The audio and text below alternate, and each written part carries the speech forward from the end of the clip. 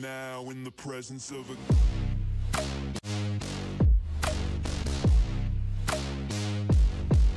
king.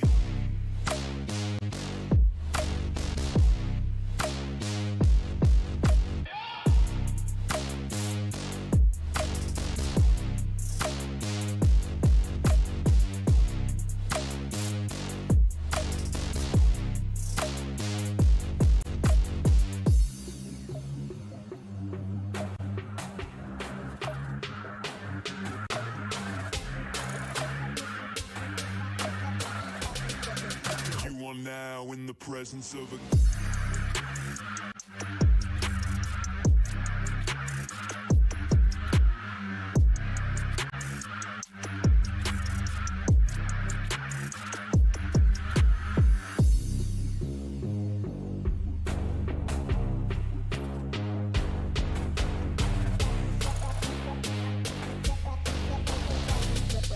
You are now in the presence of a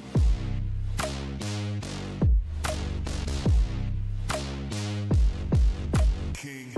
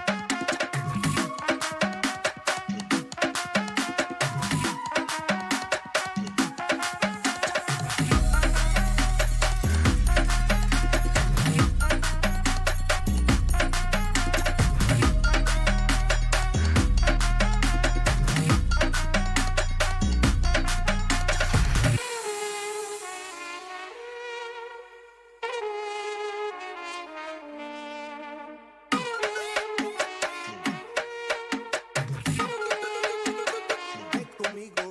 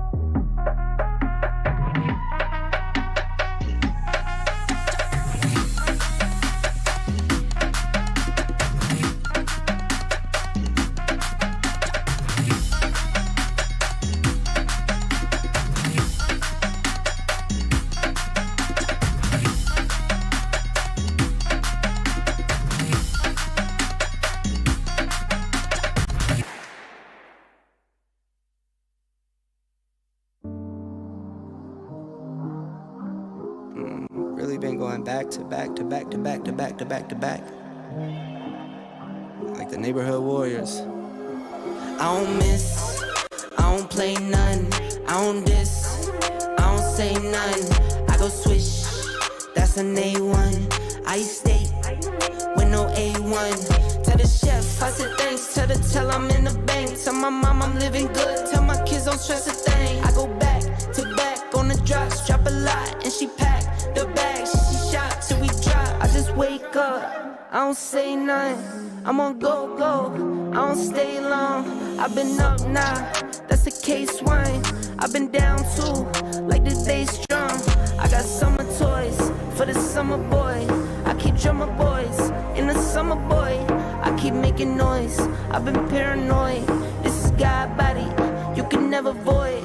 I don't miss, I don't play none, I don't diss, I don't say none.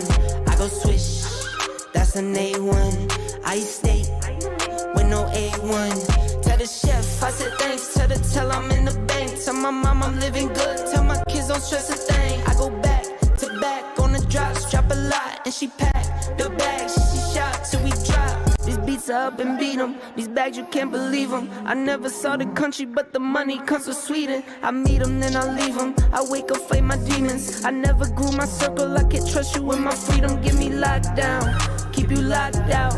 Only when it's here, you look pop now. I get drops now, on the top now. In the wintertime, still go top down. I get free. I don't go bust and I go plain Jane, watch me ski. Yeah, I see you now, I could tell you watching me. I go ghost, but tell me I'm more like his Lee. Rockstar, baby, turn pop star. I don't miss, I don't play none, I don't diss, I don't say none. I go swish, that's an A1. I stay with no A1. Tell the chef, I said thanks. Tell the tell I'm in the bank. Tell my mom I'm living good. Tell my kids don't stress a thing. I go back to back on the drops, drop a lot, and she pack the bags. She shot till we drop.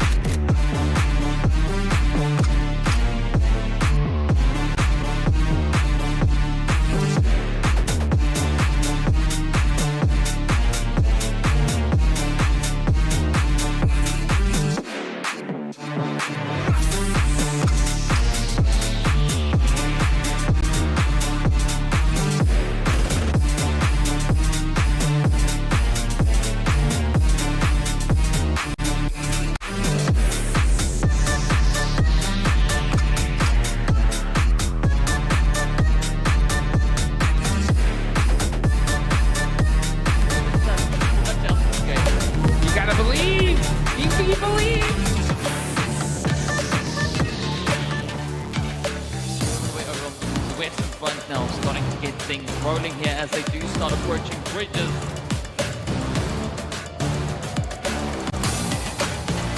GX feeling the heat right on that southern beach side, and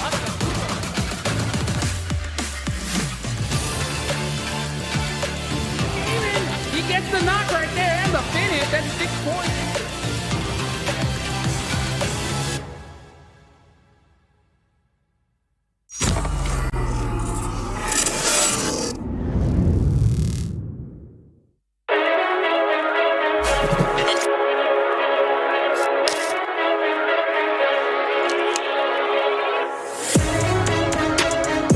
Out of this. Ooh, that is a risky play as he's gonna be giving out his position. Great knock right there from Royal Ford. Or even evade the point. Here we go. That's exactly what he's gonna be looking to do. He's gonna be looking to confirm that into elimination.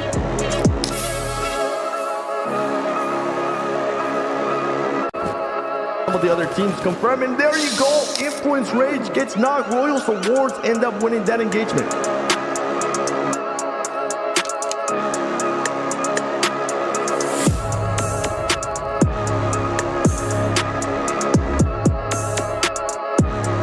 Another player from Furia gets knocked. This is wonderful. This is exactly what you want to see out of Royals Award.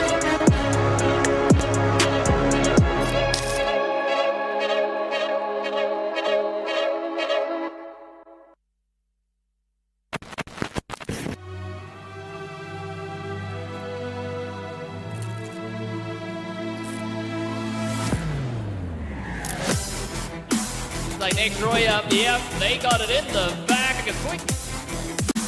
Oh boy, and here we go. We're We'll lead. Slide there.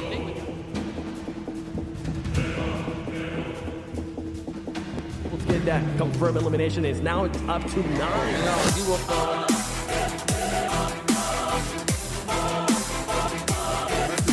Because one of them does end up getting a great shot there from Wall as he makes it jump.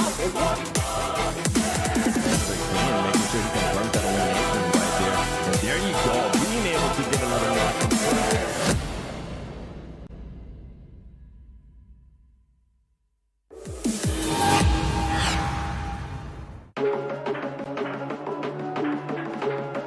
Good. You can hear the cacophony of shots now going off in the background. Ray's actually getting found out and boom, he goes Schweb.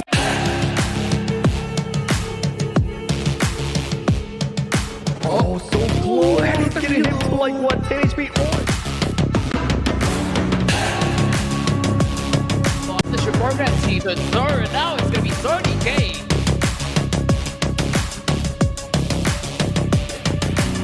Way the way able to hold all this angle. Guess what, ladies and gentlemen, that's it. Vampire Esports, they said, oh, you guys have been mocking us for how we didn't.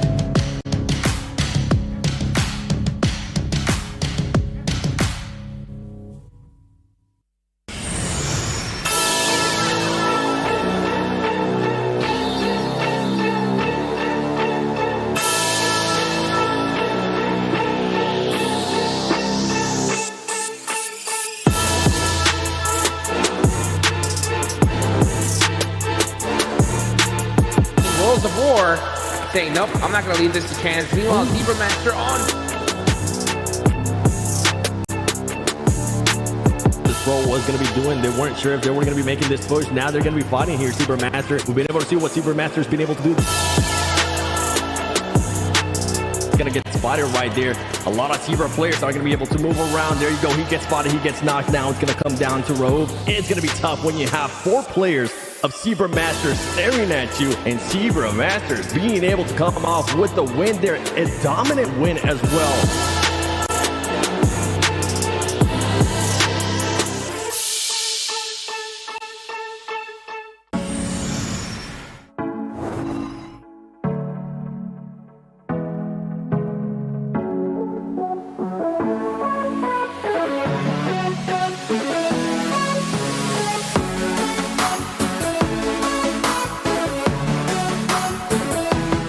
Smoke Gaming, well played by them. They put down some smoke as well. They knew that they were going to be coming. Smoke Gaming wants the spot.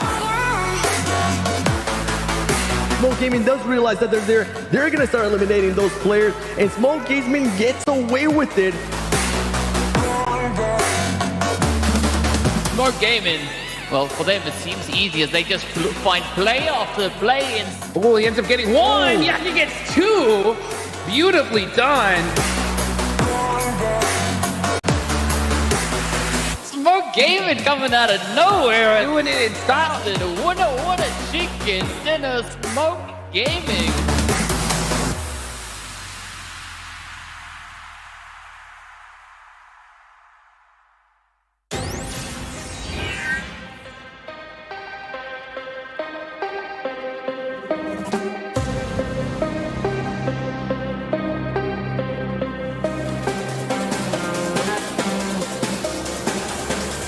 Here comes the heat. Regnum Karya just laying into them, and with that, numbers. Oh my goodness. Dwindle, an absolute sweep coming through. The Regnum Karya just knocking in and pushing through. He's going to be making a push here, but they're going to be down men, and it's backfiring.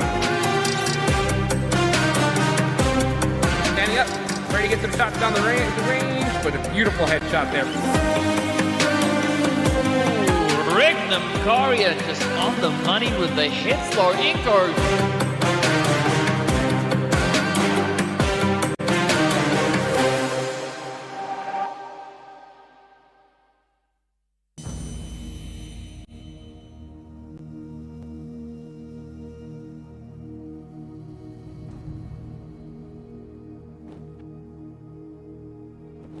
He's going to make that switch. You can see it right away. He wants to make sure he collects as much eliminations as possible. An easy shotgun sends him back.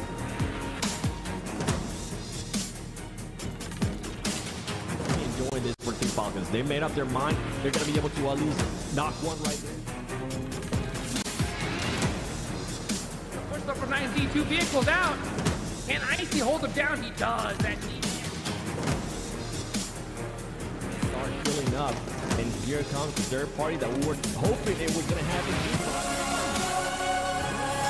We're trying to keep the tournament alive, but Team Falcon finally shot him down.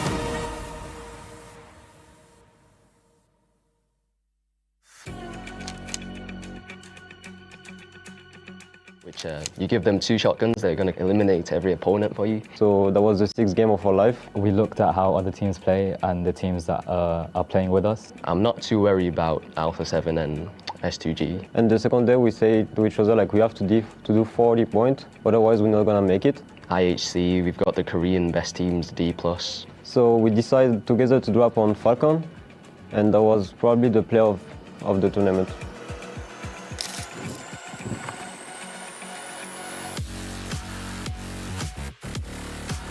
It's our first time to play in a LAN event. It's not very difficult to play in because I've got the best teammate of France in my team. I've got the best IGL, Snowix. I've got the best Fragger, Robs, which you give them two shotguns, they're going to eliminate every opponent for you. It's very brilliant, so it's easy in close range fights. We've got Ozzy, the best supporter, very good in taking angles. I'm a free man, so I do a support role, co-IGLing and stuff. A brilliant brains, mindset and gun skill. As a team, we formed 2 weeks ago. Tout d'abord, on est parti de rien, on avait zéro synergie. And we haven't had the best games, but until now, we've talked about strategy and everything, and we've overcome our problems. Donc on s'entraînait avant, on a fait quelques scrims. That was pretty difficult because like we come from the Online Qualifier and we was top 45. First day we did not too good, I would say. First day it was pretty hard also because we did like almost 20 points, so we was close to not pass.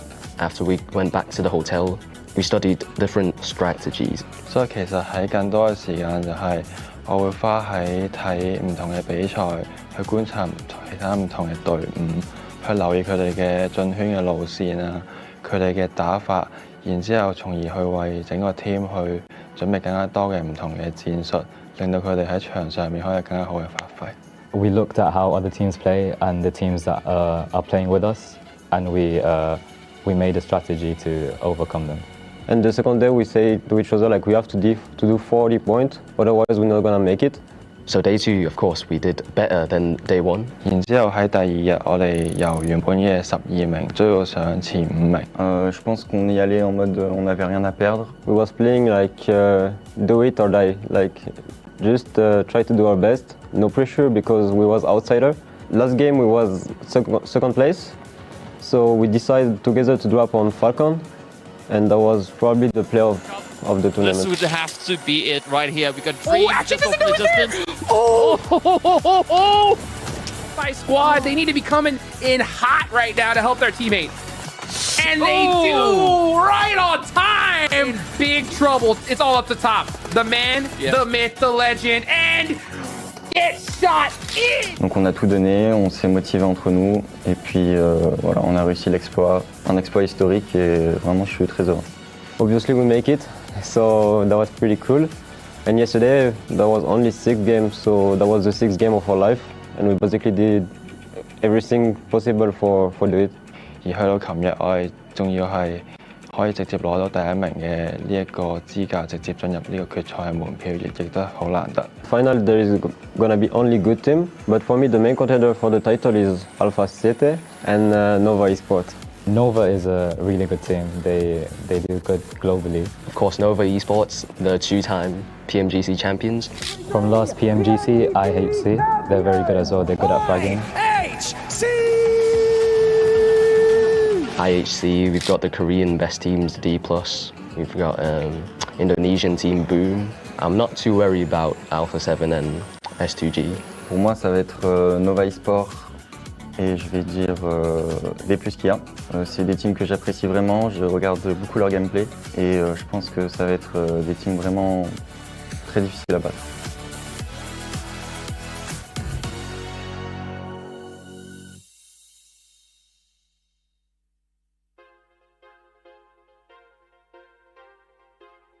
One player who inspires you.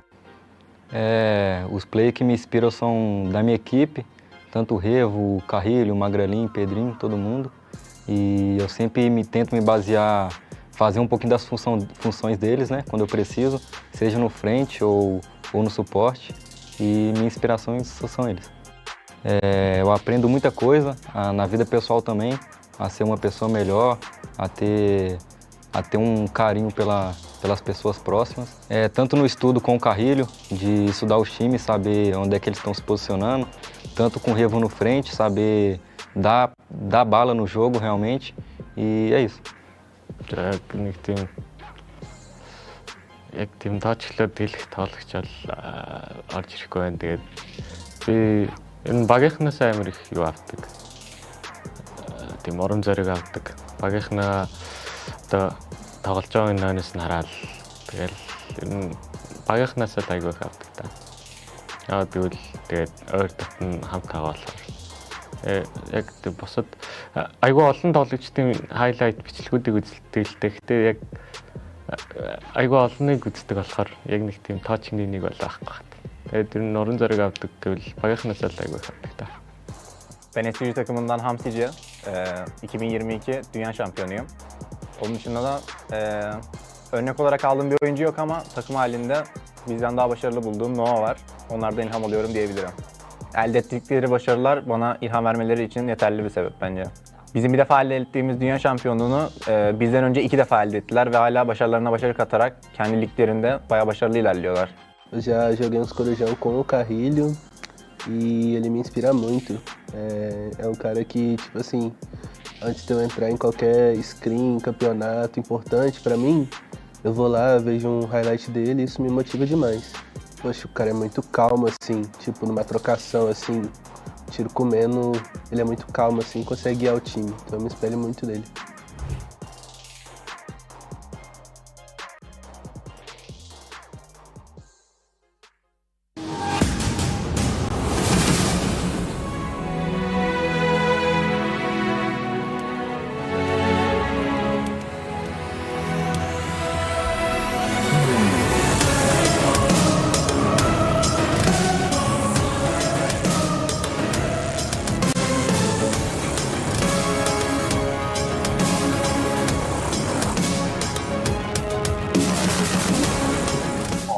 일단은 실감이 잘 안 나고요.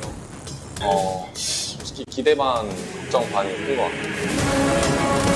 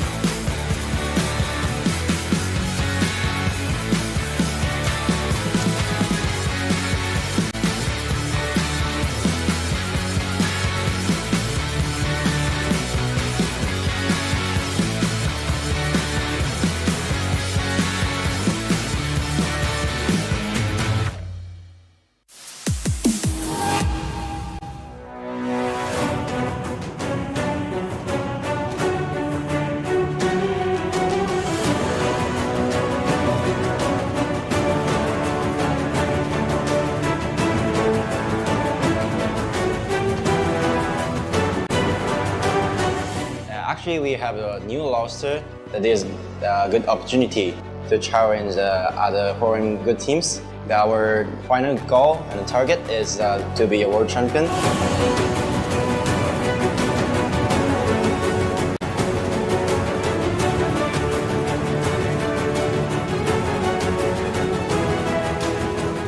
PMGO に参加する意味としては、我々としても将来的なそのレベルアップを見据えてっていうのと、ずっと目標にしてきた、世界でのタイトルを取る、優勝するっていう目標に、着実に近づくというか、我々の力を試すいい機会になるのかなと思います。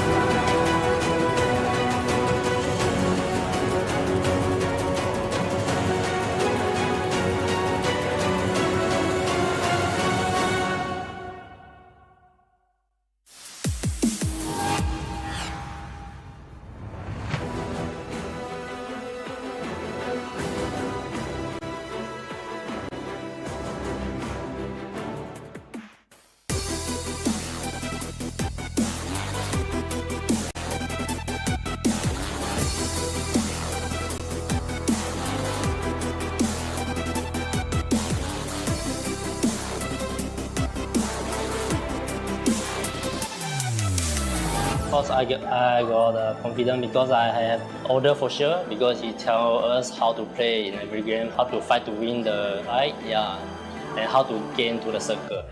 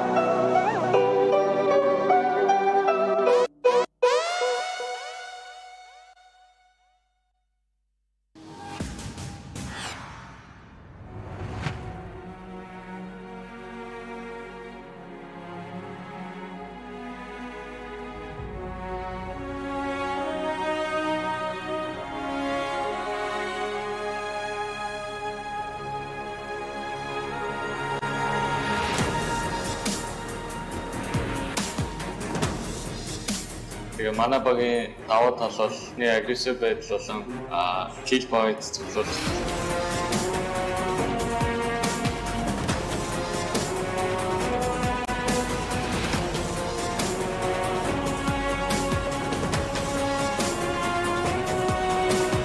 Манай багийн хувьд бол бусад багийн тоглолтын дээр анхаардаг, зөвхөн өөрсдийнхөө тоглолтын дээр анхаардаг.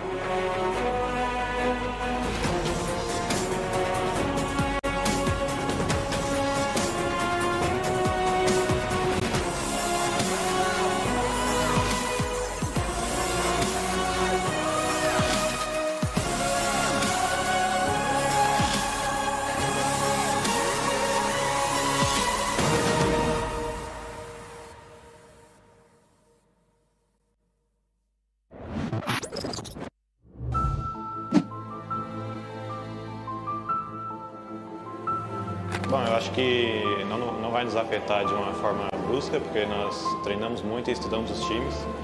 Então, estamos preparados para qualquer estilo de jogo e para tancar todos os times.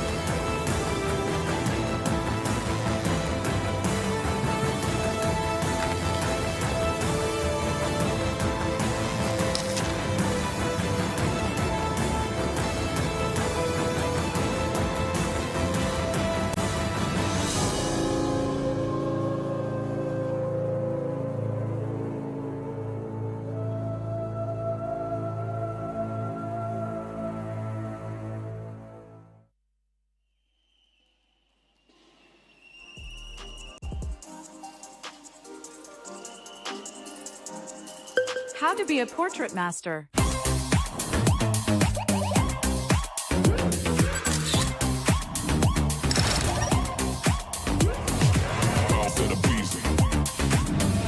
two, three, yeah. Bounce in the streets, I'm a boss till I call. Bounce in the beast, I'm a boss till I fall. I'm a boss on the beat, I'm a boss, spit it raw. I'm a boss, keep it G, and I walk in the talk. I'm a boss.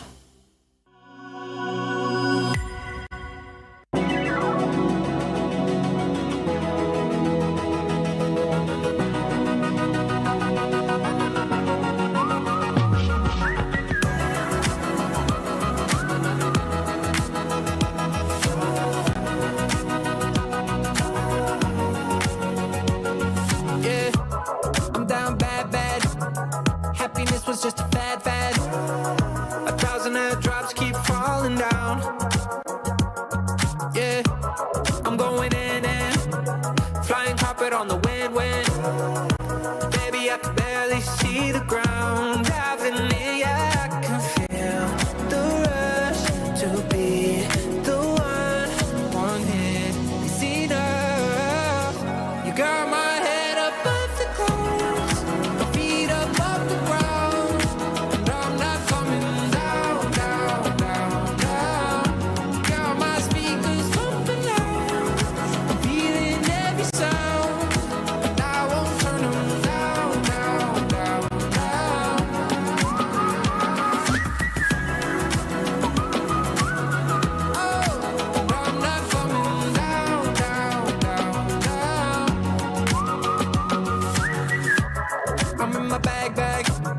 Treasure ship and raise the flag. Magic in the lamp can't tie me down. We're living fast. Baby, even if we crash.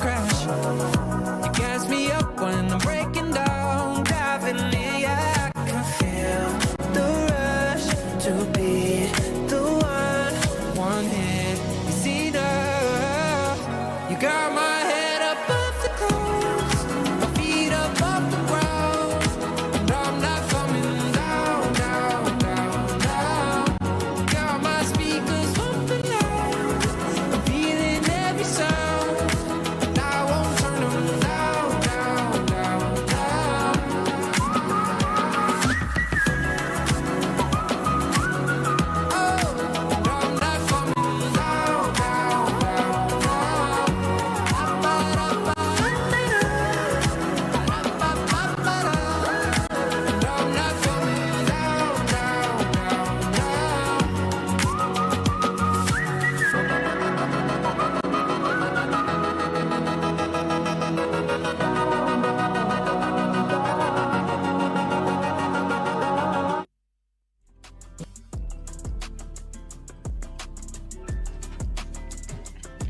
Welcome to the second day of 2024 PMGO Brazil. I'm Isadora Basile, and it's a huge pleasure to have you here. Thank you so much. I'm very well accomplished by Carol. How are you, honey? I'm good! Salve, salve família! Já convocaram todo mundo? Já estamos ao vivo, diretamente de São Paulo com PMGO 2024 Brasil. E aí, como é que vocês estão hoje? Será que tem torcida aí hoje? É isso, quero bastante torcida por aqui, porque a gente vai fazer muito barulho, Isa. We had a great day yesterday. We're going to have an even greater day today. Also, we have even a bigger crowd here, not only for Alpha 7, but all of the Brazilian teams are here very well represented. We have even drums and everything. We're going to make a lot of noise today, and I'm pretty sure that the players are going to feel it. Com certeza. Ontem o dia começou maravilhoso, já demos o pontapé inicial. Torcida brasileira em peso aqui. Eu já quero saber para quem vai a torcida de vocês. Então participem bastante na nossa hashtag PMGO 2024 e façam muito barulho. Vamos mostrar que os fãs brasileiros são os melhores do mundo. São ou não são? As I said yesterday, we had a great day. We had 3 wins from Alpha 7. We also had Vampire, we had Reject, and we had Bone Sports and Ragnum Carrier winning their chicken dinners as well. And now we're gonna check a recap of everything that happened yesterday. If you didn't have the chance to watch, let's check it out. É isso então, os 16 melhores times estão reunidos. Ontem saímos na frente com vitória brasileira, mas também tem um pessoal que vai buscar no dia de hoje. Mas enquanto isso, vamos recapitular tudo que aconteceu. Bora lá!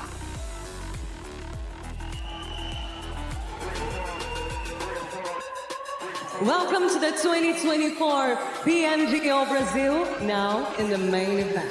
He's going to be able to surprise some players there from SG. He's going to get the knock, and it's going to come down here to a 1v1. Can he clutch this up? And he does.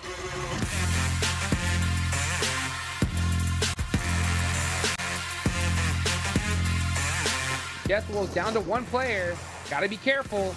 Regnum Karya coming in hot, and that's gonna do it.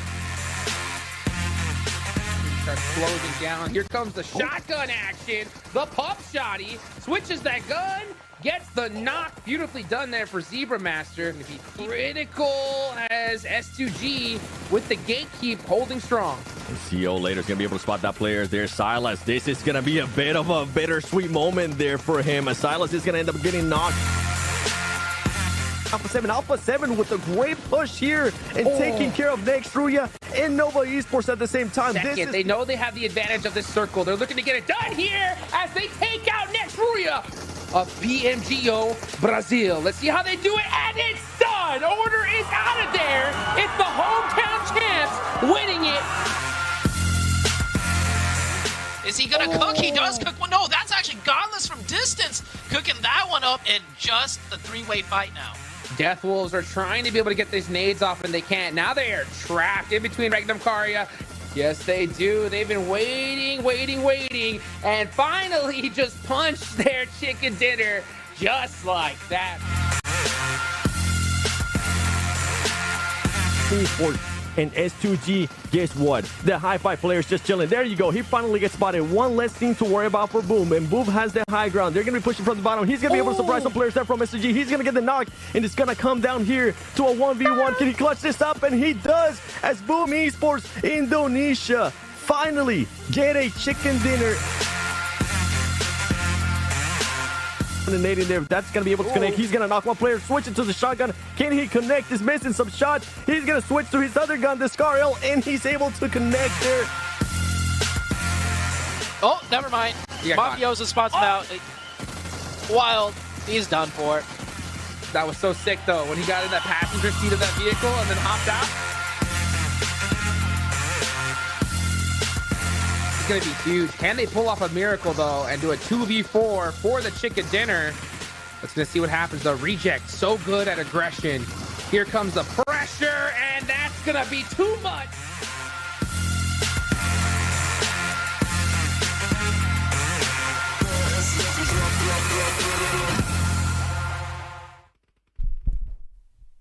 Welcome, ladies and gentlemen, to the PUBG Mobile Global Open Brazil 2024 main event day 2. Because my goodness, if you weren't here yesterday, you missed a lot of action and you missed Brazil dominating as Alpha 7 does end up in first place after 3 chicken dinners. My name is The Sun Worlds Gaming. I'm not gonna be the only one here. I have Hot Jukes and Sute next to me. Hot Jukes, how are you doing today?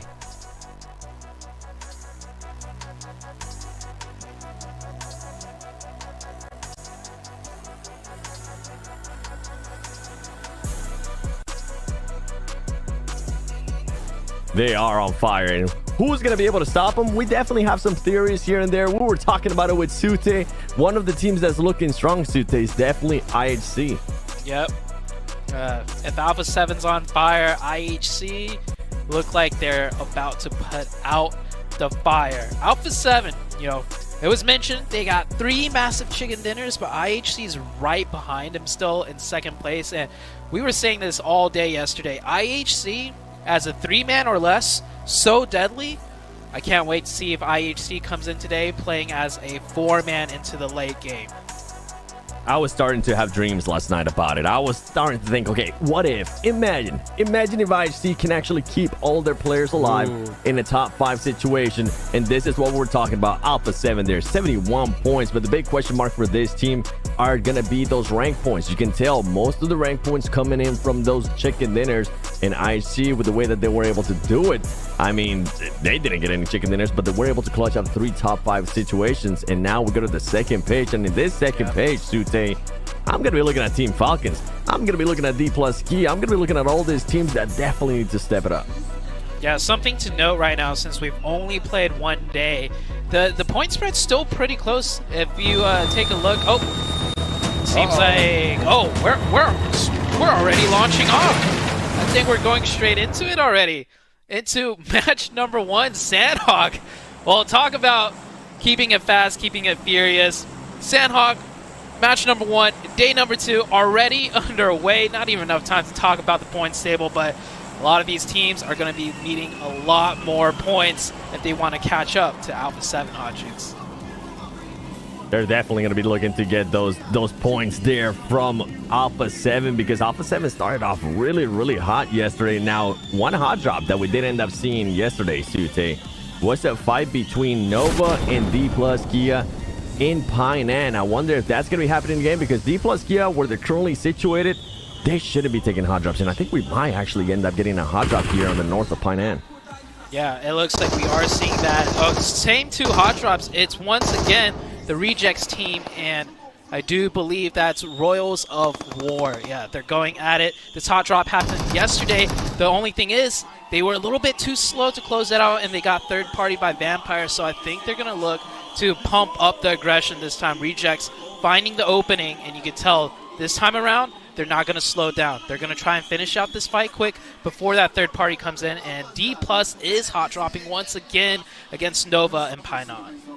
Yeah, and I'm so glad you mentioned there being able to finish it faster, because Vampire Esports, if they remember anything, once they hear this gunshots, if they're able to just find a gun that's going to be suitable for them to third party this, they're going to be moving on quickly, especially with us waiting for the circle to see what the first circle is going to be like. And right now, from what I'm able to tell, it is going to be a Southern East circle, so we'll have to wait and see if they're going to be third party. You can see Tony K already getting closer. He knows that he was able to get 1 point yesterday, as you were mentioning, Sute. He's going to be looking for that extra point, because look how close he's getting. So Rejects, Royals of War, you better watch out.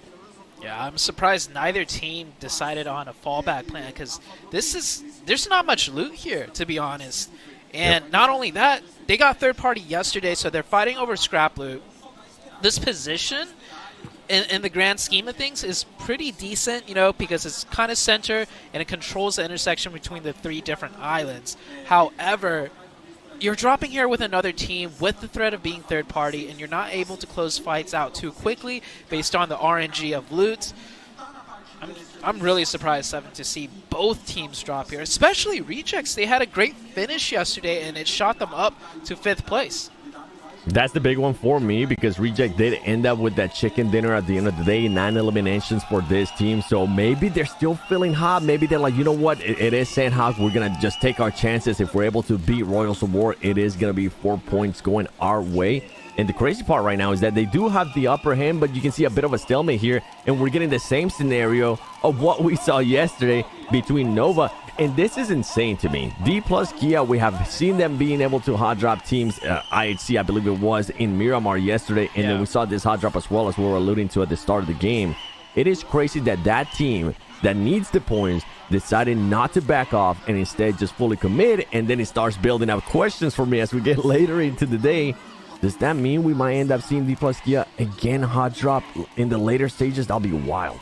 Yeah, D plus yesterday lost all of their hot drop fights. They got absolutely decimated against Nova, right? Nova just eliminating all 4 without a single casualty. And I think once again, history repeats itself. Paraboy finds the opening again in that fight in Painan. We saw what Paraboy was able to do yesterday. You can't give that man a single pixel because he was able to find them, and then he was able to knock him and make him an elimination point in a matter of a millisecond, at least from what we were able to tell yesterday. Here we go, Regis Ragey, OC, trying to find an angle there on Tonka. If he's going to be able to, he would open up the fight between these two teams. You can see now Nova Esports starting to readjust themselves. Dream Y6, this is something we didn't even get a chance to see yesterday. He is going to be crossing to the other side of Painan and try to find some off angles, as D plus Kia was able to reset there with the player that ended up being knocked. Yeah, yesterday it was D plus trying to be the aggressors, and then they got caught trying to rotate back. It looks like this time around it's going to be Nova, but elsewhere we got fights happening. It is Hi-Fi's, and Boom, looks like Boom is going to lose that player on a vehicle rotation. And a lot of teams have already rotated towards the center of the zone. Meanwhile, the 2 or the 4 different hot drop teams are still caught in that gridlock with each other. Yeah, luckily for them, they are currently within that circle, so I think there's not going to be that much pressure. But for these 2 teams, I think there will... I'll take that back. There is going to be some pressure from these 2 teams depending on what Vampire Esports decides to do. We were talking about it yesterday, how Vampire Esports decided third-party this fight, and now Regnum Karya towards the north of them could end up positioning themselves to also third-party Royals of War, also third-party Rejects, as we saw some of the players there from Rejects starting to pull up. And this is what happened. This is how Rejects was able to get that elimination, and the Knife too. He wanted to get that, to trying to send a bit of a message. But so far, after that engagement, nothing has been going on between these 2 teams. Yeah, oh, I'm surprised he switched to the AK and used those precious bullets. You saw he only had 30 in the mag, and the QBZ already running low on ammo. But looks like Regnum Karya is here now for that third party. I don't know if they realize the Rejects team is still here, but surely so. If there's a team still stuck here at the bridge, it's probably because there's something else impending them. And they got to be careful as one of the players goes down for Regnum Karya. Rose of War will find the opening. And keep in mind, Vampires is still... No, actually, Vampires has decided to rotate in. But IHC from the northwest could come in now and third party this instead. So many teams that could end up third party and fourth party in this. Keep it going. That's what they want to see, as long as you're not able to end up losing any of your teammates. There you go. Cold Gold's going to be able to confirm that elimination for Royals of War. And meanwhile, Regnum Karya now find themselves in a particular spot here.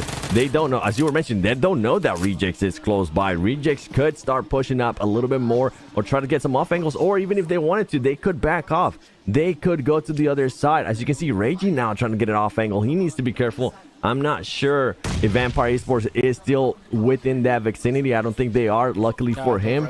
But if this ends up working out for them, this could be a massive, massive play for Reject. Yeah, meanwhile, IHC did rotate in, and it looks like they are ignoring this area completely. They're going to be more focused on their rotation. So this will be a isolated 3-way fight, as some shots coming off in the off angle. So no knock there. Reject's hand is kind of forced to be shown there with that off angle, and they might disengage this or just wait for some more knocks to happen between the 2 different teams. And I think the way that Reject is currently positioning themselves, they're trying to see if they can score points from both of their squads, not only just from Royals of War, but possibly be able to steal some points as well from Regnum Karya. And here we go, a bit of a push there. Royals of War is going to get one of the players knocked. Tonka is going to get knocked. Kolgo's still going to be within this building, as he has 2 players from Regnum Karya starting to push him. And meanwhile, I think the player from Reject that was trying to get that off angle did end up getting spotted, and he ended up getting some shots onto him, which made him back up. But Regnum Karya now being able to take over this building right here, as Reject starting to make a push, but it's looking like a tough push. One of the players is going down right there, Sute. Yeah, Regnum Karya doing a great job handling both teams right now. Rejects really trying to capitalize on that third party, but the different angle from their player in the backline, I think, actually did come into play. Rejects will be able to get the reset back up to 4. You can see on that mini-map, Rejects have a player on the left and right side of the river. One of their positions is already known. The player on the west has given it up, but it looks like the player on the east also firing off shots now. So now all the positions of the Rejects player is known to Regnum Karya. Regnum Karya do have to play this very carefully as he does get exposed. Maybe Regioso sneaking up here with the UMP was the play. And there we go. Regnum Karya now down to 2. And that's the thing that we were talking about. I don't think Regnum Karya knew that there was going to be 2 teams just being passive. Here we go. The push from Reject. Raul is going to end up getting knocked. Is he going to be able to confirm that elimination? He's not going to be able to, but now he's going to have to back up. And there it is for Regnum Karya. Beautiful, beautiful plays by Regioso as he continue on with the off angle. But now they need to be careful because there's still one more player of Royals of War alive. Yeah, that looked like a little bit too premature of a celebration. I don't know if they know that Royals of War is still alive there. Elsewhere on the map, teams are getting it underway. The new zone did come up. It shifted back up north, so Corey is dead center. You can see S2G just north of the center zone fighting with Zebra Masters. Razy with that nade in hand, trying to hold back the push. S2G do have a little split defense with one player up on that hill. Hopefully Razy can handle his own right now. Hopefully they will be able to handle that because the shotguns are going to be coming now to play. You can see Zebra Masters now going for that push. I don't think he was able to spot it. We're not going to be able to see anything as we also get flashbang.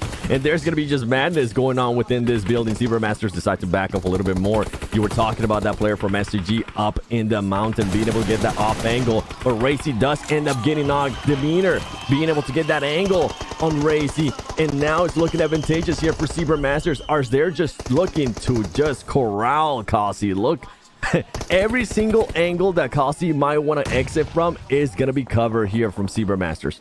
Yeah, S2G not looking good here at all. 2 players up on the hill really need to make an opening. Actually, it's going to be Kelsey to find that opening and the finish. Now he really needs the support of his teammates on the outside. Kelsey, what's he going to do? Is he going to back off? Or is he going to try and hold this down on his own with the DPS? That's 1, that's 2. He just needs 1 more to get the whole 1v4. But Kelsey does go down. Where's the support from his teammates? Not in time. Kelsey does get thirsted. Now we do have Zebra Masters in the 1v2 situation. And by Kelsey being able to clutch up those 2 knocks right there, it's going to allow Hamsi to push up. And not only that, CO is going to be able to push up as well. It's not looking good here for Zebra Masters. And they're going to end up getting eliminated. Something that looks so good for Zebra Masters on their push. Kelsey just absolutely stop it. And it gives some more life to S2G. Even though it's only going to end up being 2 players. And just to keep everybody up to date with what's going on in the earlier fights, Reject did end up finding that last player from Royals of War. Royals of War does end up getting eliminated. We don't know what happened between Nova Esports, but I believe Nova Esports might have ended up losing that 1 player at some point here, Tute. Yeah, they got caught against IHC because they took that fight with D+ for so long. Nova got caught in their rotation trying to enter the circle. IHC swooped in from their side. And with this new circle shift, it looks like teams are going to be doing some more rotating. IHC deciding to navigate back west and probably over the top with this new zone as the circle is kind of shifting north. So they're going to look to wrap back up. Nova did lose Dream. Nova down to 3 now and still caught in this gridlock against a D+. And right now, D+ is looking for those last players there from Nova Esports. I'm pretty sure they saw on the elimination feed 1 player getting eliminated, as you were mentioning there earlier. And this split is just not looking good for Nova. Nova was able to start off hot yesterday with a 2nd place finish, 8 eliminations. But ever since then, up until the last match, we didn't really see much of them. We didn't really see the Nova that we're used to seeing, and I'm hoping we'll be able to see it here at some point. But some team that is trying to make a stop to that, some team that is trying to stop them from being able to do anything here. IC going to be making that push. I don't think they knew that D+ was going to be here as IC just fully sensed it. They're going to get one of the players knocked. Are they going to be able to recover from this? I don't think they're going to be able to. They're going to end up losing that player, and now they got IC and K's from D+ Kia in the same building. Wow. IHC, definitely a little bit of a mishap right there. They assumed D+, other team in Painan would have left and taken the hilltop, but they haven't. They are still here. And now IHC, well, we've said it multiple times yesterday, even as a 3-man or a 2-man, this team could put up an ungodly amount of elimination points. And speaking about ungodly, we do have Godless still up for the team. Let's see if IHC can pull off that magic they did yesterday with just their 2 members. It would definitely be a tough one, and D+ Gia needs to be careful too, because that player is still alive from Nova Esports. That's what I was worried about right there. Long skirt, being able to spot one player from D+ Gia. He's going to get the knock. He's not going to be able to get the finish, but if there was ever an opening there for the last 2 players of IHC, this would be, and I'm so glad you mentioned that as well, because we saw this team so many times not having their full roster, but they were still able to clutch up plays. They were still able to make sure they secure those extra points, and that's why they're currently in 2nd place. But now at this point, you need to be careful. You're going to possibly end up getting 3rd party, as we saw some of the Vampire Esports players there towards the north of them. Wow, look at this zone shift. Falcons in a great position, and I think, you know, usually when they're dead center, surrounded by so many teams, on an area where it can be briefed from so many angles, D+ catches another player, and it's actually, oh, that's not IHC, that's actually Vampire getting caught out. Let's see if the Falcons can hold everything from up top. D+, Porrico popping off here, gets 1, gets 2, does not get the 3rd one, almost does. His allies trying to support him from inside Panan, but not in time. Vampire will lose 1 player, and they should be able to get that reset onto Newsy potentially. And the team that's going to be looking to see if they can somehow end up 3rd partying this was Team Falcons. You can see Team Falcons there jumping around, trying to look for angles, but it backfired a little bit as Top did end up getting knocked. I'm sure they'll be able to hopefully pick him up. If not, they will be down another player. Longster now trying to make that switch towards his other teammates so they are not so split. Vampire Esports got caught off guard there by D+ Gia, and it comes down to that rotation. They weren't really able to scout anything. I think they still thought that people were going to be fighting in Painan. They were not expecting one player to just be in that sniper tower laying down, waiting to see who was going to pass by, who was going to be the unlucky player to get surprised by him. We're going to be going now to Death Wolves in high fives. Death Wolves in high fives. These 2 teams definitely need the points, and here comes the push. They're going to keep on driving. Are they going to be disengaging from this one? That's a little bit sketchy. They're going to be having to use those trees to their advantage and hope that high fives is not able to hit any shots, and they get away with it. There's no way. He even crashed into the tree, and you saw a player jump out the car. I know that feeling. Been there, done that. And they actually do get away, and they get a decent position in the zone. Wow, what a rotation. And IHC finally get it taken out, and Reject, keeping true to their confidence-boosting ritual from yesterday. They're shooting every loot box after every team wipe, and it is working out for them. Rejects with 7 elim points plus 4 members up, and they're in a good spot in the zone. This Rejects team has been doing better and better match by match. I'm loving the attitude that Reject is showing right now. You were able to call that out yesterday, how they were shooting those boxes maybe to keep that momentum going, keep the energy up. But you know what? Let's switch up here to High Fives and Boom Esports. Boom Esports being surprised a little bit there by the player from High Fives. Monkey is going to be able to hit those shots. He's going to be able to turn that into elimination point. But they are going to be pretty much just switching out as High Fives does end up getting eliminated there. Only 1 player still alive from High Fives. Nova Esports now starting to make the push. Paraboy in order. You wouldn't want to ask for a better duo, but the thing is they're going to be going up against 4 players of Devils, and on top of that they need to watch out their back. As you can see, Longskirt is still fighting D+ Gia. So much action going on here. Is Order going to be able to find the opening? Order is going to get caught off guard there. There's just too many players from Dead Wolves. Yeah, too many players from Dead Wolves, and Dead Wolves do have some enemies behind them. I was just going to say, Rada Boy does get 3rd party from the back, but he confirmed Order, which is huge for them. Order definitely a player you do not want to face against in that close range situation. Paraboy trying to angle downwards so his teammate Longskirt can support, but Longskirt crossing in the open gets caught by Vampire. There's just too many angles, too many teams, all left alive. And Paraboy's going to actually run back and try and go for that revive while Dead Wolves is focused elsewhere. And for Nova Esports, I think it was the split that kind of forced them to stay in those 2 buildings for a little bit too long. It allowed some of the other teams to rotate towards the top of that mountain and gatekeep him, and that's exactly what's happening here with Deathwolves. Deathwolves is going to be able to spot him again, and he's going to be able to spot Paraboy. Can hit those shots. He is going to be able to knock him. There's still one more player alive there for Nova Esports. Nova Esports not starting the day like they wanted to. Meanwhile, Deathwolves with now 3 players, seeing if they can spoil the start of the day here for Nova Esports even more by eliminating them, but they need to focus on themselves as well. They might not want to overextend on this. As you were mentioning, there's just so many teams here, and that Molotov is going to force Longster to back off that. Are they going to be able to find that angle? They are going to be able. Deathwolves with the elimination of Nova Esports there so far. Absolute madness. Now we switch over to Nextria and S2G. Yeah, this is on the east side of the zone. Falcons was holding this within a 3-1 split, so they lost 1 player to S2G, who just crashed straight in with the vehicles. S2G now trying to mount the defense against 4 enemy players of Nextria. Nextria looking good, frozen up close with that DBS. Same with Hamzi, though. We saw how deadly S2G can be with that DBS. Can they replicate what Kelsey did? No, they cannot. Frozen will find the opening. S2G just down to the 1. Next to GCO later throwing some Molotovs trying to stop this team from pushing up, and this team with Nextria, they need to be careful because Falcons is going to be on the horizon as well. I don't think Falcons is going to be their biggest worry. Could end up being Alpha 7 as Alpha 7 is going to get a little bit closer. Here comes the push. CO later is going to be able to get 1 knock. He's going to get 2 knocks. Nextria is not looking good for them. They're just pushing 1 by 1 and is backfiring as Nextria is able to finally eliminate that final player from S2G and only end up losing 1 player. The only worry, as I was talking about, it was Alpha 7. Alpha 7 should be able to gatekeep them here with the positioning that they have. Yeah, with Falcons focused on Vampire, I think Alpha 7 could get free reign over Nextria. Falcons, one of their players do drop. I think that was to actually Rejects from distance. And Rejects still putting in a lot of pressure from the downhill side right there.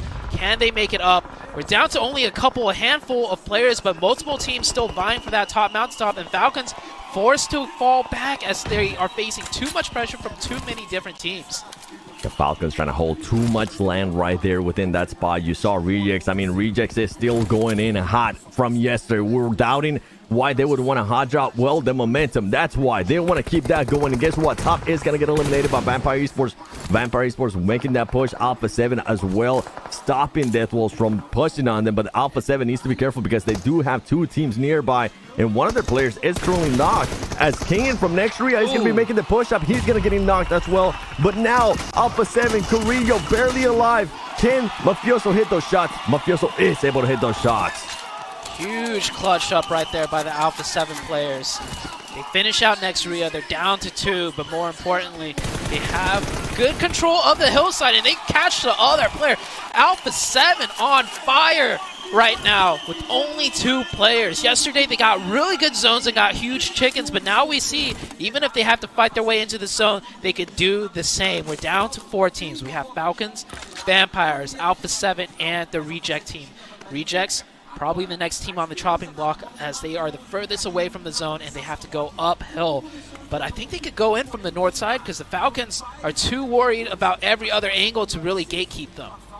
Yeah, and I don't think Vampire Esports is going to be able to spot them if they continue to snake as well. I love the little jump that Mafioso was able to do there.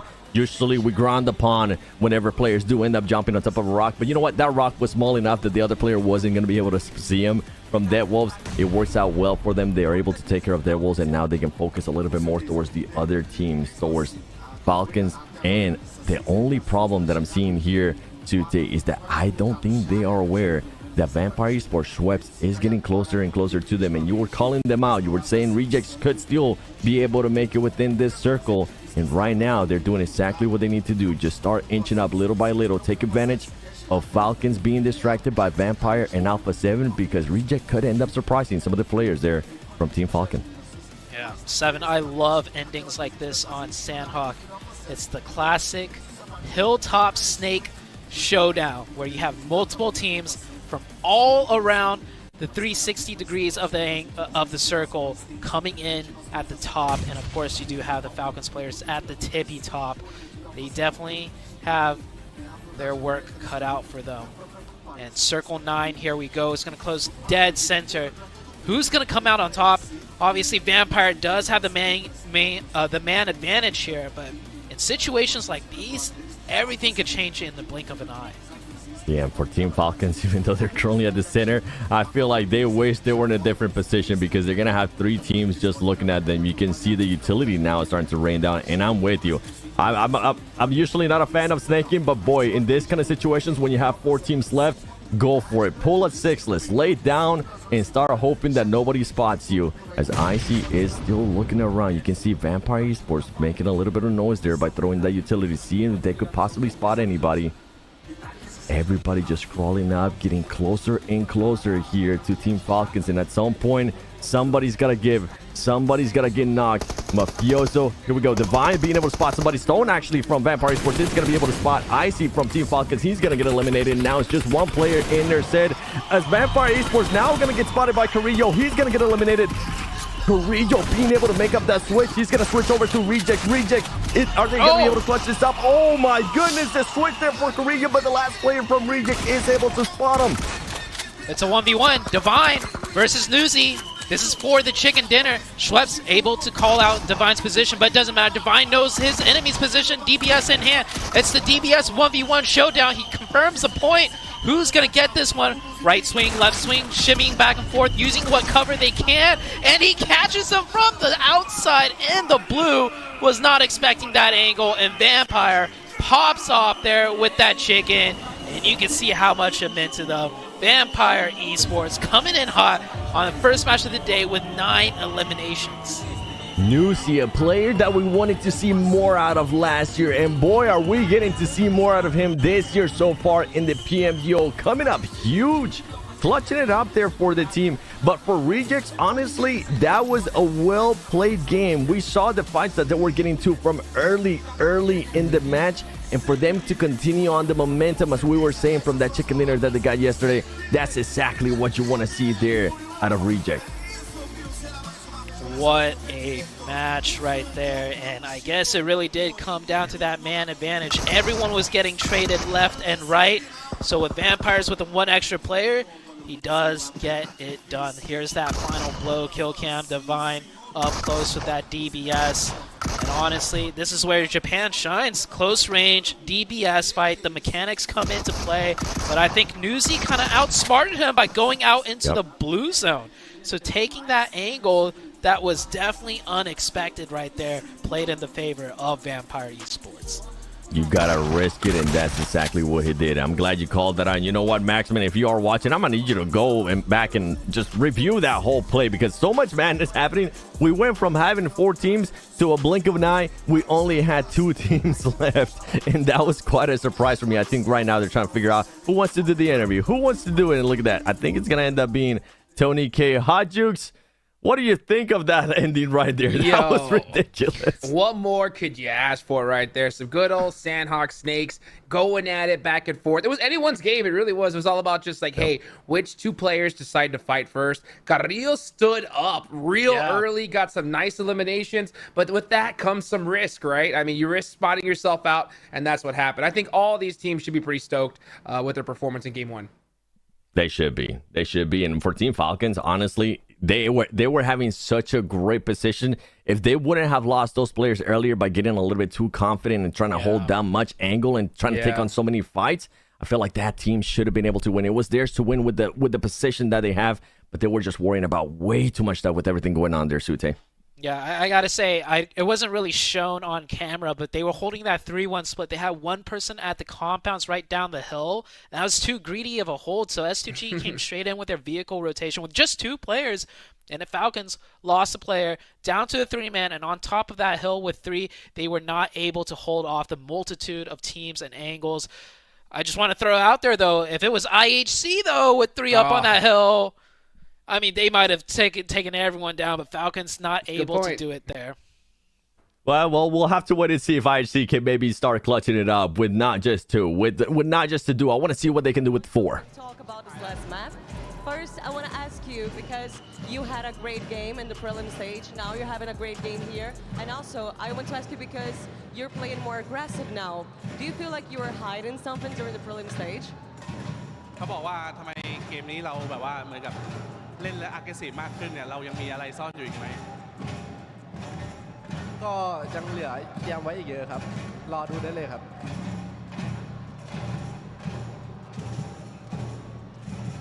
We have something prepared for today and tomorrow, so let's see what we can do. Perfect. And also, I want to ask you, how do you feel about the Brazilian crowd so far? Sorry again? How do you feel about the Brazilian crowd so far? รู้สึกไงกับแฟนที่นี่ ก็ทำให้พวกผมตื่นแบบว่าเหมือนบ้าขึ้นกว่าเดิมครับเพราะว่าเสียงดังผมจะได้ไม่หลับ So he say like it's make him more aggressive because the loud noise that him encouragement. Yeah. That's really great. And last, I want to ask you the expectations not only for the next matches that we have today, we have 5 more matches, but also for tomorrow. The expectations for the next matches today, we still have 5 matches this day in our second day of 2024 PMGO Brazil, and tomorrow, what are your expectations for tomorrow as well? ก็คือคาดหวังไงบ้างในวันนี้แล้วก็วันพรุ่งนี้ วันนี้ก็พยายามจี้ที่ 1 ให้ไม่ห่างแล้วก็วันสุดท้ายก็จะเอาแชมป์ครับ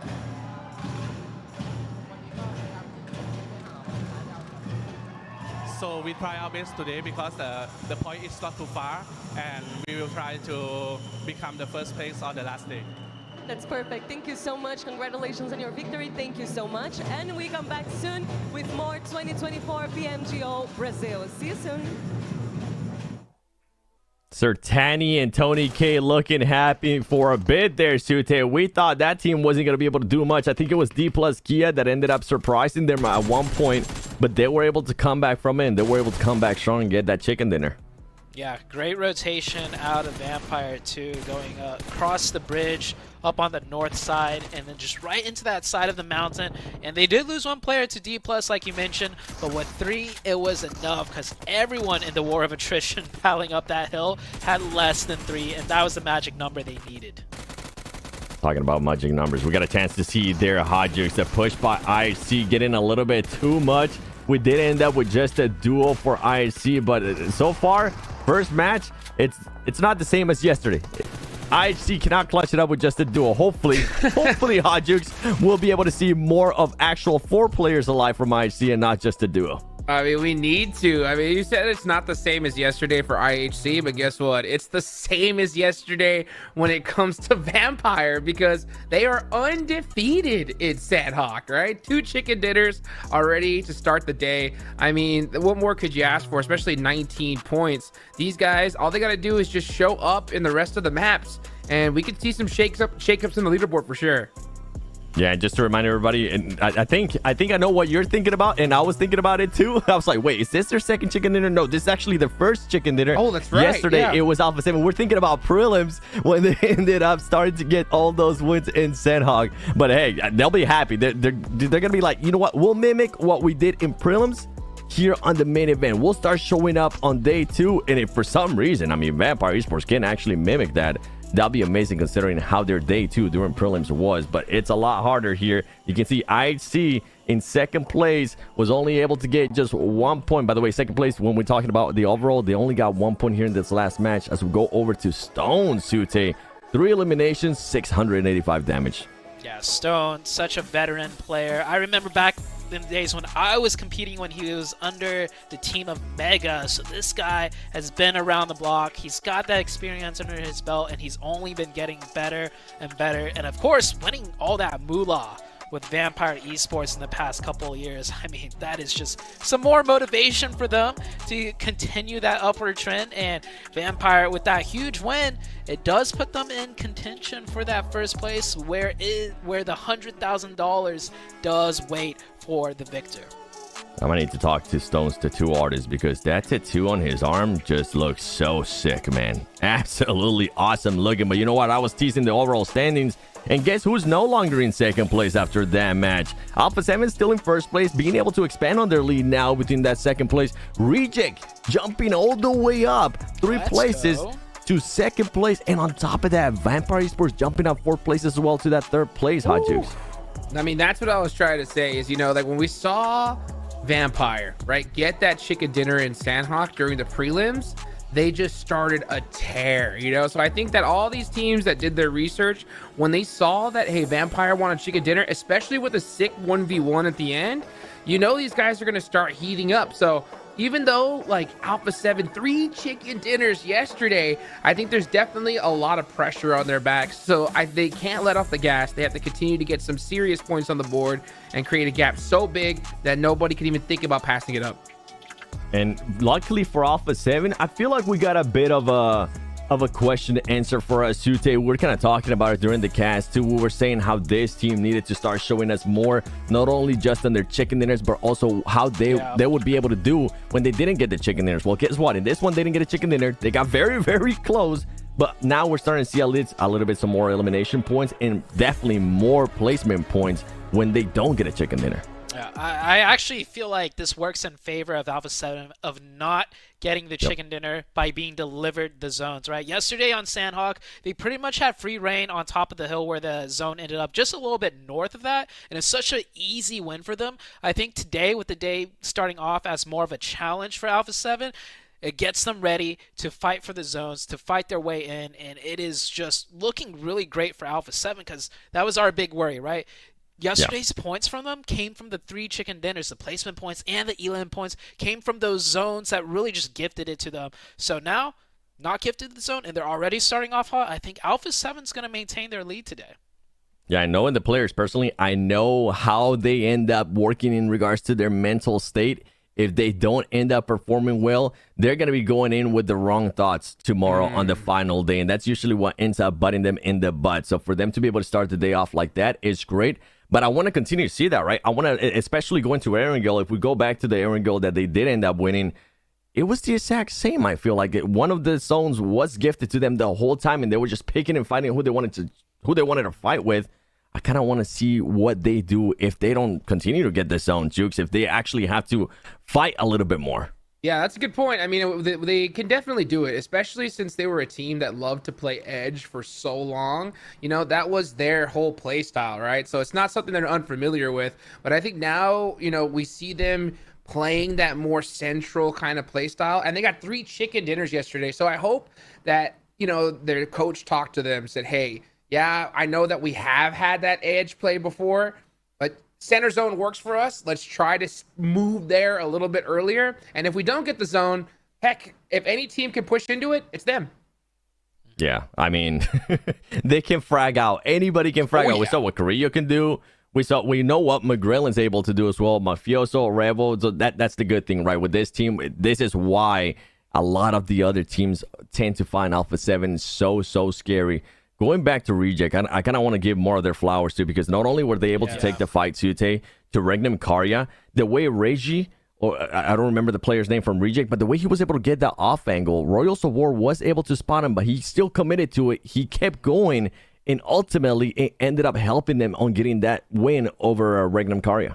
Yeah, Rejects, really, I do want to applaud them. Every single year, they have been just getting noticeably better.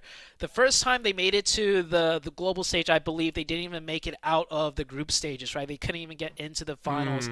And then the year after that, I think it was like they got into the finals, but they finished definitely second page of the leaderboards. And now we see them in second place. This is the best they have ever done, and I think it's that confidence. And just something to throw out there, like, you know, a little tidbit. When I used to play a little bit of a comp in Japan, I remember their leagues were really strict. Like, there was no BM or toxicity. You actually maybe get a fine, especially since they have their own league. They have an established rule set. So it's actually quite interesting to see, you know, where you could get fined for shooting a box and showing disrespect. Now on the global stage, Japan's like, they're letting it all out. They're not pulling any stops. You die to us, we are shooting your box, and we're continuing that aggression and building that confidence, and it is working out great for Rejects. At global events, I'm pretty sure they're like, I wish we could stare at those admins from Japan, because look what we're doing now, Jukes. Look what we're doing now.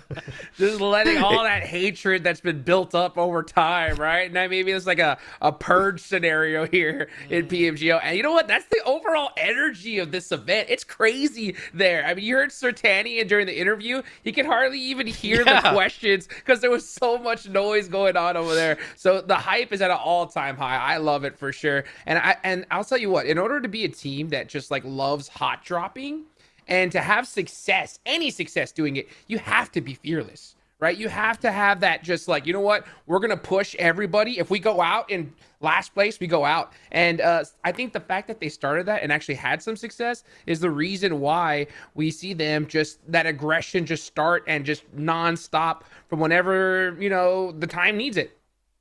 Yeah, I mean, if they can continue to hot drop there tomorrow when we go to Sandhawk again, if Royals of War for some reason decides to land on them again, and it's going to be 4 easy points for a reject, I'm sure they're going to keep on taking those points. I'm sure they're going to continue to do it. Teams that definitely need the points, though, Royals of War. Do we expect them tomorrow to hot drop them again? I don't think so. They're too low down on the leaderboards at this point. They don't have it like the way Rejects does, especially when it comes to like hot drop success. So yeah, I think you just gotta let them go. Yeah, I'm hoping. Royals of War, if you're for some reason doing the VOD review and you're listening to this part of our segment, don't hot drop them. Okay, just try to do something completely different. We know how that ends up going for you guys now. That's 2 times in a row. Just stop it. Just stop it, okay? They speak Spanish, so I'll help them out. No. Hey. I thought we were going to get one of your famous translations here. I was like, I was getting ready for it. I was like, let's go, baby. Let's do this. But shout out to Realme 12 Pro Plus. Elevates your photography experience with 120 times super zoom and performance in games.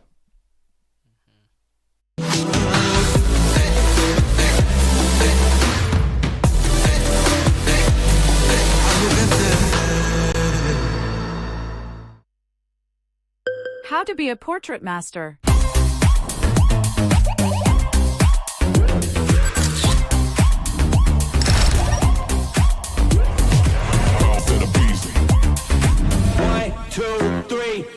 Bounce in the streets, I'm a boss till I call. Bounce in the beast, I'm a boss till I fall. I'm a boss on the beat, I'm a boss, spit it raw. I'm a boss, keep it G, and I walk in the talk. I'm a boss.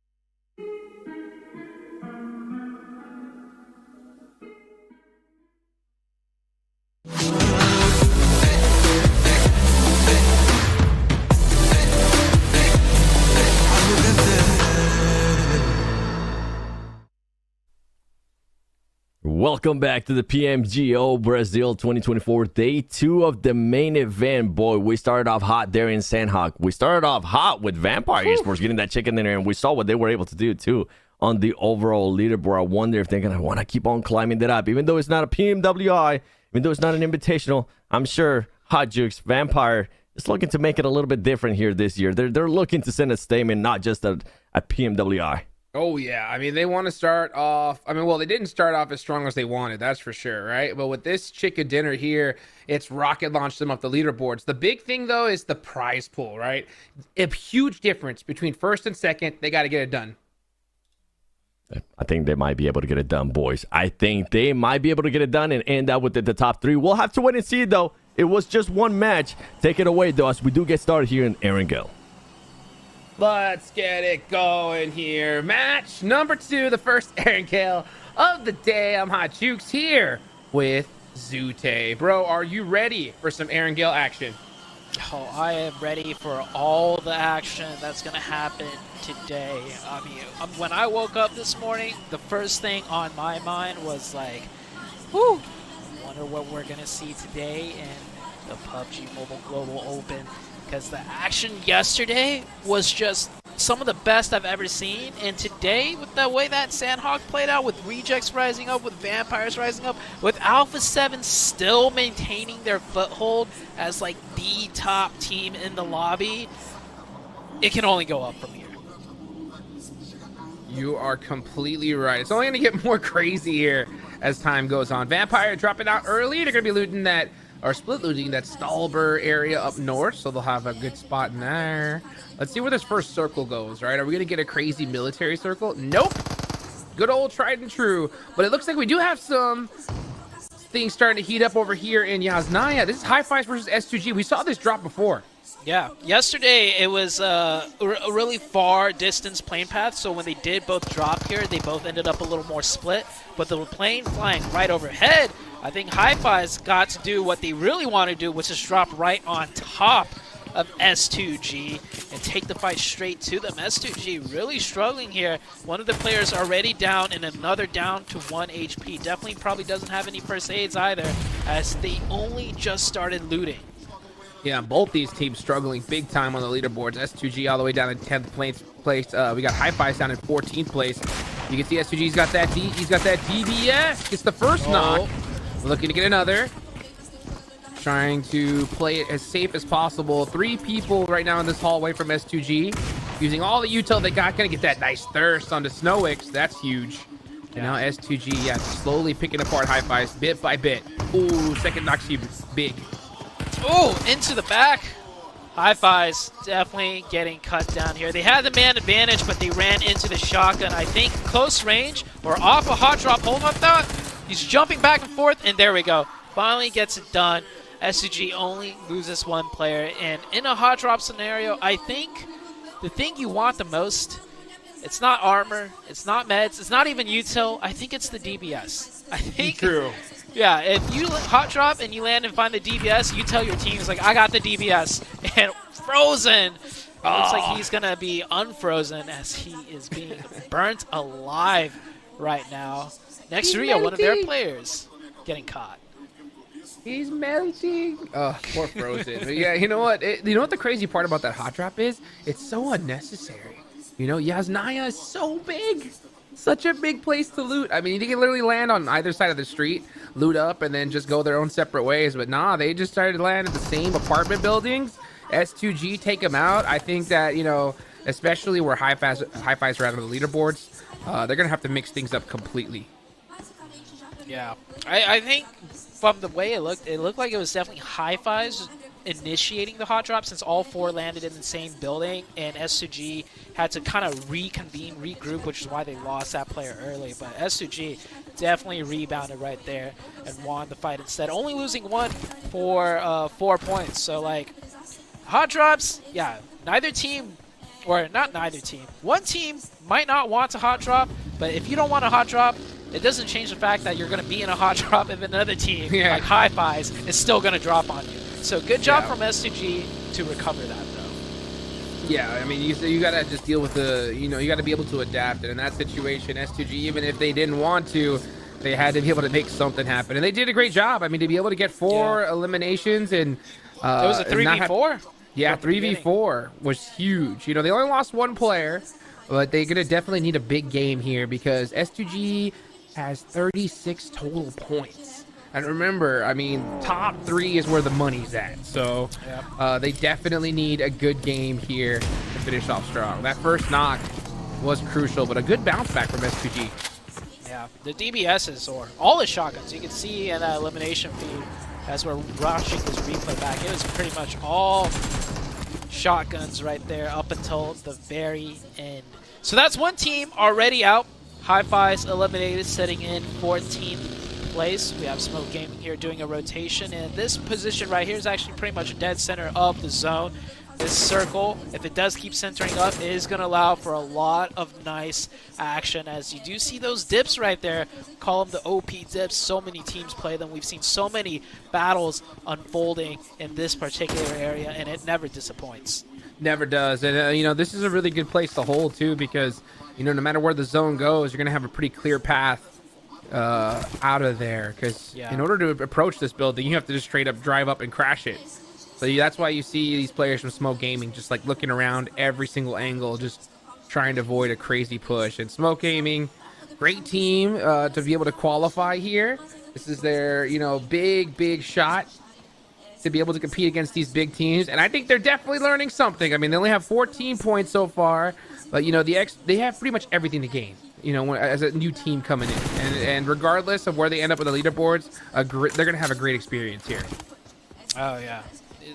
The global stage is just something that you have to go through and get beat down once or twice before you can, you know, start to rise up and really, you know, get the hang of things, and a lot of learning curves to be had. Like, speaking of learning curves, look at Reject.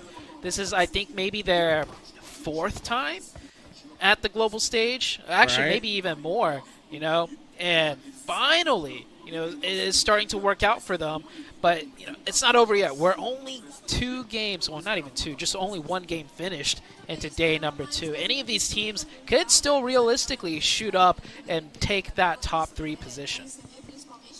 And you know what? It's so crazy. I love seeing teams that the more events they play at this level, the better and better they get. And Reject are doing a great job right now, sitting in 2nd place, 56 total points.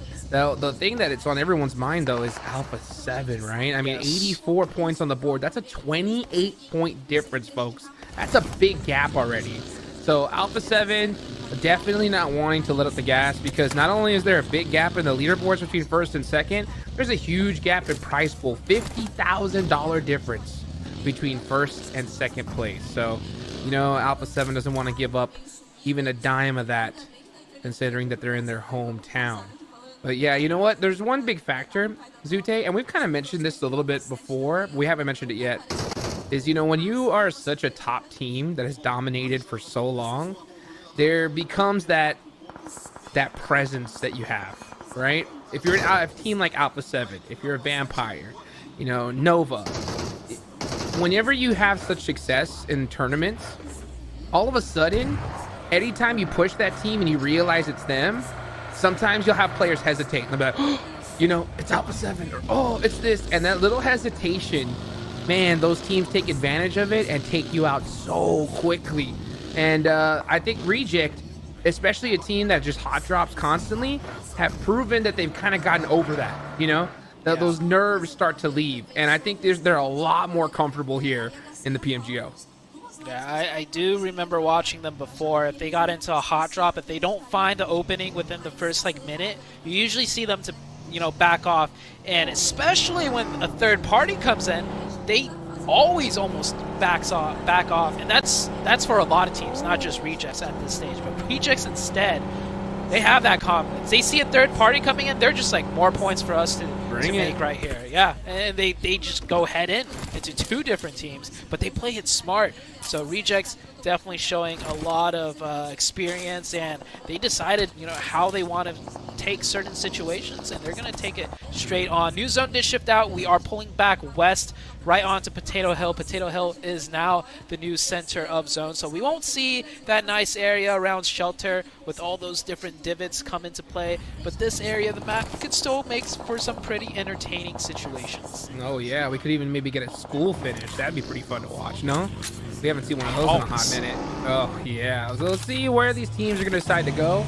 Right now, outside of the circle, Royals of War are going to be coming in through the Pachinki side there on the southwestern area. S2G are still up in Yasnaya, so they're going to be barely creeping up on the edge. But Team Falcons, look at that, hanging around in a shack, very, very close to Boom. Let's see who's going to be able to get that nade off. Oh, and yeah, that's the hard part about a shack is if you're in there, there's only one place you're going to go. I'm surprised they're even getting off of this now.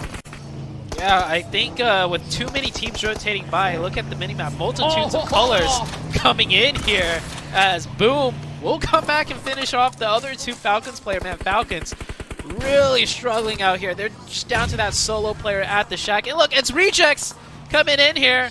They want some of the action. Definitely a team that's not scared to take on any type of fights, and they actually knock one player from Boom. Pombit goes down. Sara still close range here, and they gotta be a little bit wary here because this is like center zone, so you have a lot of teams moving in and out here looking to see if they get third party, looking to see what positions are open, and I think teams are starting to finally settle down and disengage now.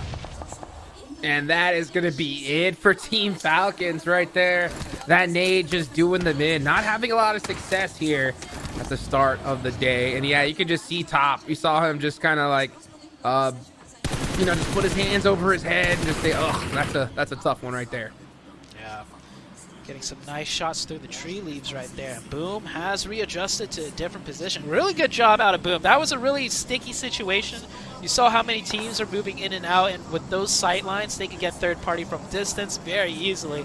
So Boom finds a nice secondary position right here at this little divot. Nade comes in, does some damage, but it's fine. Flyboy driving in circles here, just trying to get as much info as possible. They don't want to stay too still right there, or else, yeah, those nades might just come in. And I think they spotted a new location to go to, as the new circle came up, actually. It goes up north, so that is why they're going to rotate right here. Yeah, they're going to rotate this blue here. It's not a terrible location. It's kind of difficult to leave from because it's really weak from apartment side. So they could definitely get pinched. We'll just see how that ends up playing out. They're already down to 3, so we'll see like where that finishes. Meanwhile, Nova started to get into it. That's going to be against Nexria, so they get a couple, at least one elimination under their belts. And they're going to be holding this beautiful, beautiful little hill ridge right here below school. I know this is a spot you really like, Zoo. Oh, yeah, I was just going to say, anytime this type of zone happens, this is my preferred position right here. You are in the open, but you have this nice ridge line. Not just one, you got 2 different ridge lines to work with. So you can take a lot of shots everywhere. You still have school as a backup, and you can monitor school too. You can see which school apartment building is unoccupied, because if the zone keeps closing in on school, you don't want to be, you know, the first team in there and stuck in there. And you also have a way of leaving this position too. So Nova, this is a team that I see, you know, frequent this spot quite a lot. Yeah, it's a really good location. Like I said, even if the zone shifts, you have a great way to be able to get out of there. A lot of coverage with that tree line. The only place it's weak from is right in the opposite direction of Dream, that little shack right behind it. If a team rolls up there, it's going to be an all-out war. But you know Nova is not scared of a fight, that's for sure. So you can see teams trying to find their little stay location in Zone 3. But, oh, Smoke getting run over by Death Wolves. Man, that's not gonna feel too good. Yeah, Death Wolves out here getting more points. Death Wolves really turned it up today too so far with their performance. Sandhawk did pretty decent for them, so it looks like they're going to keep that aggression up. Smoke Gaming just caught out on the east side, trying to make their way in. Smoke Gaming down to 3, looking to do whatever they can to just get any type of position or any type of points really before they get eliminated out of here. Oh. Majority of the teams are all in the zone besides Smoke Gaming. Rejects are on the far south, and yeah, it's just Smoke that still hasn't made a way into the zone. Yeah, I mean, they have a really big task ahead of them. I mean, this is their first time competing at this level. They are one of the qualifying teams. I mean, not a lot was expected from them. I mean, they did do great during the prelims, but this is a whole nother monster here. So there's an old saying, right? Sometimes you got to pay to learn. And they're definitely learning a big lesson here. And I'll tell you what, I mean, we've seen plenty of times a team goes to a global event like this, and then when they come home to their region, they're like the best by far, you know? And then we just see them just level up little by little. Well, they're going to have to level up right now, because now look who's got their eyes set on them. It's none other than Alpha 7. Alpha 7 is here for the points, here for the fight. New circle pops up, though. Could Alpha 7 disengage here? I think Alpha 7 already knows what they want to do with this new zone, so they're going to take their time, maybe pick up a couple points, but the circle pulls down south. School could still be a potential ending, but see, this is the exact situation you don't want to find yourself in. You lock yourself in school, and the zone shifts away. Nova, meanwhile, still has all their options open. D+, still at that little compound, find themselves a nice new kind of central location on this new circle shift. Yeah, I can see why IHC took school, because schools, if the zone goes there and you are the team holding it, it's like you win the game, pretty much. You know, but if it doesn't, yeah, it's going to be pretty interesting to see how IHC takes this on. They still have their whole squad. They're going to probably have to try to sneak through apartments, because at this point, everything has been taken. And usually a lot of teams in a zone shift like this will try to go and wrap and try to hit the hardship side. The problem is that the hardship side is Potato Hill, so you know that's already taken. It's going to be interesting to see how Alpha 7 tries to creep into this next zone. Potato Hill is being taken already by the reject team, and Royals of War could potentially find themselves in a fight right here. Both teams are on the edge of zone, so they might just share this, not exactly have to fight over that top position just yet. Rejects monitoring their west side, and they have Regiosa on the east just maintaining info, and Alpha 7, yeah, they haven't stopped looking for fights, chasing them down, driving over. That first drive-by was a distraction, but however, the other players of Death Wolves will find one. Carrillo surely about to go down. He ran out of ammo. Carrillo surviving at 1 HP, and look at that, he doesn't even heal. Carrillo just has the mindset of a fragger. 1 HP? No, I'm not healing. I'm going to pull out my weapon and shoot right back, and that's a huge opening for the side of Alpha 7. Carrillo just looked him in the face and said, how dare you try to reload in front of me? Oh, if he only had one more bullet, he would have gotten that knock. Here comes Rebel, though, looking to try to get a run over. And meanwhile, I mean, this is how you do it, right? If you don't have a straight, place to be able to go on a rotation, just, hey, drive up, shoot at everything in sight, and do it the hard way. Yeah, Alpha 7, they're getting it done. Carrillo does go down with a couple smokes. I was going to say maybe they could go back for the revive, but Regioso, I love this play out of the Reject team. Regioso is so far away from his team, but they realize the opportunity that they have and just branching out and looking for these long-distance third parties, and Regioso picks up a crucial point for the team, padding their point even more right now. But the 1v1 still going on between Death Wolves and Alpha 7. Oh, man. I mean, it's just crazy how some of these micro plays are so huge. I mean, we saw that player from Alpha 7 try to get the knock onto Guiza with that nade, but he just wasn't able to find the range of it. And then he ends up getting knocked to return, and just like that, things are not looking too good for Alpha 7. But they have a great lead, so they can afford, maybe a rough game or two, but we don't want to see them having to stress out on the final day. Meanwhile, IHC gonna have to do the same thing we saw Alpha 7 do, right? Just push in from the edge and make their way in as another southern shift happens. This zone is hard locked south, and here comes Rogue right there with a DBS getting it done. And IHC, they're playing at their best right now, and when I say that, I mean they're playing as a 3-man, because we haven't seen them in the late game just yet with 4, but it looks like 3 is all they need. Rejects, though, with newfound confidence, with newfound strength as a 4-man team, this might be too challenging for even the likes of IHC now. I'll tell you what, out of all the teams I've seen so far, a on-fire Rejects could be extremely dangerous. That knock is going to be huge to help buy them some time, but they're not. I think they're getting shot from Nova down south as well. Yeah. IHC, yeah, just trying to get in this next circle. Good on Nova to try to apply pressure here, because they know that all these teams are very, very much under pressure with the zone coming on in. Godless going look in. Look at this. Oh, almost gets trying to get that run over. Jumps out the D and tries to pull out that DBS, but Duello just too fast. Yeah, Duello really heads up right there. I like that push, honestly, by IHC, too. They know they're down to 3-man, and with so much pressure down south by Nova, that knock that they got earlier, that was their only potential chance of getting a good position in the zone. So he had to just go for it. It might have looked bad, right, pushing in by yourself, but it was a timing thing. He couldn't wait for his teammates. If he waited, it's back to a 3v4, so he took a risk. It didn't pay off, however, and Rejects will continue to hold the top position on Potato Hill with 4. Meanwhile, Nova close by, still with 4 players in a good spot, too. I really like that split from Reject, having that 2 pushed up, 2 in the back, but they were in a perfect position. They were throwing smokes on the right side so they could just stand out in the open. And then, I mean, even if they were covering him perfectly. So even if IHC was, starting to apply pressure with those 2 teammates up there, they were going to get shot from behind so quickly. So a great job. Meanwhile, IHC is stuck in the blue zone, and they had to get out of there real quick because this blue zone is starting to chunk. IHC did sneak on in and trying to circumvent Nova, but Nova's pushing on up. Here we go. Who's gonna win this one? Dream with the DBS trying to hold it down, but man, these Reject squad are starting to get heated. Actually, it's Regnum Karya. I saw RC, I thought it was Reject. Nope, it's Regnum Karya on the push. Yeah, Regnum Karya catching Nova right here. Nova down to 1. Long Skirt gets a revive on 1, and that's about it. Zone closing in at the same time. Paraboy went down earlier trying to hold the inner side of the zone, but IHC catches him by surprise. And just like that, Nova was a 4-man team in a great position, but I think they tried to do a little bit too much, and Regnum Karya just really hindered what they wanted to achieve here. Now Nova down to a 2-man, forced to go in to the zone. And we have the Zebra Masters here on the northeastern side still with a 4, taking a fight with the likes of Vampire Esports. Here they go. Zebra Masters have that high ground. If they're able to throw that util perfectly, Vampire's going to be in big trouble. Here comes Schweppes trying to push on up, apply some pressure with that M4, trying to buy some time for his teammates.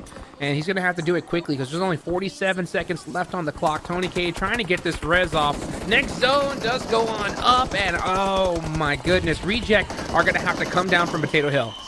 Yeah, I think Rejects with 4 players, though, should have a decent chance at getting more points into this match. D+ sitting at the God Complex now. The zone really favoring them every circle so far. Vampire down to 2 with the close zone buy. May just have to snake in for the rest of the match. Zebra Masters with 4, though, can make a lot of noise and look for more and more points. Yeah, it's Zebra Masters time to stand up and really just, I mean, not get passive at all. They got to get hyper aggressive here with their position, especially considering that they're only in 15th place right now. I'm surprised they even let up off of Nova at all. I thought that they were going to be able to get that push and finish him off. But, oh, you can see Order trying to just find a location dead center as Nobu from D+ Kia. I thought he had an angle there. Decides to give it up.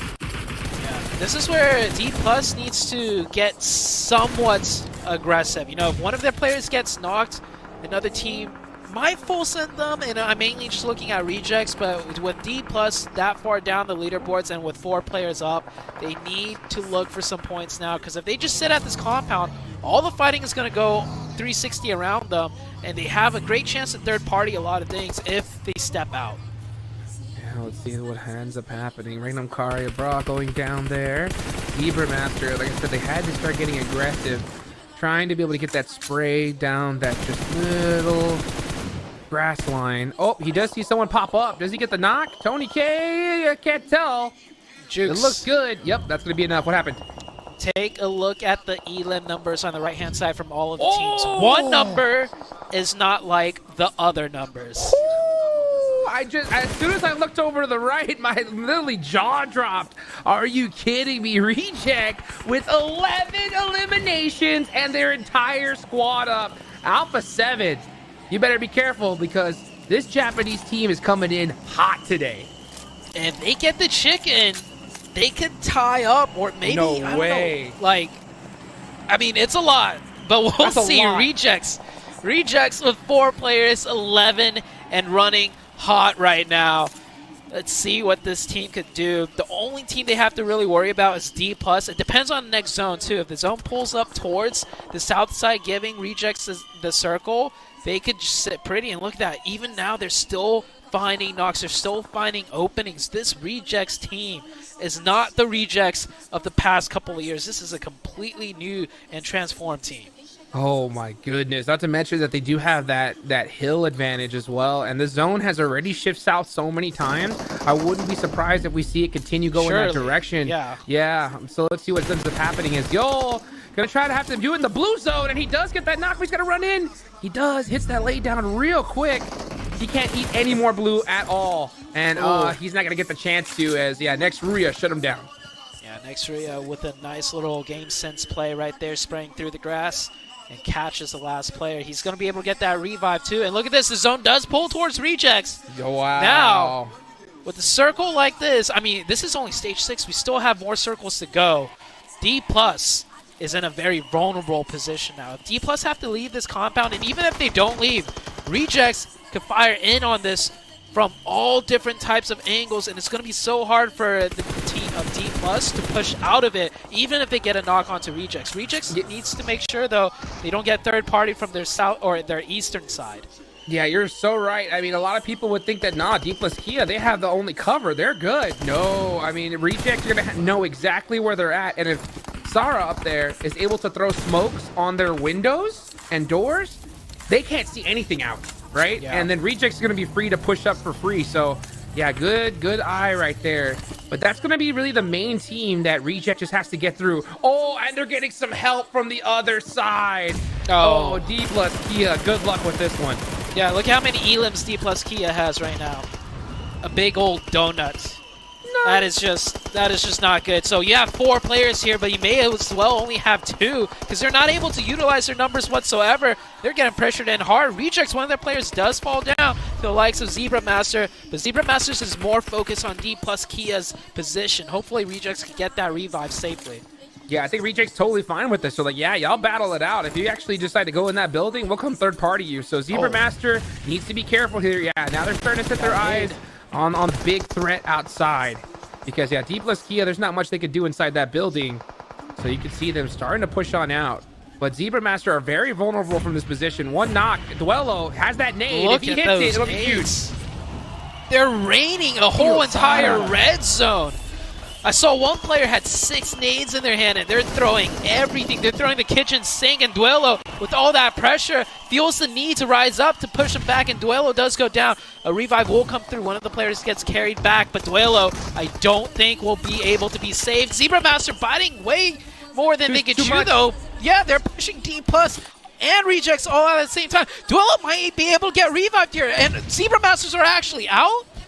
They're Zebra out. Master bit off more than they could chew, focusing on too many teams at once. They had to hard commit on one or the other, or just what they should have done was just hold the hill.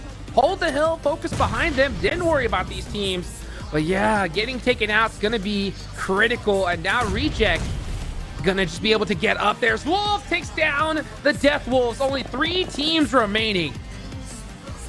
Rejects back up to 4. Duelo somehow getting revived right there. Next, Ruya with 2. D Plus with 3. And Jukes, look at that circle. It's not a big shift, but that may be the biggest shift you've ever seen for the likes of Rejects. I mean, this is just south, south, south. The zone just keeps going in this direction, and this is the final zone, guys. This is the last place it's going to go. This zone will go into nothing in a very, very short few moments. So you can see K trying to get a nade on this Wolf, doesn't get it done.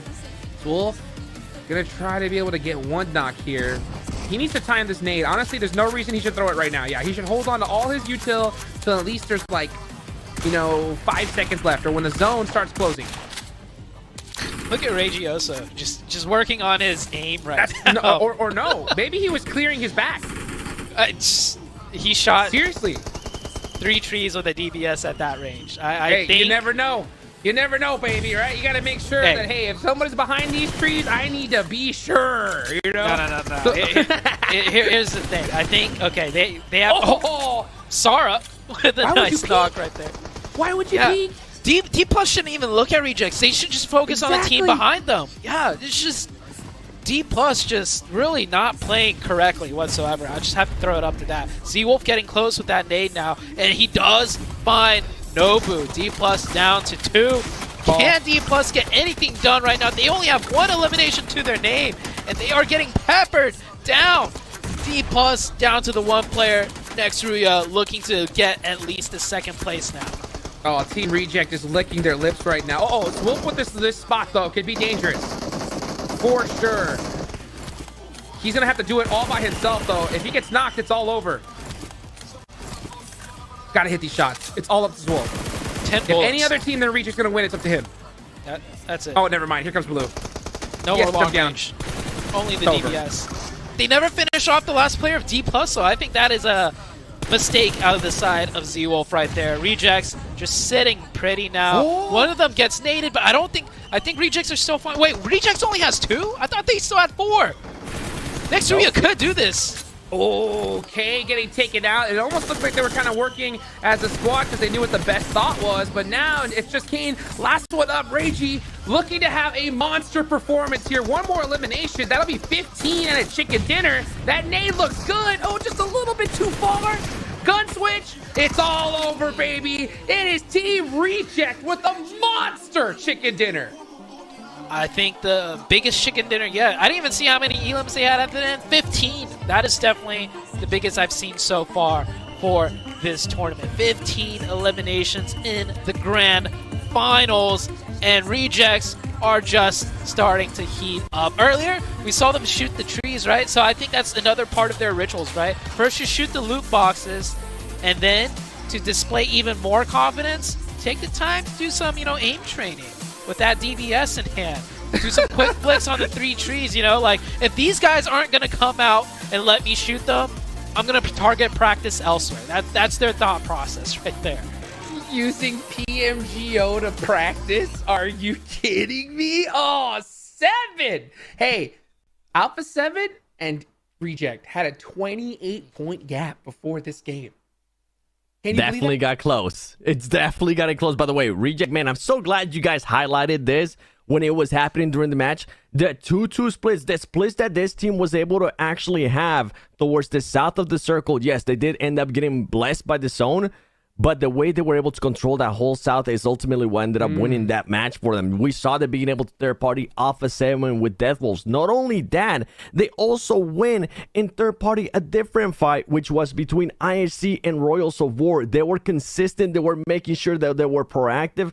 And ultimately, that's what ended up getting the win right there. By the way, Zebra Masters, I felt like they got a little bit too crazy without what they were thinking. They have players from D plus Kia knocked in the building, and then on top of that, they were taking the fight with rejects, which they were able to knock some players. They switched their whole focus towards the reject players, and they ended up backfiring because Zebra Masters could have definitely made a big surprise there if they would have just stick to one team only. Yeah, you know what? I'm gonna give them a pass though. I'll actually give Zebra Master a pass because you know it is their, and this is the reason why I say that, right? Is because this is their first time playing here. You know, I guarantee you in their region and the tournaments that they played, that works, right? It's okay to do because you're so good that you can take on 2 squads at once. But when you're against the best teams in the world, it doesn't work, right? So the reason why I'll give them a pass this time is because I'll say that, hey, you know what? It's a lesson that they needed to learn, but this is the last time I give it. I mean, they have to just realize, hey, we can't do splits like this anymore. We have to take on one team at a time. For a team that was in 15th place with only 16 points, they ain't getting no pass from me, Sute. I mean, I think I share a lot of empathy for the team because, you know, I've been there as a competitive player. You're in like the final circle. You have so many different options, and you just make a huge play. The game-winning play for Deathwolves was to take out rejects, right? But that was the play that was going to be the hardest. But when they hit those nades, all of a sudden, you know, I'm pretty sure the IGL, a couple members on the team, you know, switched gears. They saw the path to winning the match, not just taking out D plus, going in the building and then losing ultimately to rejects. They saw a chance to sweep out the side and take everything, and in the heat and the adrenaline kicks in, the energy's up there. There's only like 5 teams left. You could probably win this with a lot of eliminations. All of that happening all at once for a, you know, inexperienced team like the Deathwolves. This is their first time at the LAN stage. I could see that happening, you know, 9 times out of 10, and it's just going to take more and more experience for them to navigate those types of situations. So I also give them the pass. I think they had the right idea. They just don't have the experience yet to kind of really, you know, pull it off or know how to play it fully correctly from front to back. Yeah, I definitely see where you guys are coming from. Here, hear me out. I'm not an ex-pro player, okay? I've never been in those situations. I only get a chance to see it from a different, completely perspective, and from my end. Oh, if Zebra Masters would have just focused a little bit more there on what we would have been able to see, imagine. But you know what? Let's go and interview with Reject.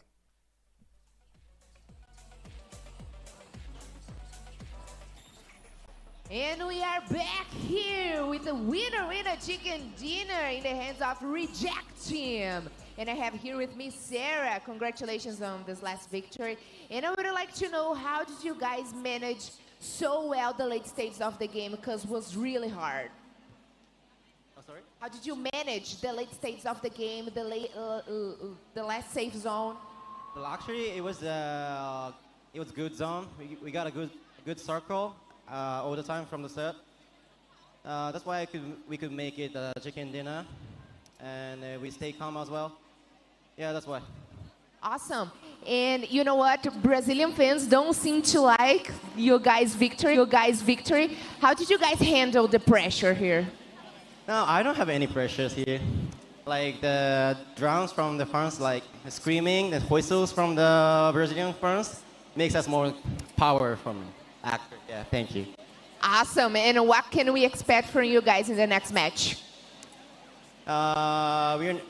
Maybe we are top 2 now, so we're gonna be a top 1 next match.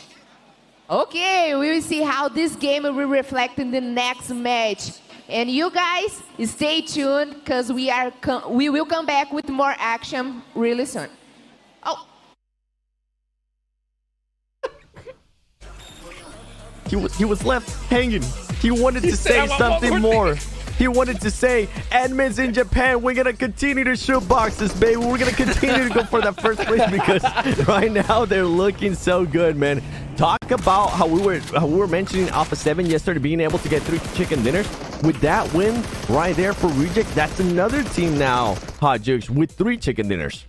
Man, I'm so glad that we get to see the player cams and the audience cam. I mean, because obviously it's all Alpha 7 inside the audience, and I want to see their faces right now, and I also want to see their hands, because I can imagine that, you know what, the nails that they have got to be all bitten off right now. Gone. Absolutely gone.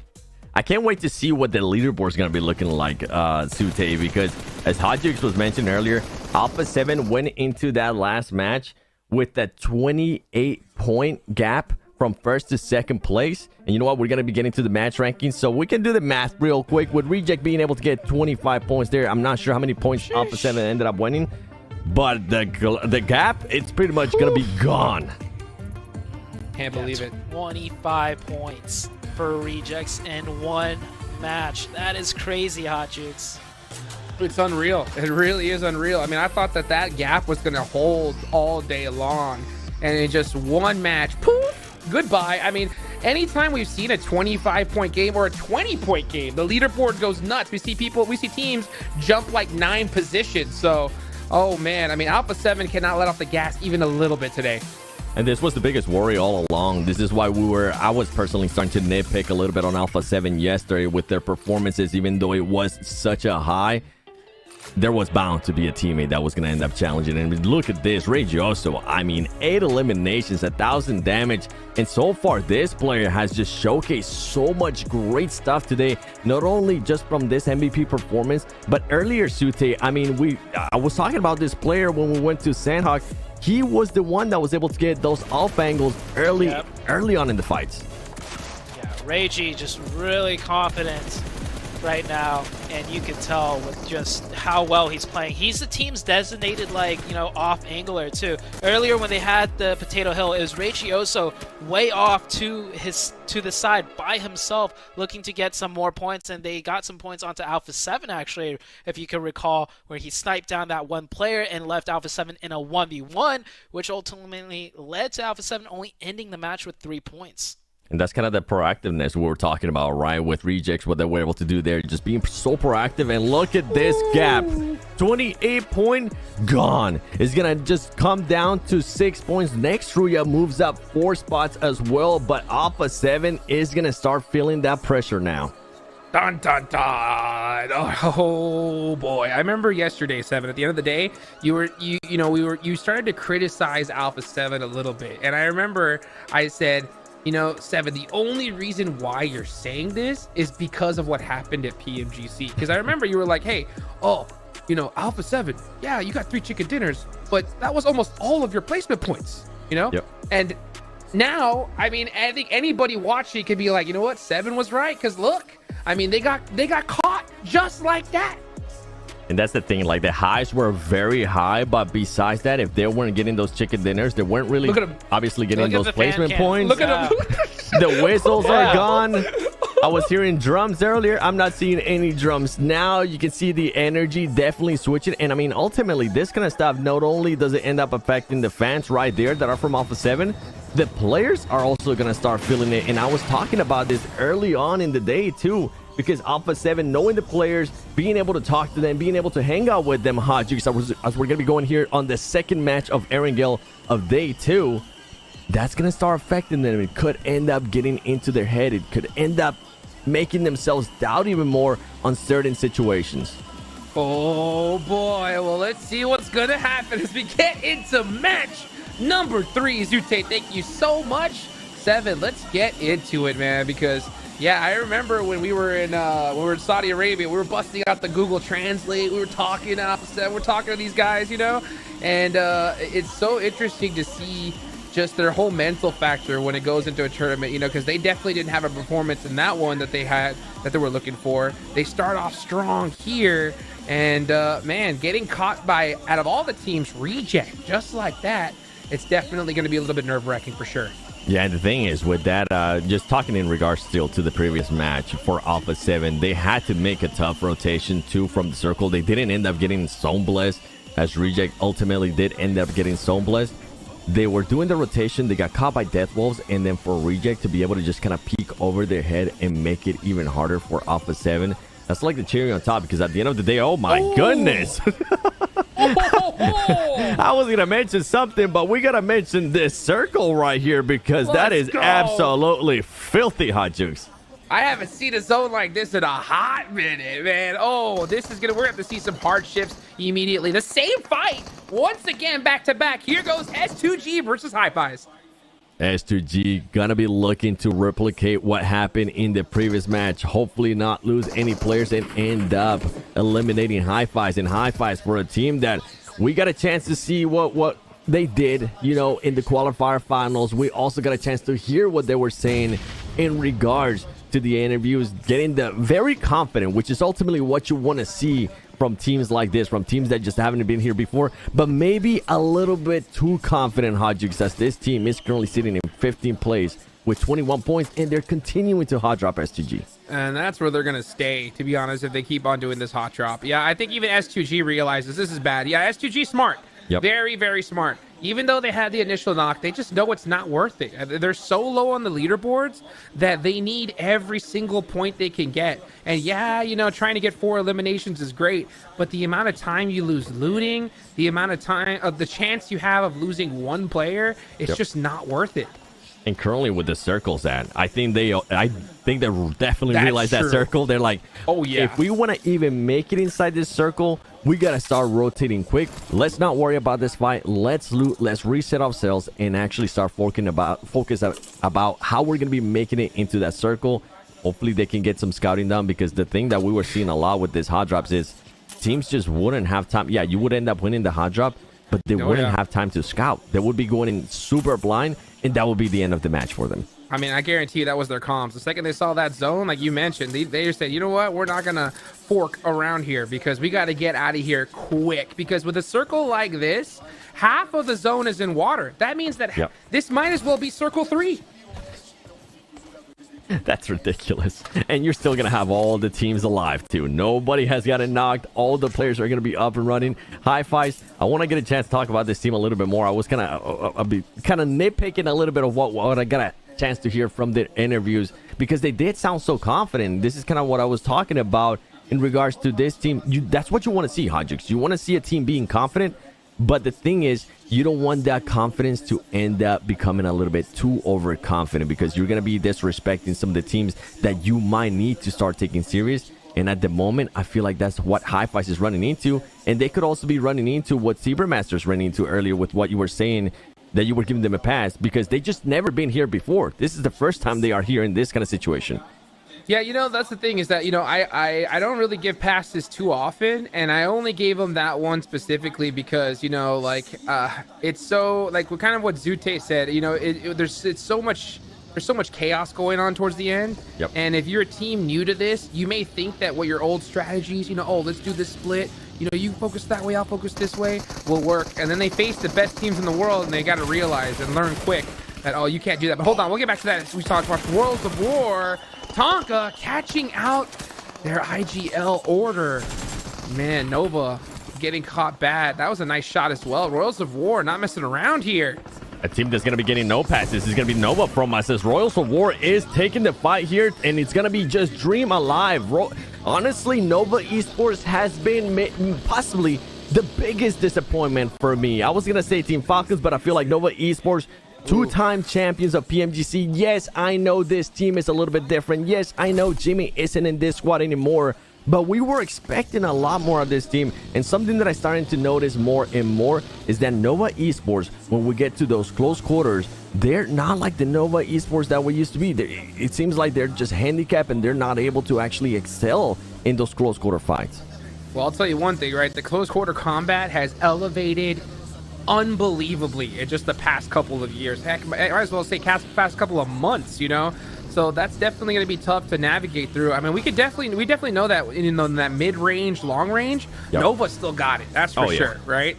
But, you know, close quarter combats, I think they're definitely realizing that they're going to have to be on the back foot quite a bit. Now, you know, we also know that they're a late tournament team, but when you got a very good close quarter combat squad like Reject, right, getting 25 points when they get a good circle, I mean, I don't think you can afford to even try to play that same strategy.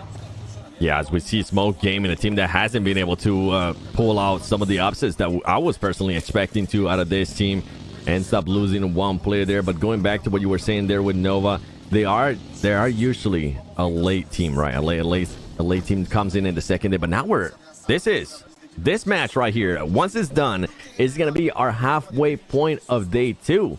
And the crazy part too is that, yeah, Alpha 7 might not be putting up the consistency that we want to see whenever they don't get chicken dinners, but Reject is now starting to put up consistency. And Reject is now starting to put up those wins. That Smoke Gaming is able to hit somebody there from Reject, and this is not good for Reject. As we're talking about consistency, they're going to be full sending it here. Duelo is going to be able to spot a player there from Smoke Gaming. They're going to end up losing one player. They possibly end up losing more players here if they don't be careful. Smoke Gaming does end up sending the Molotov, and here comes the push from the 2 last players of Smoke Gaming. Yeah, that was a little overconfidence there from Reject to be able to push that building in by themselves. Now we're going to see what happens. Those Myth catches them with that DBS, gets the quick thirst. And yeah, I think Alpha 7 fans are cheering right now because they want to see Reject go out early. And they're gone. Let me see that crowd. There you go. Look at them right now. That's what we're expecting. Where's the drums at? I want to see the drums. I was promised some drums. I want to start seeing those drums. Okay, if there was ever a chance for Alpha 7, even though they already ended up losing one player, to create a gap again, this would be the match right here. Or for any of the other teams, I mean, look at the gap between second place and third place. That is a 19-point gap. And they definitely want to close it, because come tomorrow, these teams are going to be looking to, now they're going to have more data to go over. Now they're going to be able to go and break down a lot more stuff of how certain teams are reacting to certain situations here in the PMGO Brazil 2024 main event. And this is why I'm starting to get a little bit worried for Nova Esports before we ended up seeing that fight there with Smoke Gaming and Reject. Because Nova Esports, yes, we know what you're capable of. We know that Paraboy can pop off. We know that Order can pop off as well. Sadly, I haven't gotten a chance to see the other 2 players and how they end up playing, how they can perform. But I mean, they're in Nova Esports for a reason. We just haven't seen it at this event. And I don't think the teams at the top, I don't think they're going to be slowing down, Hodges.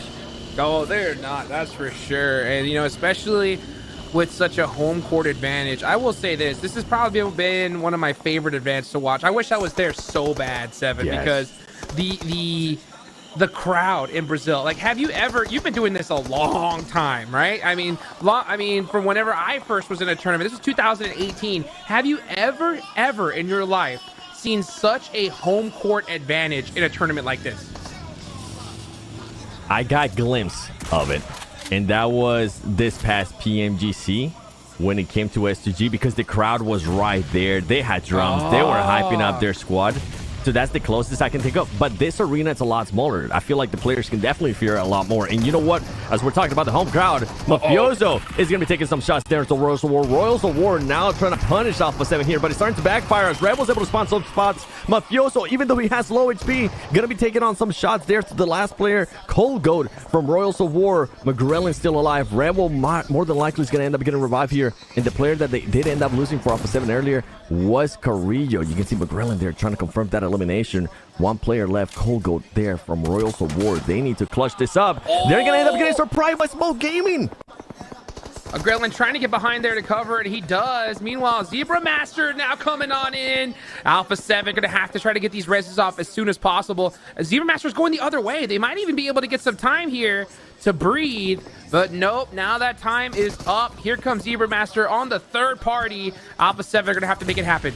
The thing is that Zebra Masters is also now pushing them, but they need to be careful with Alpha 7 because they also have Smoke Gaming. Mafioso is going to be able to connect there with some players from Zebra Masters. Zebra Masters might be able to recover that player, but as I was mentioning earlier, Smoke Gaming from far away was starting to hinder the position of Alpha 7. Alpha 7 holding off just the right amount and trying to make sure Zebra Masters rethink their positions here, rethink if they actually want to take on this fight. Here come the grenades. Zebra Masters is so good with those grenades. Rebel's going to be making the push. Rebel's going to end up getting knocked, and it's just McGrellin, and McGrellin hasn't been... Actually, who is the ones that's still alive? It is going to be Mafioso. Mafioso ended up backing all the way up. Can he get away from this fight alive? And that's, I think, what he's going to be wanting to. They need to get this point. 3 points is not going to be just enough. Yes, they are still in first place. Yes, Reject is dead, but if there was ever a chance, as I mentioned earlier, for Alpha 7 to start creating the gap, would be here. It's going to be a lot tough, though, with just one player alive.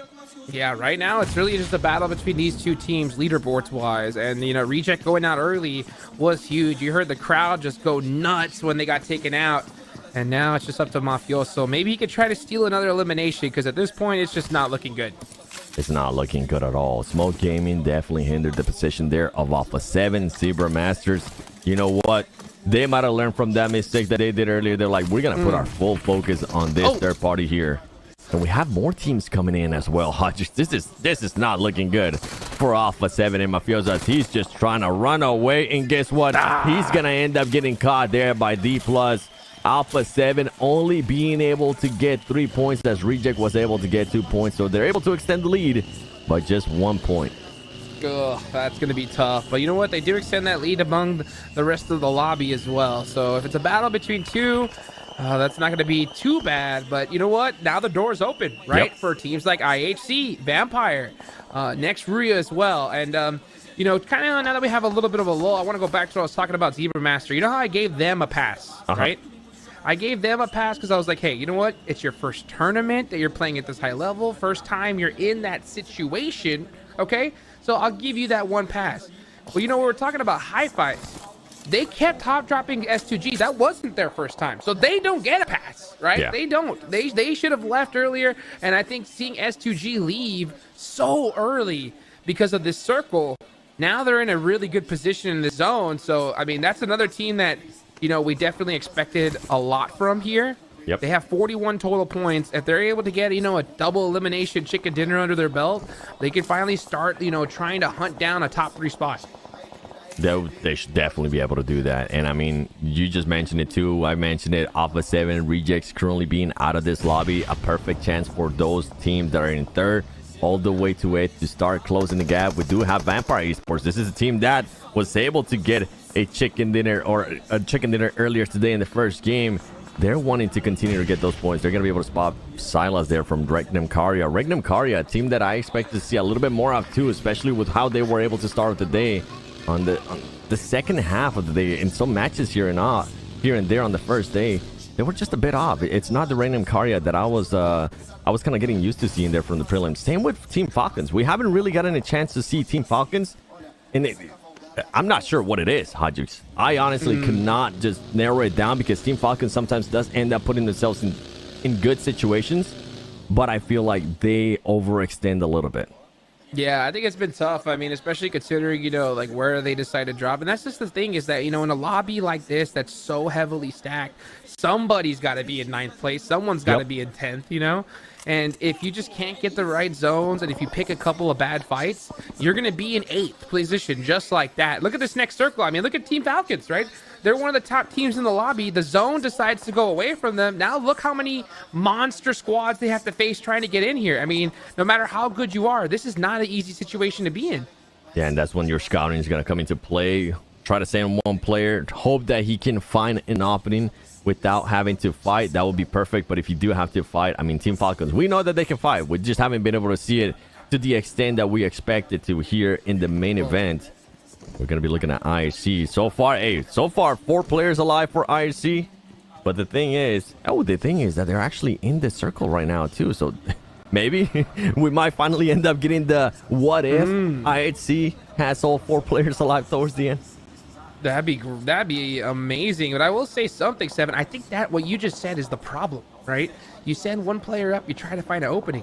This is the PMGO. There's like hardly ever an opening. You know, you have to get lucky. You have to hope on a third party. You have to hope that something happens because, you know, if you're a team like Team Falcons up north, those squads that are in the circle are staring behind them. They're not making mistakes. None of them are looking in the middle. They're all looking behind their backs, trying to gatekeep anybody that is unfortunate, you know, to not get blessed in that circle. So yeah, like I said, it's all about timing, finding that opening if you do get lucky, and these openings are so slim. When they happen, you cannot hesitate. Yeah, you definitely cannot hesitate, and I think that was why it was being a little bit tough there on Zebra Masters on the ending of that last match, because it felt like they were hesitating on which one they wanted to focus on. But I mean, with those veteran teams like Team Falcons, if we do see you hesitate, if we do see you make a mistake, no passes for you, no passes for me whatsoever. We have Next Ria pulling up here. He needs to be careful because Boom Esports is going to be very close by, as well as D plus Kia.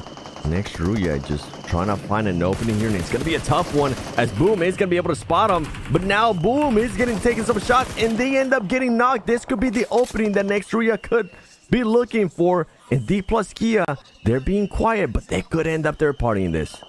I think D plus Kia, after seeing how, passive they played that last match, I think that's what they're starting to err on the side of. They're in 14th place, and that's the hard part is we have some teams, when they get so low on the leaderboards, they automatically revert to passiveness, and you'll never get out of in this meta, you'll never get out from the bottom playing like that. If you're D plus Kia, you have to get aggressive right now, try to take advantage of the fact that Next Ria could be pinched by 2 squads, but instead they're just going to just chill, smoke out, and just see what happens. I think I got a chance to see that. That's what happens. What a beautiful name. But I think I got a chance to see that right on the elimination feed, and somebody from Team Falcons. So I think Team Falcons was able to find a way to get into this zone as they were able to knock somebody from Boom, which we were just seeing that fight. IHC, though, we're talking about them having all their 4 players alive. High Fights is going to be very close by. Rangnam Kari, I think I ended up seeing them on the elimination feed as well. They're going to be making a push. Demo OG gonna be looking for an angle here. Here we go. Push from Regnum Karya. High Fives is very close by. IHC trying to hold them off, and he's gonna be able to find a cheeky angle there behind some of the players. Can he connect? He is gonna be able to connect, and he should be able to pick up his teammate right here. Zyle with a perfect just pre-fire through the window, just trying to support his teammate. Oh my gosh, SGD, he was standing in the middle of the open there. That was a free knock, beautifully done. The next zone goes on up. IHC, you're gonna have to start moving pretty quick here because the zone's gonna start closing. Hardly anybody's actually in this circle. And not that many teams within that circle. Hi-Fi is currently they have 1 player alive here, and it's gonna be against IHC, and IHC is gonna be able to reset here. S2G trying to find a way into the circle. They're going to have most of the north free from them. And there you go. High Fives losing that last player. IHC going to be able to worry about how they're going to be rotating in. But they got to watch out because we saw what happened earlier. Regnum Karya is very close by. And as well as Vampire Esports, this is going to be a tough rotation for them. And, oh, did you by any chance get a chance to see that player, Cam? Hi-Fi starting to look at each other, starting to argue with each other, and that's what can happen when stuff isn't going your way, Hajux.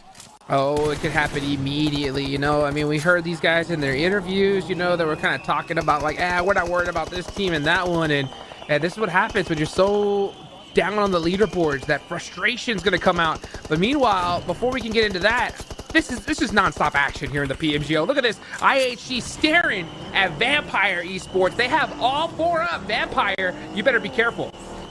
That's crazy considering that Vampire was able to make that rotation first. I think they were trying to play that gatekeep. They are going to more than likely be able to pick up that player. IHG, here comes down the smokes. They know S2G is going to be behind them. And they're going to try to find an opening here within this circle. Meanwhile, all the other teams, Zebra Masters are sitting pretty right now inside the circle. Here comes the shots from Sayol into Vampire Esports. He's not going to be able to connect.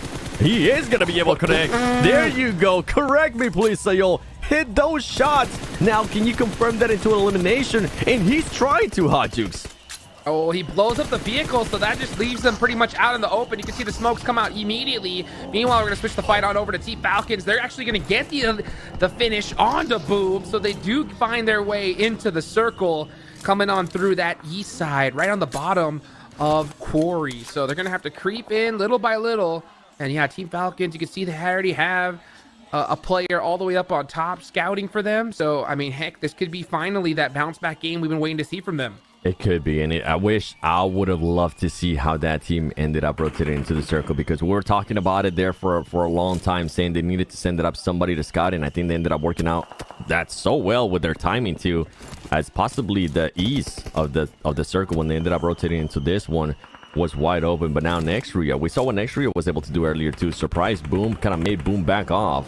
And now we're going to be switching to this fight. This is the fight that I was waiting for. It's going to be none other than IC versus H2G. H2G is going to be able to find somebody there from IC. He's going to be able to knock a Hamsi. We saw what he was able to do yesterday.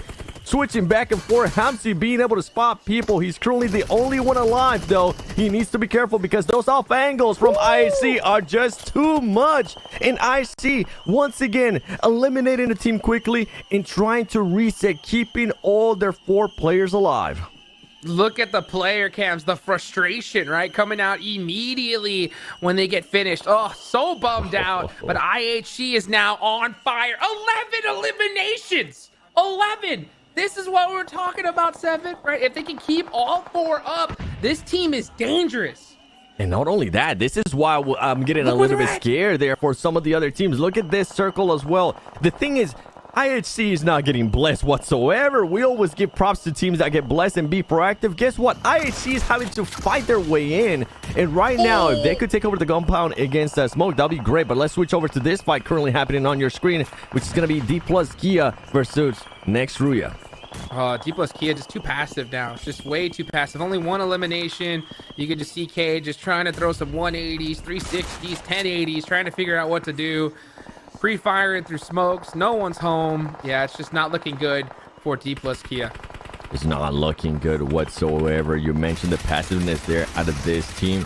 And here comes the push. K making it way too easy there for Next Ruya, as he was the last player alive from D plus Kia. And D plus Kia, even though they ended up getting that 3rd place in the last match, they only ended up with 1 elimination. And that's something that Sute was mentioning. Just way too passive. And we got a chance to see it here again. But here we go. IHC making that full commitment over to where Vampire Esports wants. And you're going to be able to knock some players too from Vampire Esports. Stolen's going to be knocked. And he's going to be trying to get some angles. Find even more openings for his team. IHC does not care who's in front of them. They're going for it. Zebra Masters now starting to 3rd party. Like you said, they're not caring who's in front of them, but they got to watch out who's behind them. Neil Zada just kind of cresting that hill beautifully on time. They end up eliminating Vampire, and now IHC are back down to their 3-man squad towards the end. Let's see if it's enough. And you know what? I think Zebra Master realized, oh my gosh, IHC has 3 people. Run away.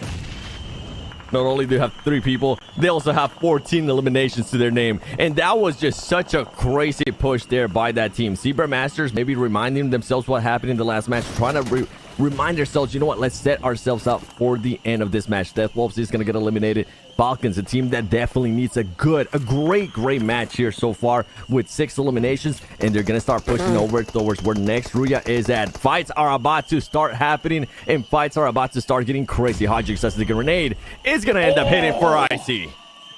Here they go. I was about to say, you know, with how IHC is doing, they're going to have a great match no matter what. It's up to Falcons to see if they can have a good one. But who knows what's happening is they're going to be putting a lot of pressure onto Next Ruya here. They are at the edge of the circle, so they're still in this next zone. This is still stage 6, and this is all because of that crazy zone to start things off here. IHC with 14, having the run of their lives right here, and especially with how many players are still up, I mean, there's only more to add to the leaderboards. And for Next Ruya, that is going to be a tough push out, as they could end up being trapped there by that mountain, especially with Team Falcons looking at them. Look at where IHC is at now. Oof. They made themselves up there, and boy, that is scary, because it's not only just a duo, but on top of that, you mentioned it earlier, they still have that trio. They still have that 3rd player alive trying to find those off angles for his team. IHC looking to close the gap there between the first 2 teams. And Next Ruya, this is what I was scared about. Team Falcons is just going to have easy pickings here as Next Ruya tries to climb that mountain, and it's going to be a tough one.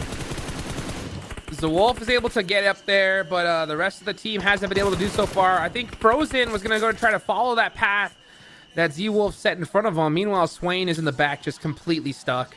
Let's see if Ashley can hit one of these nades, though. It's going to have to be placed perfectly and cooked perfectly as well. Yeah, I think he'd do better off saving them. He needs to save those nades for later on.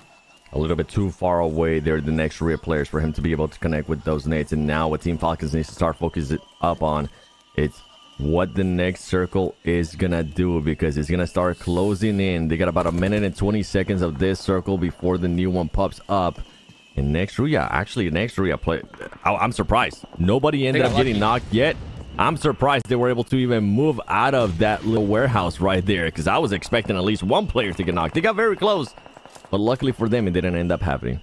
Yeah, I said they definitely got lucky because of the circle, right? The fact that it hard shifted south gives them a lot more time to breathe here. And they were very fortunate that Z-Wolf was able to kind of just go up that hill at all. I'm surprised we didn't see Falcons push them a little bit harder, because if they would have pressed up and covered this hill, there's nothing Next Career could have done. And now Top is the one that's going to find himself still towards the bottom, hoping that his teammates at the top are going to provide some cover for him if Top can just connect with one of these nades. Oh my goodness. Oh my goodness. If he would have timed that perfectly to explode right when it went over his head, easier said than done, that would have been beautiful. That might have been the nade for me of the day, as Top has been spotted. Top could be the distraction, though, that maybe his teammates need to try to find those next rare players. There you go. That's what I was hoping for, as Icy is able to spot them. And now here come the nades. But for Team Falcons, I know you definitely want this eliminations. They're going to get them, and now they're going to be able to switch their focus towards the other teams that are there. Zebra Masters and Smoke Gaming as well. We see one player very close by. Smoke Gaming still up with 2 players. Wild 77k down there from Regnum Karya. That Molly, that nade's gonna do it. Make that 15 eliminations, matching Team Reject's performance from the last game already. But you know what? They're gonna have to get the chicken dinner if they want to match it, and that's gonna be tough, because Team Falcons are finally starting to soar here with 9 eliminations, and they have all 4 up. That's the scary part. That is the scary part for me. Team Falcons having their 4 up. They're being aggressive. They're being mathematicians here, just taking their time, you know, trying to solve this puzzle, trying to see where everybody's currently at. I see being forced to back off with the way that the circle ended up working out, and now Zebra Masters just waiting. Honestly, this is the only thing that you could do for Zebra Masters if you are within that building right there, because not only do you have to worry about Team Falcons, you also have to worry about IHC if you do end up pushing out from the back. Let's see what ends up happening. Hey, Zebra Master, I know I told you I'd give you a pass on the last game. This is going to be hard. Good luck. I hope you learned your lesson quickly, because now you're going to have to try to focus on one squad at a time when you were completely pinched inside of some warehouses. Meanwhile, you got Smoke Gaming on the other end, just trying to make some noise. You can see them trying to focus on their backs as well. Smoke Gaming's definitely at a huge disadvantage, but they could definitely disrupt some of these big teams.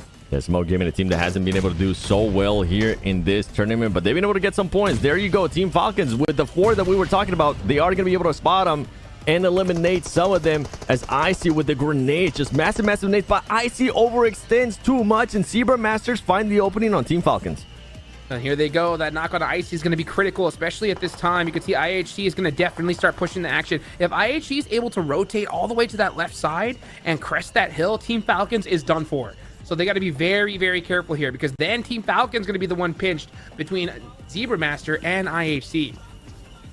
They're just taking their time for Zebra Masters, using that smoke to their advantage. You can see Action slowing down his gameplay as well. This is what you want to see out of an experienced team like Team Falcons. Waiting to see what everybody else is going to be doing, and we are on the final circle. Hot Jukes, your favorite one, my favorite one, because everybody is going to be forced to fight here at some point, and guess who's going to be starting the fight there? It's going to be none other than Zebra Master somehow. What? Niselda, you got away with that? That was insane. I thought the player from Team Falcons wasn't going to be able to spot him as he jumped out. IHC is going to get spotted by Zebra Masters. Zebra Masters being forced here to take 2 different fights between 2 different teams, and it is going to be costly. Zebra Master not going out without a fight, though. They're putting in work with all that they have. That knock on a rogue was critical. They've knocked both of these teams by themselves here. Meanwhile, Team Falcons, they have the huge advantage when it comes to the circle. They have the most real estate. Action's trying to sneak his way up with that DBS. It's anyone's game here. Here come out the nades. It's going to be up to Devil to hold a 1v2 situation. Zebra Master, Neil Zada coming on out with a DBS, trying to pre-fire. People are getting knocked all over the place. And that is going to be it for IHC. It's only just going to be Neil Sada alive from Zebra Masters, and it's not looking good for him, as he's going to have to go up against 4 players from Team Falcons. Team Falcons smelling that blood in the water. They're going to be looking to close this out, and here comes the push as Neil Sada is able to knock one, but it's not good enough, as Team Falcons finally gets the win at the main event of the PMGO Brazil 2024. Wait, Okay. I was a little bit confused there. We started showing their Zebra Masters. I was like, no. That ain't happening. Look at them, though. Look, this is the thing, though. They know that they need to do a lot better than this. They know that they need to close the gap. But I'm so glad, Hot Jukes, that we finally are getting a response out of Team Falcons. This should push them up the leaderboard in a big way. This team never fails to make me chuckle because that was their reaction after getting a 15 elimination chicken dinner. Can you believe it? Oh, there's a smile. There's the smile from top. Yeah, a little smile because he's saying, okay, so you're saying there's a chance. You know what I'm saying? That's basically what this game was. IHC, we have to give them some flowers too because, man, these guys really popped off in this one. Imagine if they had all four. I was just about to say that. Just imagine, what if?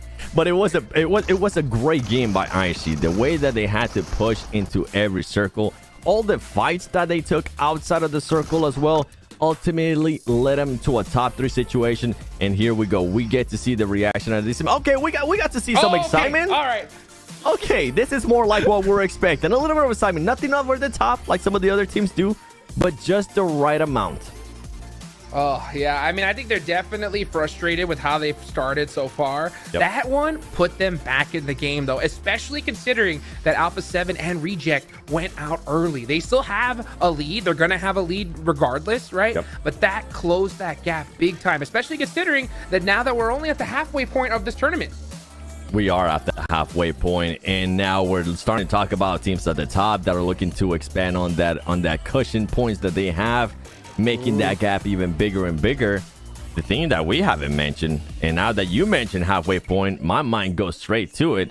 Those teams at the bottom, they're going to be looking to get those highlights. They're going to be looking to maybe go up against Nova Esports, and this is why I was getting a little bit worried for Nova Esports as I mean, those teams at the bottom, they know that they're not going to be challenging. They know that the prize pool, it's not going to be that much of a difference where they are currently located. Why not go for some highlights? And who else? If you can start hunting down some of the teams like Nova Esports, add Paraboy to your highlight. That will definitely get you some views. Ugh. Zoo, you saw the match. I saw you do that. I saw you do that little head shake. What are you thinking? I mean, it was a great game for a lot of these teams. Falcons, about time they start showing up, and I think this is probably the best time for them to show up, the halfway point, right? Yep. Really change the course of the game, really change your mindset halfway. You still got a lot of games left to go. It's great. And Alpha 7, and also, I mean, you got to throw Rejects in there now because they're both like contending for first. Them two both going out early did open up the gateway for a lot of the other teams to catch up. IHC in particular, I know you guys are saying, imagine if they had 4. Well, to be fair, they did have 4. They had 4 into the late game, as late as it has been so far for them. I don't think we've seen them with 4, that late into the game. And that last push was a difficult push where they pushed into Vampires, and it was Zebra Masters, I think, right over the top of them at the same time. Them only losing 1 player there to breach that circle, I think that was as good as it could get. Sure, keeping 4 up would have been amazing. It would have been spectacular. But I think that would have had to rely more on another team messing up rather than playing, to their tip top, which they did, and they only lost 1. I'm with you. I think that's what was so impressive to me, that they were even able to make that crazy push, because we just saw that when we switched over to that fight, we just saw vehicles crashing and I see players just starting to pop out of everywhere, and only 1 player ended up getting eliminated. So for them to be able to do that, and I feels like it speaks volumes of their confidence as well, that they were able to carry throughout that whole match, because Jukes, we were seeing them. They were willing to take fights, and they were eliminating teams with ease. Yeah, it wasn't even willing. They had to, right? They did not get any love when it comes to that circle at all. And I agree, Zoo. We just said that because it's a meme at this point. Yeah, I mean, the fact that they can't keep all 4 up, But you're right. I mean, majority of teams wouldn't have even made it there, right? The fact that they made it with 3, only losing 1 in those fights is insane. So, I mean, IHC, I think they're probably one of the deadliest squads in this lobby if they have all 4 up.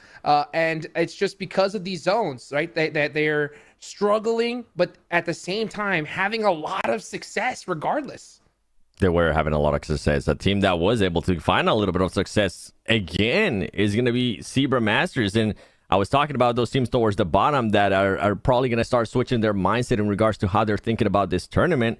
It's not only the possible, not even hot dropping, just hunting down some of the top teams, right? Trying to stop their trajectory from reaching the top. But it's also stealing those points that those teams are going to need to close the gap. And I think that's why I'm so happy that Team Falcons woke up here at the halfway point, like Sutil was mentioning, is because it's going to get harder and harder to get those points. Some of the other teams, they're going to get to a point where they're just not going to give a damn. They're going to take whichever fight is possible because their tournament is pretty much over. They're going to be getting the exact same amount of prize pool. And we've seen it before, Jukes. We've seen it before, Sute.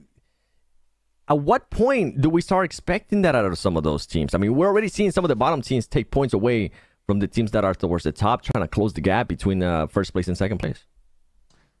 I mean, honestly, if I'm really thinking about it, I'm trying to get my IGL brain going, right? If I was a coach, if I was an IGL, what would I be doing if I was in that, let's just call it Nova. Nova's in 11th place, or they're around there, right? Yep. With not too many points, right? So, considering that they had about 40 points going into this one, halfway point of the tournament, you know that there's no big difference from 4th place on down prize pool wise. So you need top 3.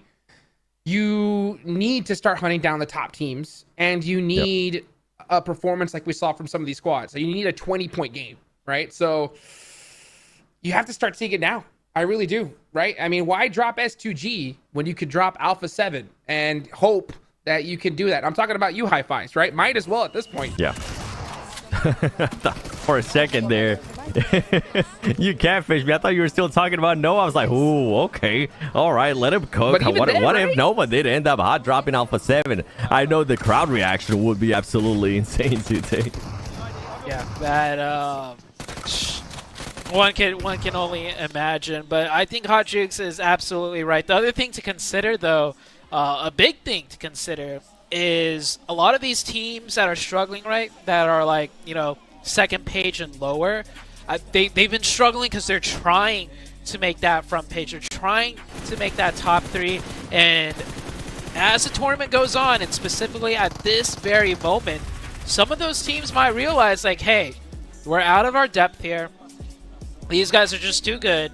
This is our first time here, or, you know, we're just not prepared, and the pressure comes off, right? And once the pressure is off for them to try and chase that top 3, they may start playing better, honestly, right? A bit more relaxed, a little bit more loose, and if anything, they might just get more aggressive, where it's like, we don't care if we lose all 4 players. You have 2 knocked, we're going to go in and just thirst them. And now all of a sudden, you know, top teams are more likely to lose 1 player, 2 player against the weaker teams, because those weaker teams don't really care about, you know, winning the entirety of the fight. They just want to, you know, get some points, get in there, and just, you know, create some highlights, like you said. Yeah, that match, this match ranking, by the way, first place, we're giving props there to Team Falcons. We're giving props to IHC, and I gotta give even more props to IHC because I just noticed they ended that last match with 16 eliminations. That is absolutely ridiculous. And IC himself, 7 eliminations with 821 damage. That's just ridiculous. I mean, I really didn't even think that anybody was going to even touch IHC elimination-wise, considering just how far ahead they were in the lobby. But then Team Falcons just wiped everybody out right there at the end, basically almost matching them. And they got the chicken dinner. So, I mean, Team Falcons, I mean, this leaderboard just have to shake up after this one. I wonder just how many placements they're going to move up. They should have to move up a little bit more. They should be able to close that gap. I want to start seeing how Alpha 7 is going to be reacting, right? We're going to have what now 3 matches going into the day. We're going to be going into the 4th one. Alpha 7 hasn't got any chicken dinner. At this point yesterday, Alpha 7 had 2 chicken dinners, and they were feeling comfortable. They were feeling hyped up. You saw how the crowd was feeling as well. They're definitely a team that can feed off that energy. And right now, I feel like we definitely need a big response from Alpha 7 as the gap, it's only 7 points. But look at also how much of the gap they were able to close in regards to IHC, pushing up 2 spots to that 3rd place with 79 points. 79 points is huge, considering that they were like way below that after that last game. And you got Team Falcons moving up 6 placements there, still in the running, you know. And Team Falcons, if they're able to, you know, have another game like this, they're going to be in the running for top 3. But I will say, that is hoping that Alpha 7 and Reject go out early. And with how this whole prize pool and tournament is just really formed, it's going to have to happen from a lot of these squads, right? So these top teams should start worrying about having a target on their back at this point. Different times here as we go towards the second pitch, and we have two previous champions of PMGC in 10th and 11th place. At some point here, Sute, we gotta see some kind of action here from these two teams, because they're just not having the best of tournaments. And now that the halfway point market's gonna be passing by, we need to see more of them. I'm just gonna say this real quick: changing out your IGL may not be the best decision, right? I believe S2G lost theirs. Nova also with Jimmy gone. Yep. It's just I feel like it's just gonna have to take more time for those teams, to really synergize once again with the IGL no longer there. I'm with you. And don't forget, everybody, the new RP A6 is available now with price pool worth over 80,000 UC. Oh. That is, I've got in mine. Let me know in the comments below if you got in yours. I know these two guys have already got in theirs. And don't forget the Realme 12 Pro Plus elevates your photography experience with 120 super zoom and performance in games. How to be a portrait master.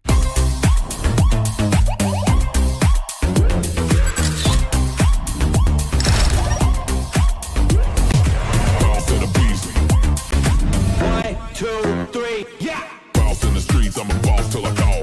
Boss to the beast, I'm a boss till I fall. I'm a boss on the beat, I'm a boss, spit it raw. I'm a boss, keep it G, and I walk in the talk. I'm a boss.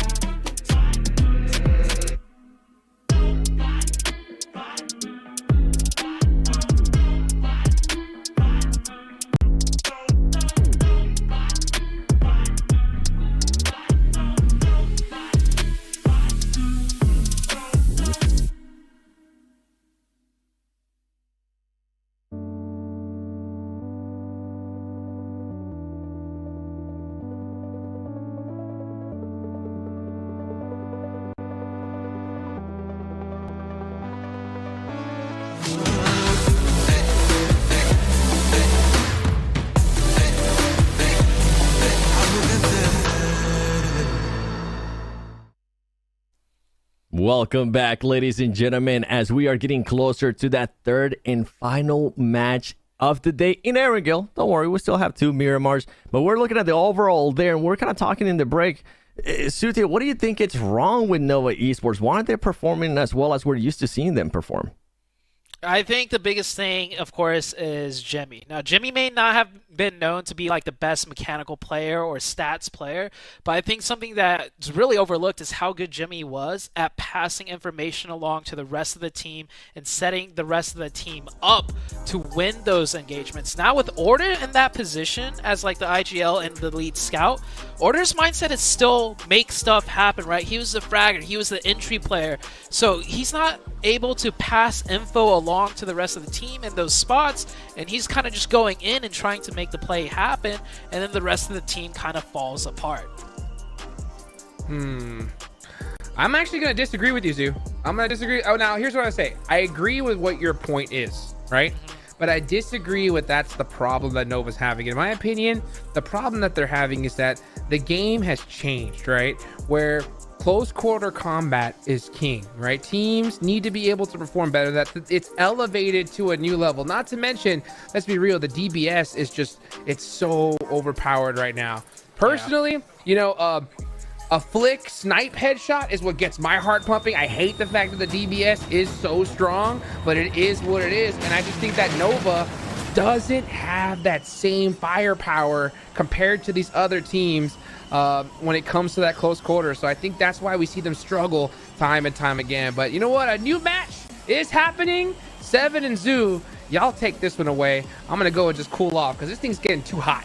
It is getting hot, and on my side, as we get started here with this playing path, as we get started on the final Erangel for day 2, I agree with both of your points. I agree with what you were saying, Sute, in regards to what Jimmy used to do as an IGL for this team. I can definitely see that, and I see it with what you mentioned in regards to what Order's been able to do. And I see Hot Juke's perspective as well.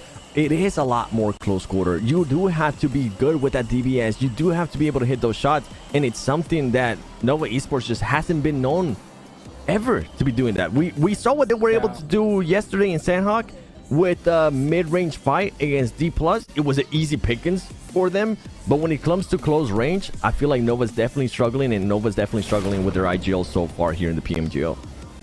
Yeah, when Nova is able to do that mid-range, long-range, and even they might get the most difficult shifts, they're like superb at navigating all of that. But the second it comes down to just close range, straight up 4v4, it gets really difficult. And nothing is more difficult on Erangel than that military base circle. And Falcon struck. Wait, is that a hot drop onto IHC? No, it's high fives. Wait, no. In the elimination feed just now. We'll see it in a second. Like this, this is a.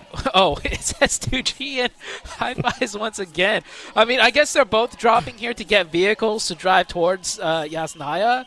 So it makes sense that we're seeing a hot drop between these two teams in a completely different location, but that might just be due to the playing path. Is definitely due to the playing path. Usually different play paths means, you know what, we might not be likely to see the same hot drop as before, as we're nowhere near Yasnaya. But these two teams thinking the same. Great minds usually think alike. I mean, these two teams are currently in the main event for a reason. But Hi-Fi's decided to back off. STG as well decided to back off. And we'll have to wait and see what's going to happen there. I know you mentioned Team Falcons. Team Falcons needs to continue to follow up on these good performances. Earlier in the first Erangel, they ended up with just 0 elims, 15 plays, not what they want to see, but it's a bit of a bounce back. And you know what, STG, I was thinking they were going to back off from this. They decide to jump off. They want this fight. He's got a machete they want the in action. hand. He has a knife on hand. He wants to be able to spawn, but they need to be careful. He's throwing it too. Imagine if that ends up hitting, as Racy does end up hitting those shotgun shots. S2G getting some revenge for all the trouble Hi-Fi has really, been giving them. And they're going to feel good about that one. And yeah, one of the Falcons players, no, one of the IHC players did go down. So one of the IHC players is out. And I think Falcons is kind of caught in a split loot drop fight with Royals of War. There's just a lot of stuff going on. And I'm not surprised. Yeah, top right there knocking one of Royals of War Rivas. going down there. And I think all the action, the pacing, early game has been heightened with the fact that we do have that military circle. Yeah, that military circle is going to be crazy. And Falcons, a team that usually can end up dropping in Novo, they didn't even want to take the chance, especially with the plane path. It was going to be a tough rotation for them, so they do end up landing here. And I think that's why they got caught off guard. You were mentioning kind of spotted in a pinch situation. You saw IHC players being able to knock some of the Team Falcons players, and on top of that, Royals of War as well. Luckily for Team Falcons, they were only able to lose one player. They were able to kind of reset a little bit there. 3 players are going to be left. They're going to be focusing a lot more on those final circles. And here we go. We're going to get a chance to see it. Oh, that's what ended up happening right there. Nice cheeky shot. And then I swear, if that knife throw would have hit, I would have gone absolutely nuts to take from S2G. Yeah, that would have been crazy. But hey, if all you have is that knife, may as well use it. And I like how they bump rushed them with all 3 players, right? 3v1.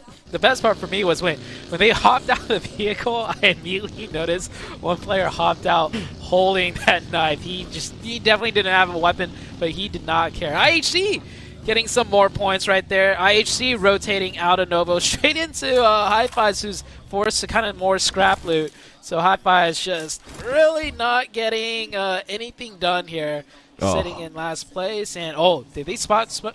I think they spotted Monkey. I think they spotted him too. Oh no, they didn't. Monkey in a big bush, currently hiding, and he got away with it. The Madman, the one that's the only player alive right now for Hi-Fi's. But look at IHC. IHC still wondering if they're going to be able to spot that player. Meanwhile, Monkey, if I would recommend anything, stay still, don't move, because here come IHC again. And they're looking to find you. They're looking around. You can see them. Right now, they're just locked in on that eye icon, seeing if they can possibly spot that player. Oh, they were getting one more vehicle for IHC, and they're going to be backing up from this. Monkey getting away with it there in the bush. Yeah, that bush really coming in clutch. I thought for sure the first time when they went back, it was because they spotted him out, but no, they just went for another vehicle. Wonder what Monkey's thinking. Monkey must be like, oh, I'm dead. Oh, they didn't see me. And then they come back again. He's like, oh, I'm definitely dead now. Oh, no, they didn't spot me again.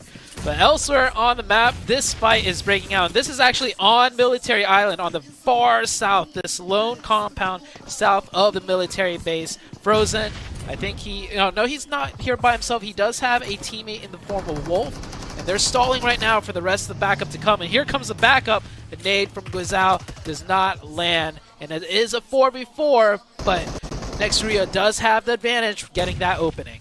And Frozen is going to be trying to find those angles here. Frozen and Nextria currently in 4th position with 70 points. That's a team that's going to be looking to close that gap even more to 1st place, as they are 20 points behind. If they could get 4 points here right off the bat without losing anybody, it would be absolutely wonderful for this team. You can see Deathwolf is currently holding off great angles for this team. He's making the push a lot harder, as Obscure, the knock player from Deathwolves, is trying to see if he could possibly get picked up. It's going to be a tough one, though, if they do end up trying to pick up, as Deathwolves is just expecting a full-on push here by Nextria. Yeah, I know Deathwolves is a more inexperienced team compared to some of the rosters here, but I love how they're not going for this revive. They're waiting and waiting and waiting. They want to establish maximum pressure on the defense first before they go for that revive, but unfortunately one of them gets caught and that player goes down. And now this should be the go-ahead for Nextria to start pushing it. And Frozen rotating around, being able to get those angles. And here we go with the push from Nextria. Now 2 players from Deathwolves are gone. It's going to be making it a little bit easier here for Nextria. They just need to make sure that they do this cleanly, as they don't want to end up losing any of the players from their team. Kain's going to be on top of the roof. He's going to try to get an angle here on this. Oh, is he going to be able to do it? He's going to be the last player alive too. Very low HP. And now everybody from Nextria is going to recognize that, and it's going to be easy pickings there for Nextria. 4 more points, helping them close the gap to 1st place. And Nextria, this is a team that's been very quiet. I feel like I personally been focusing a little bit more towards the top teams that have been popping off here and there. But Nextria, quiet and surely, they're climbing up that leaderboard. I mean, currently within the top 4, definitely what you want to be after the halfway point of this tournament. Yeah. Quiet and consistent so far for Nextria. And yeah, they have been establishing their presence, just match after match with, you know, not huge performances, but definitely getting the points when needed. Alpha 7 now, this is the top dog. They are not on military base. You can see that right there on the minimap. They are south of Mil to Power, getting into engagement with Smoke Gaming here. I think they were looking for a boat rotation across, and they ended up running into a different team here. So now they're kind of forced into this fight. New circle pops, and it is going to military base. And it could be a bit of an awkward fight here for Alpha 7 as they are currently split on a 2-1-1. There you go. One of the players is going to end up backing off. Carrillo still going to be staying there. Smoke Gaming trying to get an off angle. If Myth is able to get this spot, is going to be tough for Alpha 7 as now they just have a lot more angles to worry about, and Smoke Gaming is putting the pressure here on Alpha 7. Alpha 7, we wanted to see what they were going to be able to do, how they're going to be able to react. One of the players there from Smoke Gaming is going to get knocked. Nino is going to be making the push here on Carrillo. Carrillo is going to get knocked and eliminated. Not looking good here for Alpha 7 as they cannot afford to lose more players. They want to be able to keep on building the gap. Nino once again continuing to win those close quarter fights, not only against Carrillo, but also against Revo. Yeah, I thought Alpha 7 was on the same page when he pushed right in, but his teammate hung back. It doesn't matter, though. He finds a trade with a grenade. Now it's back down to a 2v2.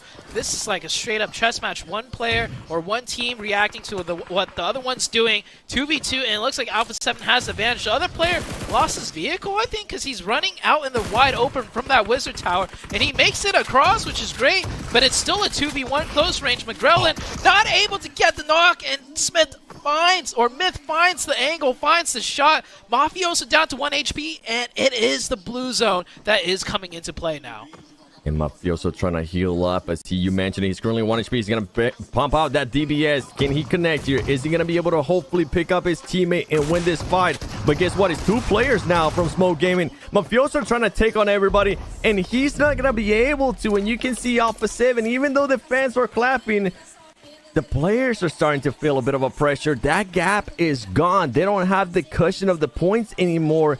And this is when we need to see a response from Alpha 7. If they continue on this trend, they're not going to be in first place for much longer as Reject, IHC, and Next Ruya are looking to hunt them down. And talking about some of the other teams that need to continue on the consistency of points, Team Falcons trying to take a fight here with Nova Esports. Falcons top, running straight in, clearing everything really quickly, pops that first aid, and here comes Paraboy close range with a nade, and he's not going to finish the first aid. Top saw an opportunity when Paraboy was holding that nade. Unfortunately, he misses that first couple of shots with the DBS, and he will go down. Falcons down to just the solo of Nerzed. Nerzed on the bridge, probably looking to just bridge camp, maybe get 1 elimination there. But as far as I can tell, no other teams are coming in from that side. IHC go out too, I think, to D+ on that north side, right near the edge of blue zone. Maybe IHC still has 1 or 2. We know they lost one very early on. So we'll see in a second who's still up. But everyone else pretty much on military base and looking to play the rest of the match out.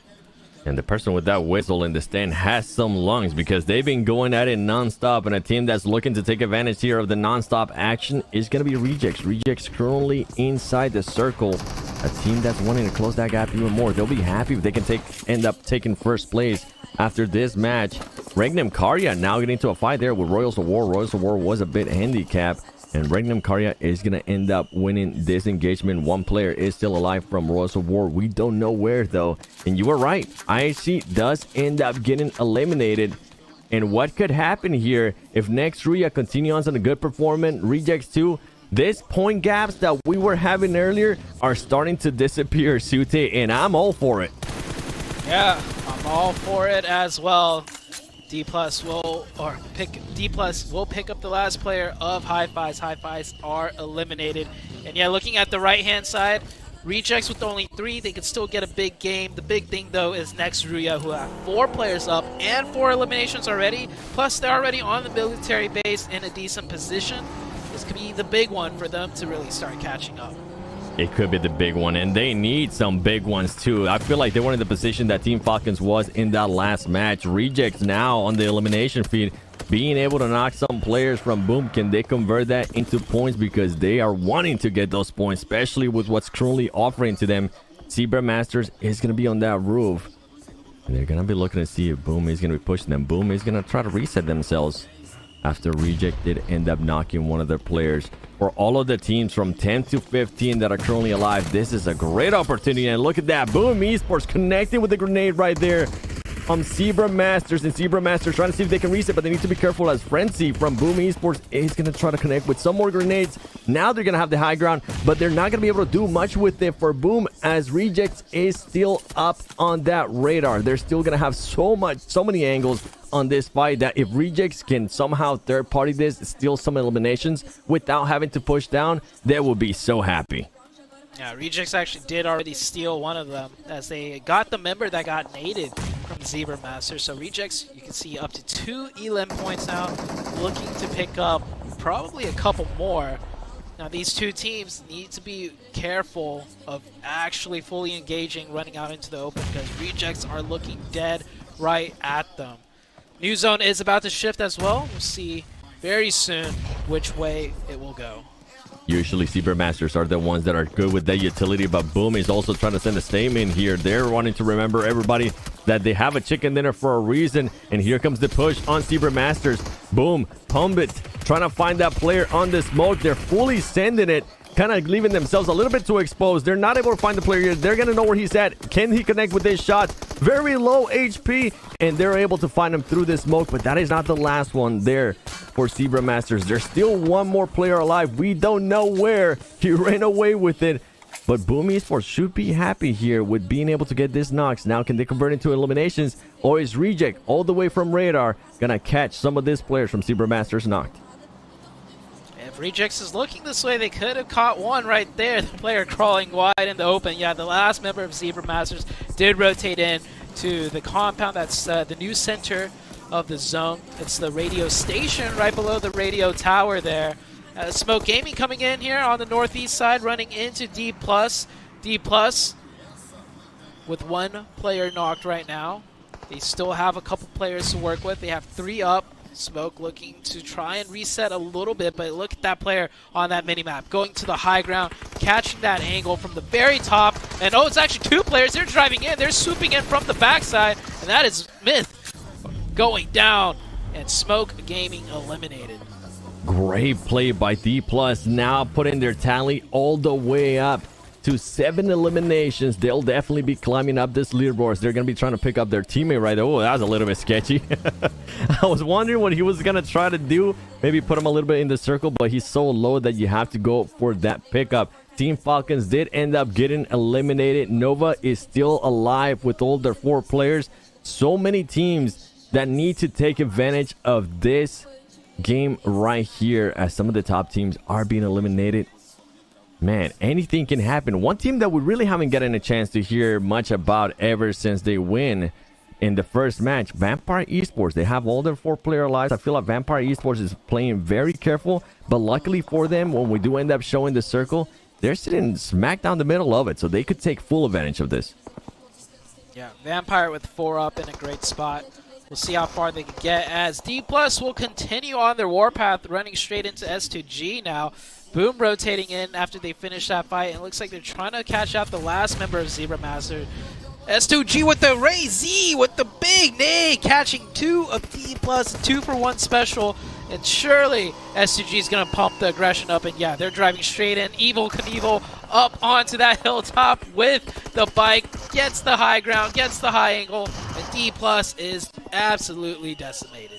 I think D+ got a little bit carried away there with the momentum that they were carrying. They saw S2G nearby. They said, we'll take the fight. That grenade stopped them right in their tracks from Ray Z. Now Rejects has heard that fight happening. I wonder if Rejects is going to be doing something here to this teams, as S2G going to try to back off in that smoking vehicle. Always such a sketchy thing to do, man. I feel like people get away with things so much sometimes. When I hop in a smoking vehicle, I feel like it gets blown up as I blink. Some people get away with it. Yeah, I mean, it's all about the timing. Boom has moved into the radio station. New zone pops up, and I think radio station is dead center now. Yep, radio station is. Vampire's still in the zone. Rejects can still use that radio tower, and Rejects with 3 players up there can definitely nab a couple more elimination games. We could end up seeing a new first place team. We haven't seen a change since the beginning of this tournament, of this main event. It's only been Alpha 7 that could be challenging now. Boom Esports being able to take control of this area right here. But you were mentioning Rejects with the position that they're going to be at. They're not really going to have to rotate anytime soon. It comes down to what they're going to be able to do to third party some of these fights. They know that Boom is going to be down there. Nova currently taking on some fights. Nova's going to be able to take care of Regnum Karya. And Boom is saying, okay, we hear those shots. Let's see if maybe we can third party as well, because we want to get some points too. Meanwhile, Vampire Esports still all their 4 players alive. I think Next Ruya has been able to spot them. And they need to be careful because Vampire Esports is in a particular position. It's a good position, but if some nades start getting thrown their way, boy, you can't be scared with how close everybody is. Yeah. Right now, another advantage Vampire has, though, is the reject team at the top. They'll prevent teams from getting too close over the top to chunk nades in, but that does not make them completely nade immune. As we look at Nova right now, trying to get into the final couple of zones. Nova did lose 2 of their players fighting against, I believe, Regnum Karya here, and Regnum Karya up to 4 eliminations.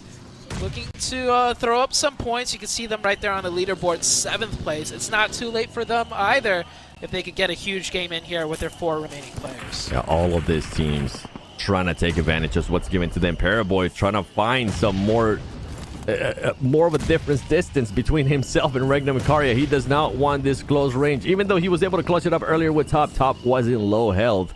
But now Regnum Karya having to do a little bit of shimmy, having to dance around, as now they're getting the attention of just about everybody. Not only Next Ruya, Vampire could end up being the ones to third party them as well if Next Ruya ends up disappearing. And on top of that, you have Rejects on top of that tower. Regnum Karya staying alive, and this is the fight that I wanted to see, and it does end up happening. Vampire Esports against Next Ruya. Players are going back and forth. They're trading them around. Next Ruya with the height advantage. It should be an easy cleanup here, as it is going to be a 3v1. Only Stone is the one alive. Now it's going to be actually only Tony K in the smoke, and that is an easy cleanup right there for Next Ruya against Vampire Esports. Yeah, big pickup for Next Ruya. Vampire Esports, that position may look strong, but honestly, they needed some other players, other teams from the high ground to kind of help out. But Next Ruya found a timing where it was an isolated fight. Now S2G's here looking over, but the fight's already done, and Next Ruya gets that full reset to Next Ruya back up to 4. S2G with 4. We have 3 teams with 4 players still up this late into the game, and we only have 5 teams left actually, and it is only going to stage 6.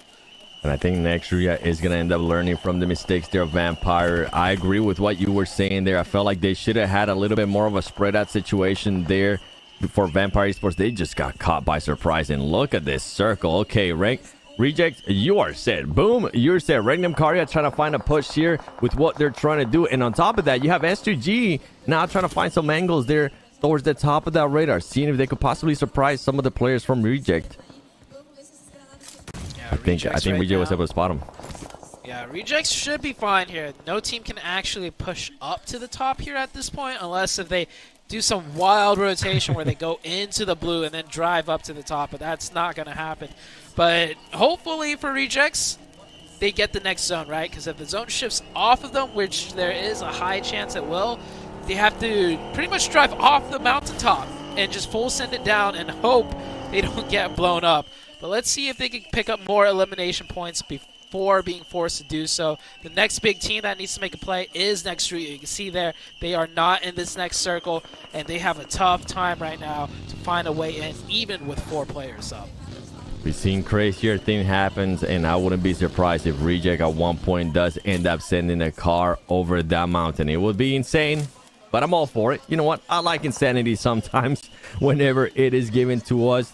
And yeah, with SCG, I don't think that we're going to be sending anybody into that zone. If they would have, I would have been pleasantly surprised. They just wanted to get a little bit closer and make it harder for Reject to get some angles there on them, as they are towards the south of Rejects. And Next Ruya trying to find their way in.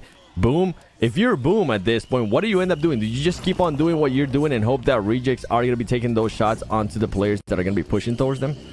Yeah, exactly. I think Boom is relying on the fact that the teams on the hilltops will provide some help if they get crashed up straight. So that's why Boom is holding more of a spread still rather than condensing into one building. They know they have a opportunity here with other teams over the top to kind of rely on them for support. And Nexteria knows that too, because Nexteria has 4, but they're not full sending any compounds. They're trying to work the outside to see if they can find any openings, but I don't think they know that Regnum Karya on the outside has 4 players up.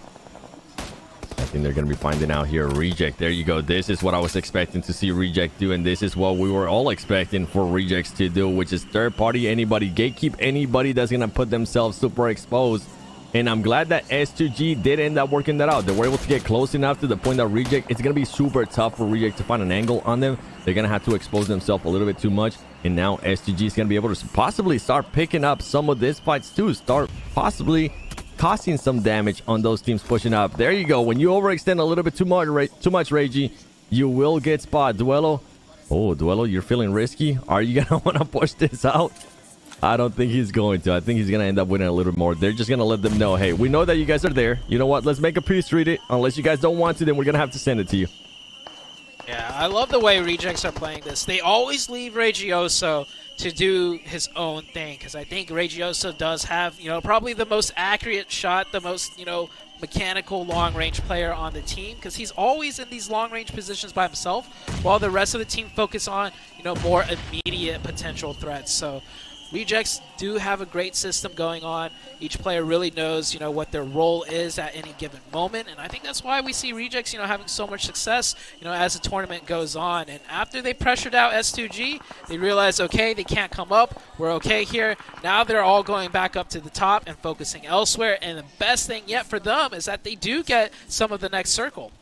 They do get the circles. We know what Reject can do whenever they do end up getting blessed by that circle. Meanwhile, Regnum Karya, one of their players, trying to get an angle there, waiting for Reject player to just stay still long enough.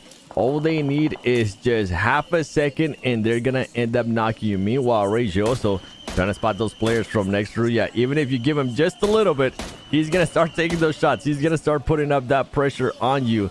Seawolf currently within that smoke, and he knows that he cannot push up just yet, as Frozen is currently starting to get shots on himself as well. Meanwhile, Boom, while all of this is happening, while Seawolf is trying to push up, as Frozen is trying to find an angle to hide as well, Boom Esports are just chilling. They're doing exactly what they need to do. Do not overextend, just wait for the right time. Let all these teams in the hilltop take care of things, and that's it. Oh, you know what? Boom saying, maybe we'll get a little bit into that action. Maybe we'll knock some players as they start throwing grenades and hopefully try to stop Nexteria from pushing closer and closer to them. I love how Regiosa spotted that S2G player at the last thing. Like, wait a second, these are my points here, shooting at the distance. Get back down there. And there we go. Nexteria not able to get much further. Will get taken out. And I love what Boom did right there. Use that vehicle, even if for just a couple of seconds. It's always faster than running on feet, and he has some hard cover now. And S2G, I don't think they can climb up any higher, but they have been getting uncomfortably close to the side of Reject. Rejects right now just looking up and down. There's a team on their north, a team on their south, all getting really close by, but they should be okay from up here still. Yeah, for Duelo, you're trying to see if you don't want to end up sliding off. And S2G, I mean, right now, this is what they wanted to do. They're going to be willing to take some damage from the blue zone if they can get a little bit closer, get the angle even harder for Reject. And ultimately, the closer and closer that they do end up getting to Reject, the harder it is going to be able for Reject to get those shots on S2G. And I think that's why earlier we didn't even see them be... They were able to spot some players from S2G, from Reject, but it was just going to be hard to take those pushes. Here we go. Sarah now making a jump down. They know that Regnum Karya players are going to be here. If he can connect on these two players whenever they do end up picking, that'll be massive points for this team. A team that's trying to take that first place after this match from Alpha 7 for the first time. Could we have a leader change? We'll have to wait and see. It's looking good here for Rejects, though, with this circle. But once it starts closing in, it's going to be a lot tougher, Sute. Yeah, I think Sara right there really recognizes that there's two players that's going to be caught out of the next zone as it closes in. So he's going to get a little bit more over-aggressive and risk getting knocked himself, but he definitely needs to do this. Not let the two members in for free, but the smokes will be good. And that is a good smoke path right there. as Regnum Karya bring their 2 other members closer into this next circle. And we are going into that circle 9, right? And that's where Rejects loses all of their advantage because they have the furthest to go to try and get to the center. And the blue will start pushing them out first. And we have to keep in mind, Boom is still in this as well. This 4-way fight is getting more and more difficult now for every team involved. Boom is in this, but they're gonna have to push out of those buildings that they were in. You can see them have to pay for it, as well as Reject. You mentioned Sarah being able to spot those 2 players earlier. Guess what? There goes 1 knock. Can he convert that into elimination? And he's gonna switch to the other player there from Regnum Karya, trying to see if he can get that knock. He's gonna be able to spot Wild 77K. Easy knock huge for him. Great angle right there by him, and confirming Silas into an elimination point. Yeah, Sara, one-man team right here, handling the entirety of Regnum Karya. He's not done with the last player, but Blue Zone is closing in. He's going to bide his time. And for Rejects, they can actually get... Actually, do they have control of the center? This mountain juts out quite a bit. Rachioso might be near center, or more near center than all the other players right now. But hold that thought, as S2G, Hamzi, right over the top. Rachioso did hear the player. He's cooking the nade. Can he cook it to perfection? But Hamzi peeks out with that DBS. No longer is that nade in hand. He might have to just take the gunfight. Gonna have to take that gunfight. Rage also getting a little bit lucky there as Hamzy did end up missing some shots. The grenades are gonna be coming through. The battle of the mountain goats is what I'm gonna be calling this one, because boy, it is such a tough situation, such a tough terrain to be taking those fights too, considering that you could possibly end up getting shot from some of the other players that are still alive from the other teams. We still have 4 teams. This is the crazy power. Okay, there you go. At least one of them is gone. Regnum Karya does end up getting eliminated with 7 eliminations. Sarah able to make it all the way down. He's probably going to be able to spot the player there from Boom, and he might be able to, if he can connect there with the player from Boom, he's going to be able to switch his focus to some of the other players from STG that are making Regioso's life a little bit tougher. Ooh, Sar really needed that one. That would have been a great point, but he might actually see some of the players on the top. And look at this quick lean peek to the right and to the left. He catches one. The mechanics coming in now. Sara getting low from that grenade, and his teammate Regioso goes down. It is now a 3v1 situation. Rejects will not get the chicken dinner. It will be S2G instead, finally showing up with their, I believe this is their first chicken dinner. 11 eliminations, almost 2,000 damage. Big game for S2G, but I think the main takeaway here is the Rejects team have just now, pretty sure, taken that #1 spot away from Alpha 7.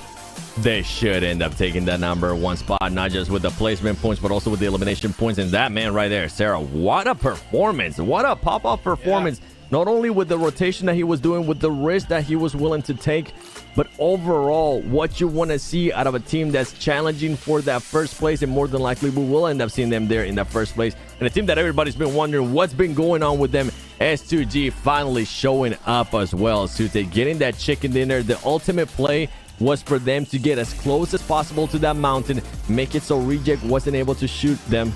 And boy, you couldn't ask for anything better from STG. Yeah, S2G played that pretty much as best as they could, really becoming one with the mountain goat, like you said. And I've never seen a finish like this where teams are constantly just battling on top of this mountaintop, trying to climb up and down, up and down.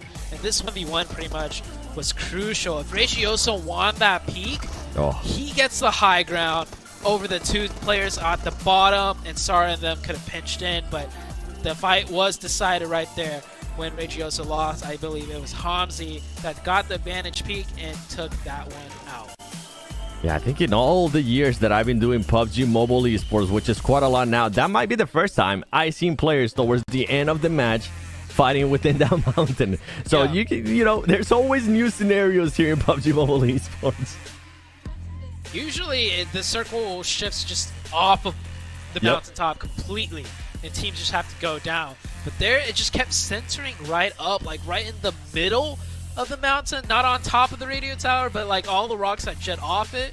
And SCG played that really well, but you know, all the teams played that well. Boom played that well towards the end. I feel like next Ruya could have done a little bit more with 4, but they didn't make a decisive play. Instead, they kind of tried to just creep in, and they just got taken out. But let's have an interview coming up with Kelsey from S2G. Here the player Kelsey for S2G Sports, and they got their first chicken dinner today. Congratulations in the first chicken dinner. You guys were awesome in this last match. And also, I would like to know how this will reflect in the next match, because we want to know how you guys will keep this, to keep the similar performance for the next matches. Sonraki maçlar için nasıl benzer performans sergileyeceğinizi merak ediyoruz. Bu sizin bugünkü ilk chicken dinner'ınızdı, yani ilk zaferinizdi. Bununla ilgili ne hissediyorsun? Aslında kendi oyunumuz bu ama ilk gün oynayamadık. Bugün başladık şu anda.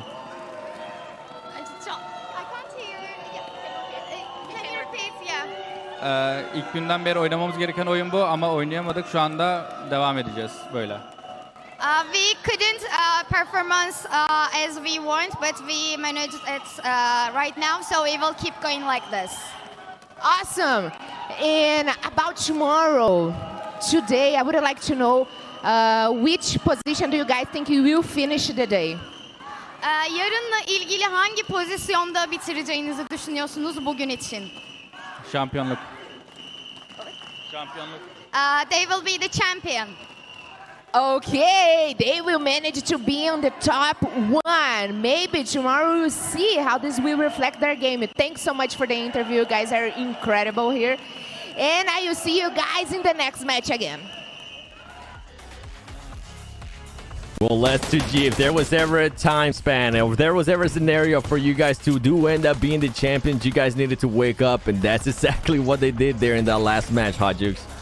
Yes, they did. And you know what? To be able to get a chicken dinner right there just at the start of the second half of this tournament, it was just so critical. It was a must-have. One thing I did notice in this game, and I think we're going to see going forward, is what we kind of talked about a little bit before, how these top teams are going to start having targets on their back. And of all the squads to take down Alpha 7, it was Smoke Gaming. I think it was Yuzu that was talking about that, you know, you know, these teams at the bottom are going to have nothing to lose, right? They're just going to just start pushing no matter what. And I think teams, especially knowing what they need to do, if they do see a top squad and they realize it's them, they're going to do everything they can to take them out, because they have to if they want to try to get some big money here. Yeah, it's pretty much, you know, a must at this point. You need to get the points, and you need to deny points. And what better way to do that than just taking the fight with the top team, especially if you're in that situation. That's what Smoke Gaming did. Alpha 7, you know, in my opinion, played that fight kind of incorrectly. It looked like some of the players weren't really synced up together, 7.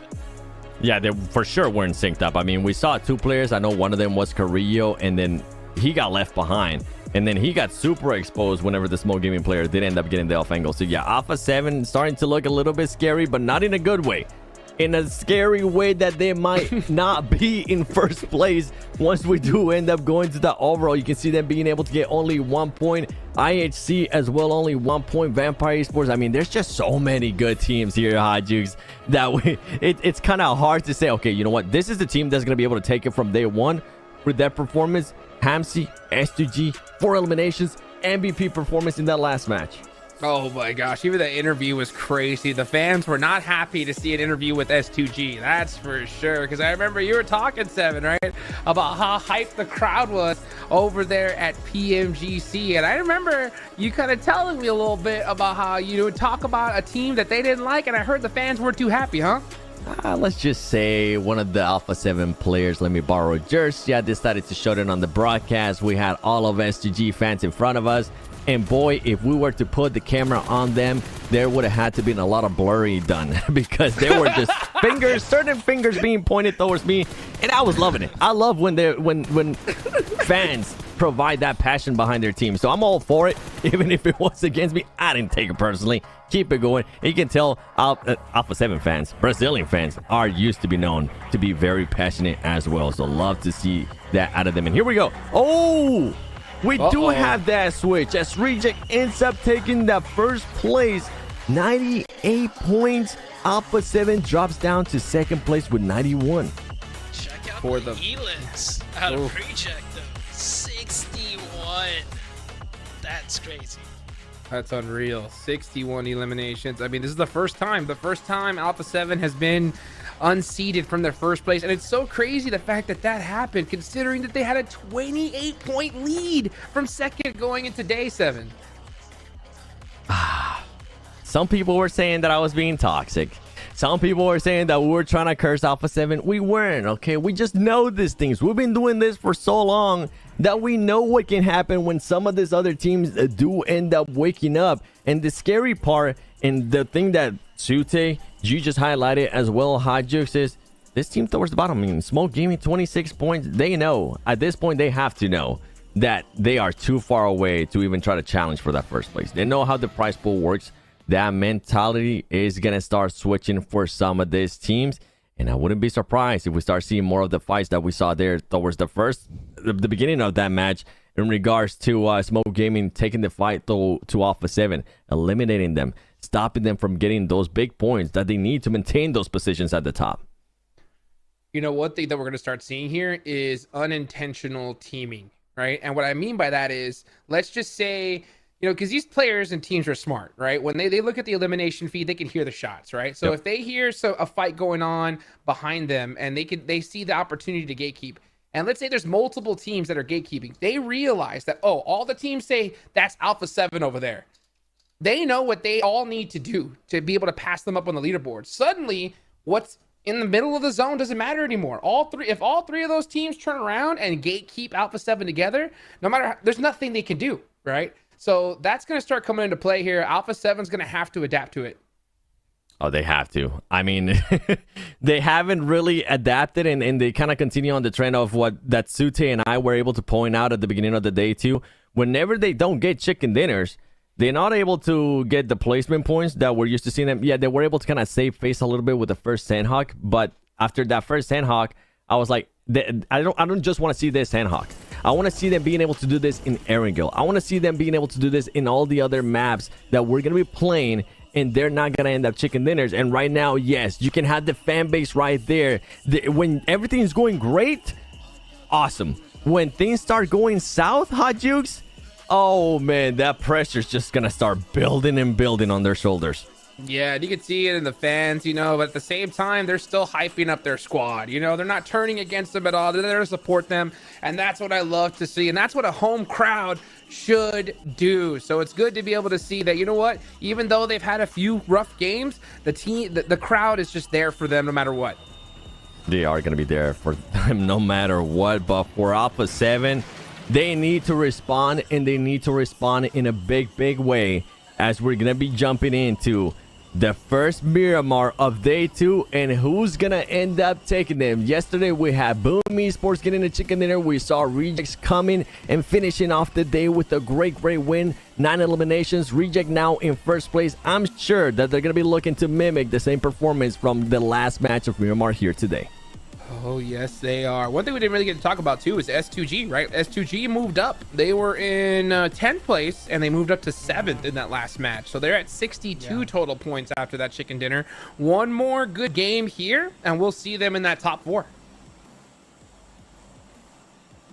If we do get that good game, Miramar, of course, the most difficult map, in my opinion, out of the 3. So it really comes down to those circles and those rotations. S2G, time for them to, you know, step it up even more. That was a big win for them, and you heard in that interview, I believe they asked the player, you know, where do you think you'll end up? What's your mentality going into the next couple of games? And he said champion.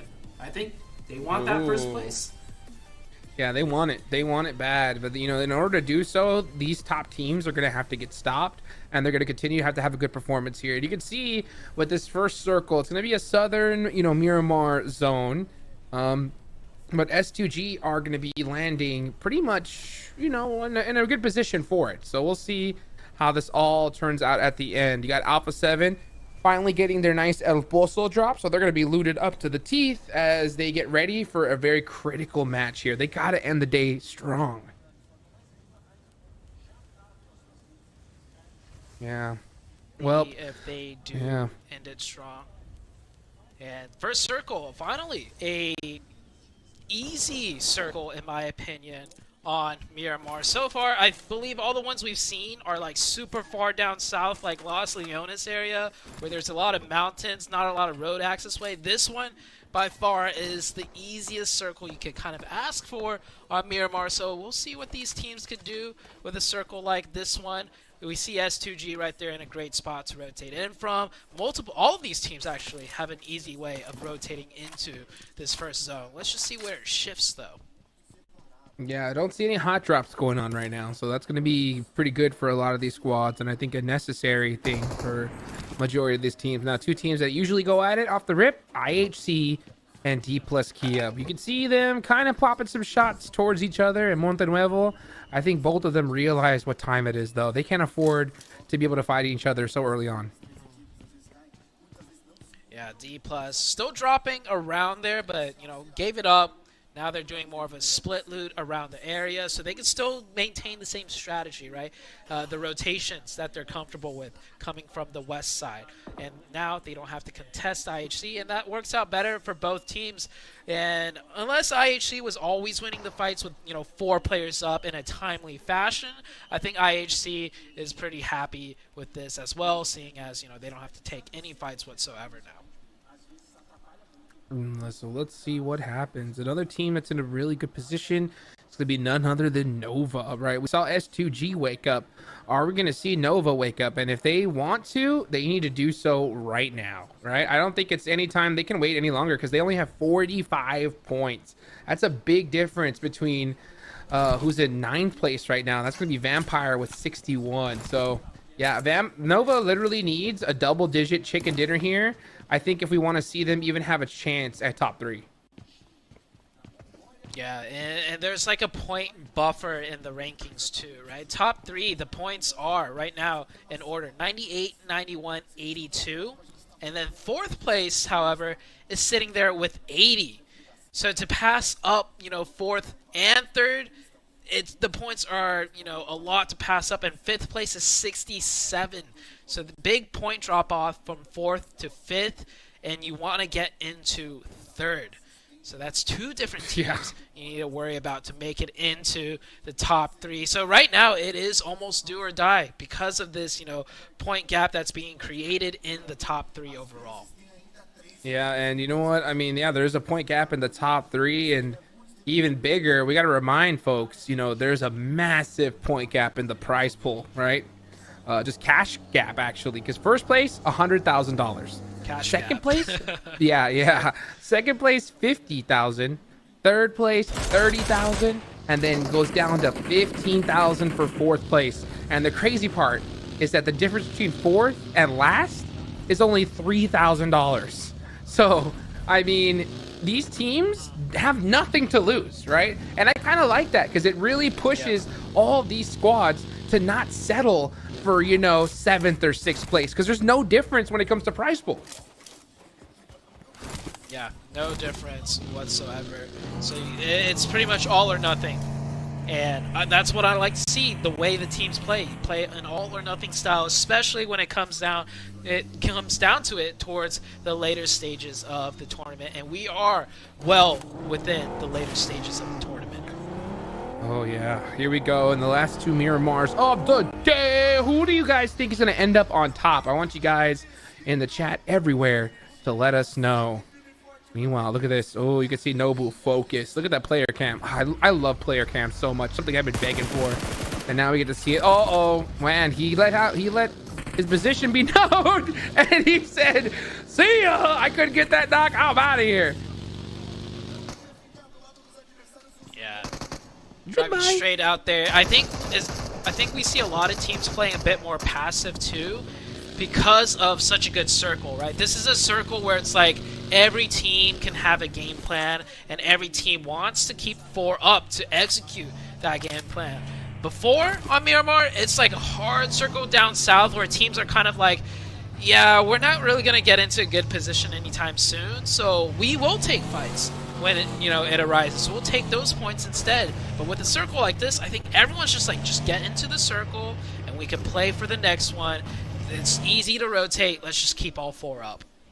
Yeah, and I think all these teams are kind of realize what's at stake because you got to think about it, right? Because of how this prize pool is positioned. There's no difference. Like there's a very small difference between fourth and last place. Like I mentioned, only a difference of $3,000. So you got to think about it. All of these teams, fourth on down, they're in the same boat, right? So they're all going to have the same strategy. The same strategy is this: take out the top teams, get a bunch of points. So when all of the teams have that same strat, Zute, these teams at the top really have to be careful here because they have literally the entire lobby against them. Yeah, well, guys, this is going to get intense here as I start looking at this circle. It's only stage 1. It's still in the same position that we saw before. The only current teams that are sitting outside of it are going to be IHC, Next Korea, D plus Kia already moved on in. And we got Zebra Master. Looks like they were just shooting some shots, having some fun there. Okay, you know, I guess you got to get a little bit warmed up. I will say, I am pretty proud of how Zebra Master has performed so far. You know what I'm saying? I think the fact that they have, you know, this is their first tournament coming on in at this level. The fact that they've been able to win some fights against top teams, I think is a good sign for them. Definitely so. And these are like a lot of veteran squads as we do get into a fight now. Regnum Karya against the likes of, I do think that's actually Boom pushing up onto this position. Now this is a very early fight. You can see we have all 64 players still remaining because this is such a nice circle. Everybody has a nice piece of the pie. And actually the circle hard shifted to San Martin. That might increase the pace of the action, and Boom saw that shift and they realized, okay, we got to get this fight done with quick. And they are ramping up the aggression. Regnum Karya lose one player. Boom on the advantage, and they have one player in the far back line providing overline support fire. The 2v1 isolation on the left side, it is good. Boom are dismantling Regnum Karya. Great play there. They realized that they had a player isolated, and then Boom Esports went for the instant 2v1. They are taking apart Regnum Karya piece by piece. Losing Silas is going to hurt big time, but I did hear some shots coming from down the way. And is that the final player? Yes, it was. And that is Regnum Karya out of there. The 5th place team going out early is going to hurt. Yeah, oof. Regnum Karya, they really needed to do well in this one. Sitting in that 5th place positions, they have a chance, and they still do, even with a huge donut from this game. Here comes Hi-Fi, looking to get into the action. Now, this is one team I feel like that is willing to take a fight no matter what the situation, because all we see is them taking a fight early game and then getting eliminated. So let's see if they can do something here as Monkey gets ran over. That's not good. But in the feed, I think I saw Nova get a player of Alpha 7. That's a huge fight. Maybe it was just one of the players that just ended up getting finished. But yeah, look at that. Boom. Still holding on. 5 eliminations. Great start for them, especially considering that they're currently sitting in 6th place. Yeah, not too far behind the top 3, honestly. 61 points. 3rd place, 82 points. That is easily doable. Well, I wouldn't say easily, but we've seen multiple squads in the match with the Chicken Dinner and getting like, what, 20 to 25 points.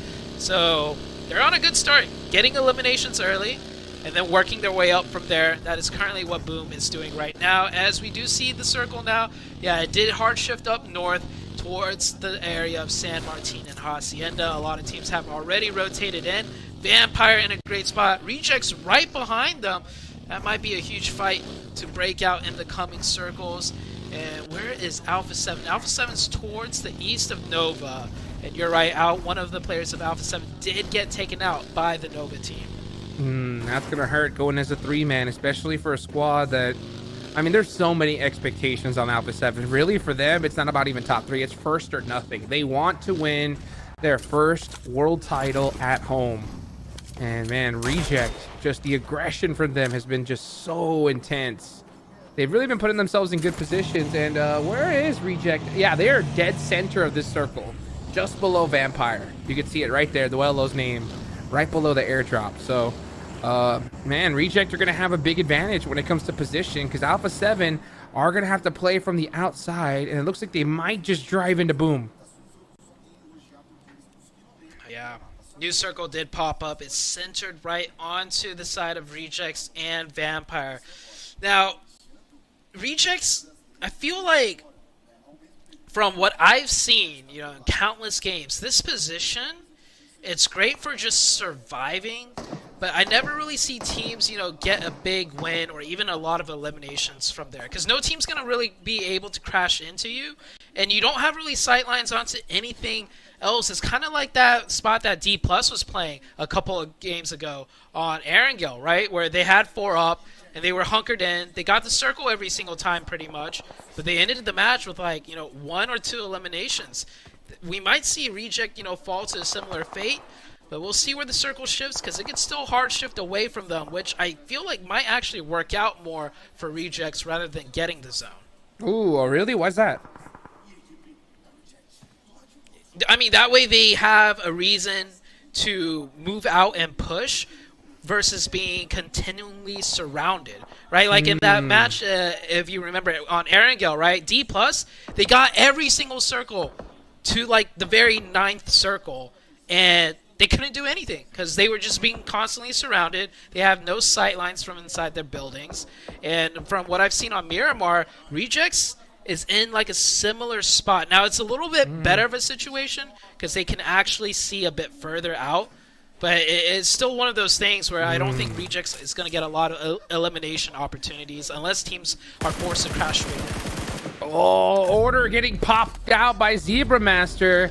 And that is the isolated player. Here they go instantly on the push. And they're going to realize this is Nova right here. Boom, the IGL going out early once again. Not going to be easy. Yeah, the reason why I asked this a question is because I do agree that, you know, D+, that position wasn't good. But I will say, there's a big difference between D+, Kia, and Reject, you know?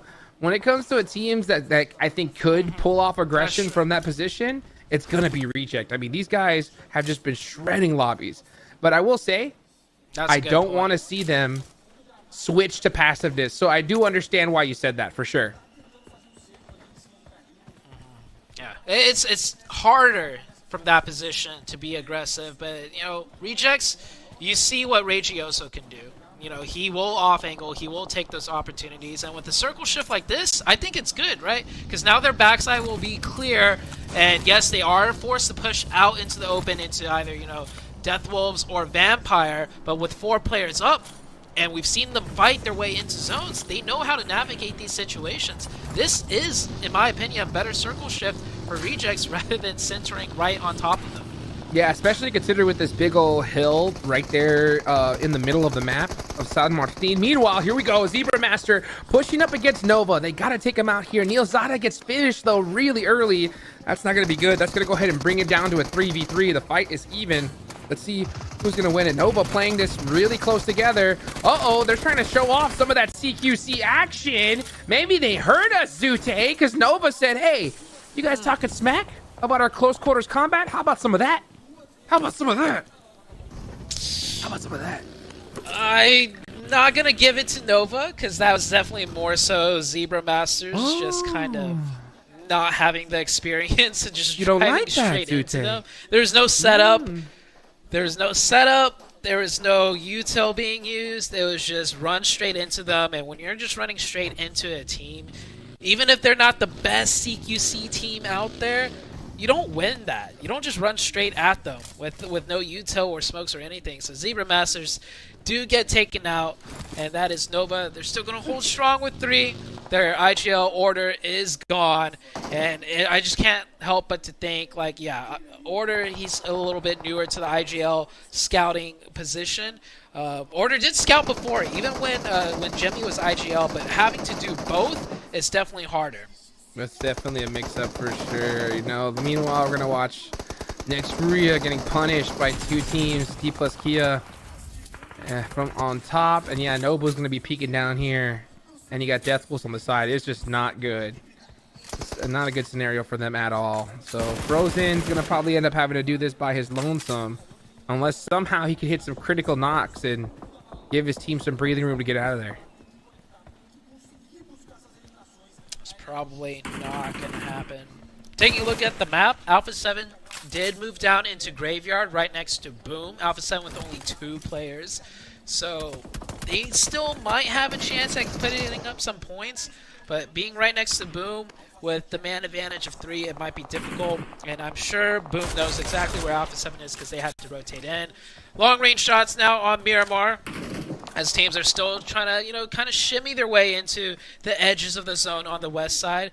Next, Ruya facing a lot of opposition in the form of D+ and Death Wolves. They're fine. But you know what? I'll tell you right now, next Ruya's getting lucky. The fact that D+ Kia is getting punished so hard. If they're able to get this res off and fully focus all their efforts on D+ Kia, they could have a good chance here. Frozen gets the steal. Actually gets 2 steals right there. So next Ruya is soaking up a couple of points. That's big indeed. Great job by Frozen to capitalize on that opportunity in a dire situation. You can see Frozen off of those 2 steals. He's going to make his way further into zone. He knows his 2 teammates back there are kind of pretty much done. Frozen by himself can't suppress all of Death Wolves, so he's going to kind of give up on the team and hope they can make it in on their own. New circle pops up, and we will have to see the Reject team push into Vampire. Vampire does have the advantage, but Rejects with 4 can still make it happen. Elsewhere on the map, it is that fight between Boom and Alpha 7. And I mentioned earlier, Alpha 7 with only 2, Boom with 3. Yeah, it's not going to work out. Alpha 7 goes out, and Rejects can only extend their lead at this point. Rejects still have 0 points overall, though, and with 12 teams left, they don't have any placement points yet either. That is a brutal, brutal loss for Alpha 7. That is not the time that you want to pull out the goose egg right there. So let's see what Team Reject can do. You know that all of Japan is cheering at this point for their squad. Meanwhile, Nova fans are trying to hope to see they can take out Boom. Flyboy has a really good angle on that roof, though. So Nova's going to have to be careful. Remember what we heard before. The CQC from Nova. Getting that knock finally. Gotta hit this shot here. Paraboy. Gotta be able to pull off some close quarters, my boy. Let's see if you can do it. Paraboy in the 1v1. And gets spotted. He couldn't. Crazy. Running into that smoke. Catches a glimpse of him. And yeah, Paraboy does go down. Nova almost winning that 2v3. But it was not enough. Meanwhile, on the west side of the map, things are starting to slowly heat up as well. Vampire, Death Wolves, both on top of the mountain. Rejects will be looking to encroach upon the mountain too. Next Ruya is still alive out there, and they do have a working vehicle. They might full send it into one of the teams out on the west side. We'll see in a second where they go. But Rejects still wary of their backside. Hey, one team we got to give some love to is, hey, Zute, look at Boom. 10 eliminations so far. And they're in 5th place. They have the biggest gap. Wow. Yeah. Yeah. So I mean, with a good performance here, they can finally close that gap and put themselves in the running for 1st place tomorrow. So they need to finish off strong here. Well, let's see. They couldn't have asked for a better start, though. That's for sure. Meanwhile, Team Falcons are finally trying to get things started. S2G just had a pop-off game, looking to have a little bit of a repeat. Actually, not just looking, needing to, but action is gonna say see you later to that player from S2G. Let's see what happens. Who's gonna get this next knock? Team Falcons. STG's in big trouble here. Here comes the red zone from Falcons. Yeah, man, Falcons are surrounding them every which way. Kelsey goes down. He really needed to hold that top side, but with the top side going down, they are getting fully surrounded. They did return fire. Not just one, but two. 2 of Falcons. No, 3 from Falcons go down. Actually, Royals of War. I just caught that kind of third partying from distance. That's what's causing the downfall of the Falcons. And luckily for S2G, Royals of War managed to find some sightlines, and here's the next big fight. Vampire engaged with Death Wolves. Rejects hear this, and now Rejects are going to come in for a huge third-party timing. They steal 1 point away. Newsy goes down. Rejects are going to continue the aggression, and with Vampire really feeling the pressure, they go straight in. Obscure catches them both. Obscure shutting down Vampire. The Death Wolves making some noise here. Another Brazilian squad. You know, the hometown team is pretty excited about that one. Tony K going to be the final player, I believe. Yep, final player up for Vampire. But here comes Reject, licking their lips. They saw Alpha 7 go out, And you know what? They've already passed up the Brazilian brothers of Alpha 7, and they're looking to continue to make that lead even bigger here. And they have the high ground to their advantage. So all they got to do is play this smart, and these should be some easy elimination points for them. The next zone does center up, so they're still in the circle. Yeah. They have time to work with now. Rejects taking their time. And I can't tell if Rejects is playing a little bit slower than usual, or if this terrain is just really difficult to navigate. I hope they're not slowing down their pace, because they've been winning pretty much almost every fight they've taken, especially when they have 4 up. I'm just worried that they slow it down too much, and then the circle closes and the circle shifts, and they have less time to work with. And, oh man, Duelo runs up by himself. Rejects. Maybe being in first place is a curse. They're no longer the kind of underdogs, and the pressure's getting to them, and they're making some mistakes. Well, like I said, you know, once you're on top, all these teams, literally from 4th place on down, are going to be looking to knock you out as fast as they can. And Reject cannot let off the gas. Meanwhile, we're going to watch Smoke Gaming take down the high fives. I definitely want to stay on Reject, though. Let's see what they're going to end up doing with this high ground. Because, like you said, Zute, you know, teams, once they really get in a good position on top and they see Alpha 7 go down, they just think, okay, all we gotta do is stay alive, and they start going passive. But that is not the Rejects game. Their game is full-fledged non-stop violence, and they have to continue that. And they need to keep shooting loot boxes too, because that's been working for them. They do catch out Tony K, and Divine wins a huge 1v1 up there, by the way. Next Rhea is still alive. I don't know how. Wait, how did Frozen even get here? This man has been just sneaking his way through little by little by little. S2G is still alive.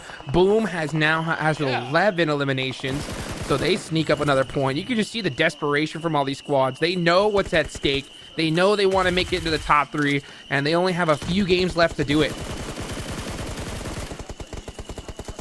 Sara firing off shots, needing to reload the UMP and running out of ammo in the other weapon as well. You can see how desperate everybody is for points. Even when they're in first place, they really need to get more. Firing off shots left and right. Rejects with 3 eliminations and a great circle for Rejects. They get even more time to work up on this hilltop now, as the next circle does not hard shift away from them. Let's see what happens. Yeah, they get this circle once again, which is so critical. Now they just got to creep up and work together. I think they lost a player pretty unnecessarily there. They could have had all 4 up, but they're going to have to get it done with 3. And you can see the crowd is going nuts as Smoke Gaming's at the bottom. This one's going to go all the way down to the last circle with how this zone is. This is going to be a huge game for Boom, because look at Boom's positioning. They have the center locked down. All of the opposition is pretty much stuck on one another on the west side. Boom just kind of needs to worry about Royals of War, but even then, for the Royal team coming down from the north, they're going to come into sidelines of S2G. Boom kind of has this game in the bag almost. And you did call it out. They're already up to 11.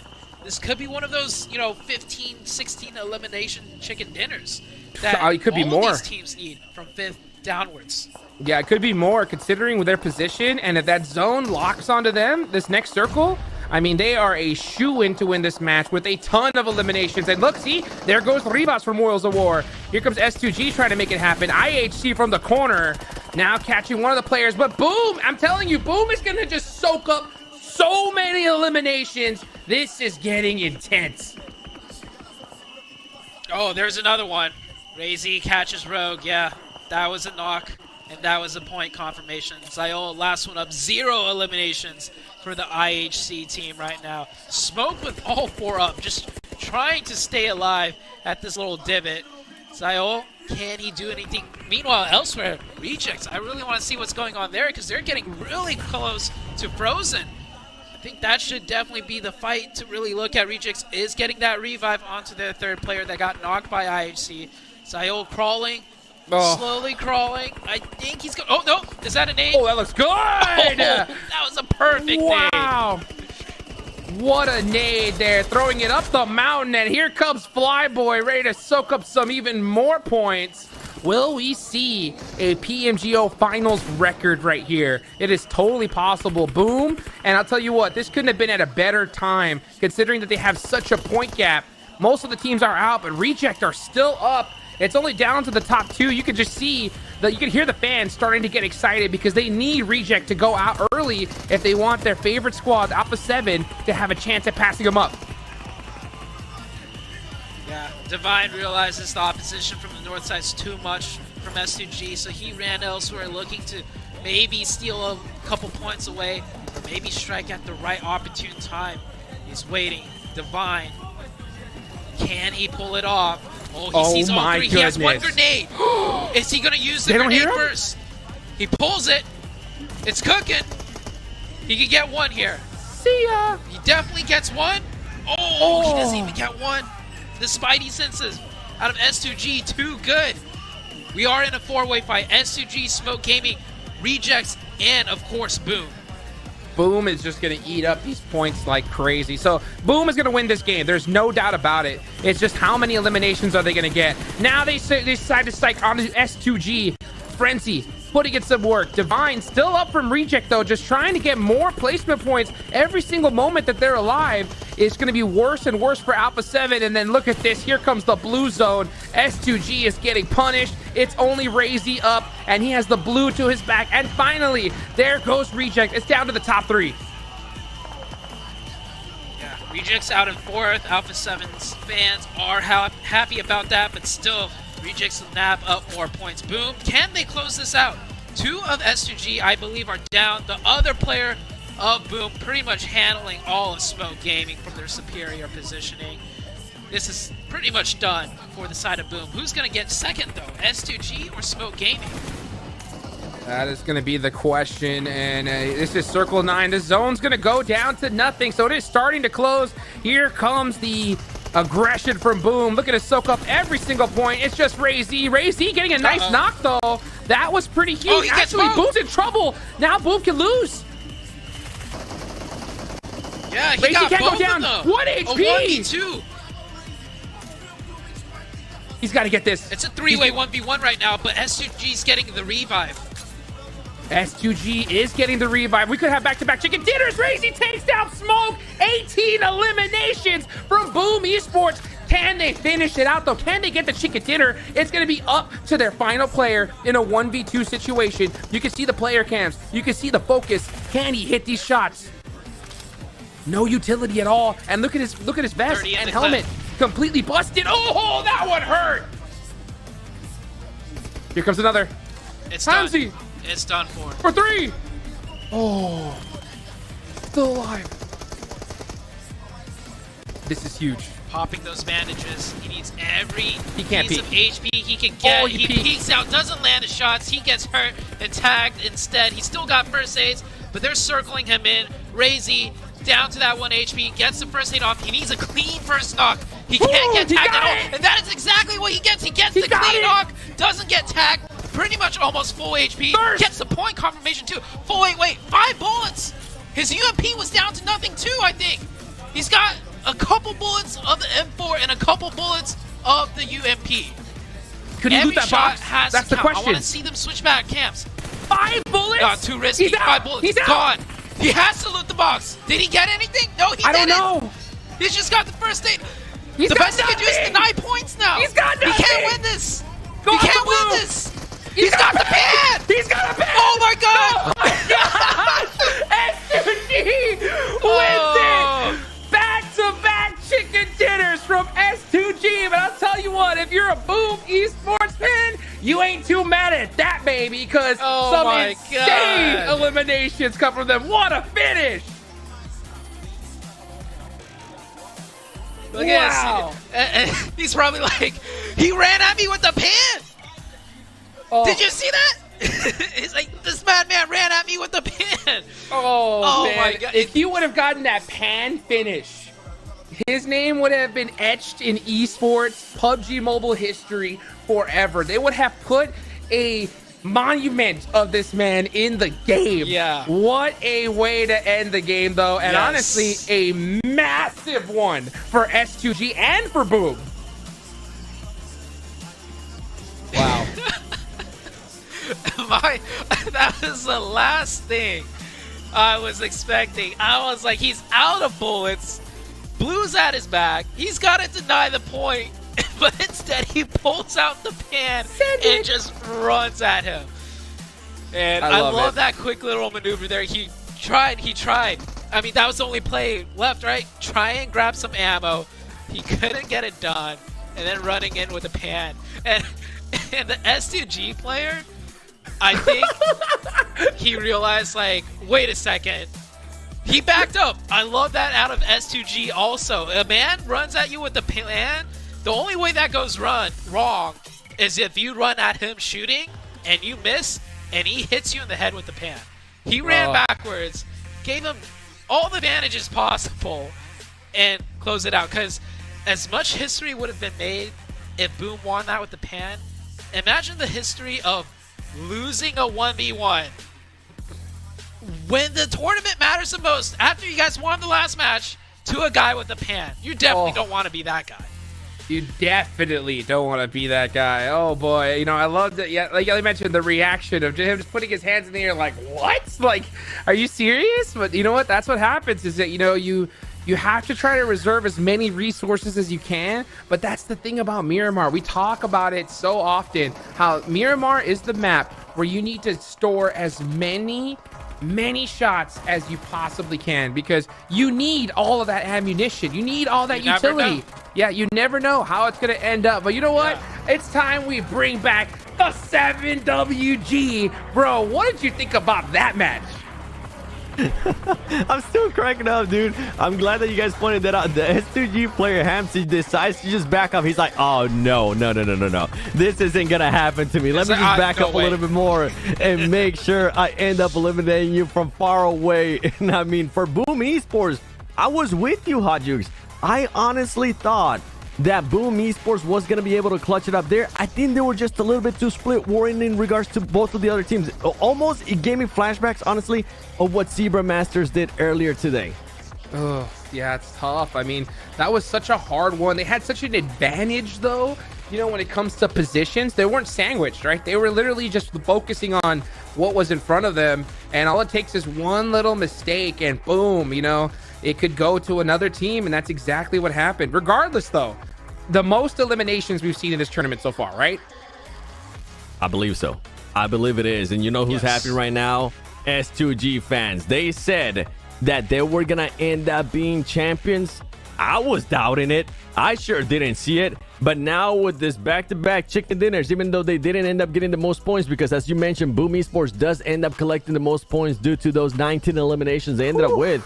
S2G puts themselves in a great position. We still have one more match today, and on top of that, we still have tomorrow, and you never know what can happen in the final day. S2G showing up big here on day 2, and one team that, oh man, it pains me to point this out. One team that needs the points, one team that needs to respond, and it wasn't there in the first page. That's right, Alpha 7, a team that got those 3 chicken dinners in the first 4 matches of day 1. They're currently not responding in the way that their fans want to see, and they're not responding in a way that a champion would need to respond, as they end up with those 0 points. They're going to have to do it in this last match, though. They're going to have to. They have no choice, because now it's not even just Team Reject you have to worry about. Now you have to worry about all of these squads coming in at the last second. And out of all the teams, are you kidding me? It's Boom. It's S2G, right? It's IHC. Huge names are now knocking at the door, trying to hunt down first place, because we were talking about it in the game. Right? There's no difference really between 4th and last place. Very small difference in prize pool. So the whole lobby is going against the top 3 here. Shute, if Alpha 7 doesn't respond here in this final match, do we think that they're done for tomorrow? Like, they're not going to end up champions? Actually, I feel like this... Now, okay. Unpopular take, for sure. I think this is better for Alpha 7. Every single time going into the last day, Alpha 7's in first place and they choke. Now, finally, they could be the underdogs, not have the immense pressure of maintaining first place, and have that kind of not Cinderella story, but like that huge comeback story, right? Like I've said this before. When I was a competitive player, trying to chase your way into the next top position, it always for me felt like easier than trying to hold down that top position. So I'm just throwing it out there. And a small thing to also mention, rechecks, right? They're finally first place. And I don't know if you caught it, but they made a crucial mistake. Is it because they're first place and they're feeling the pressure?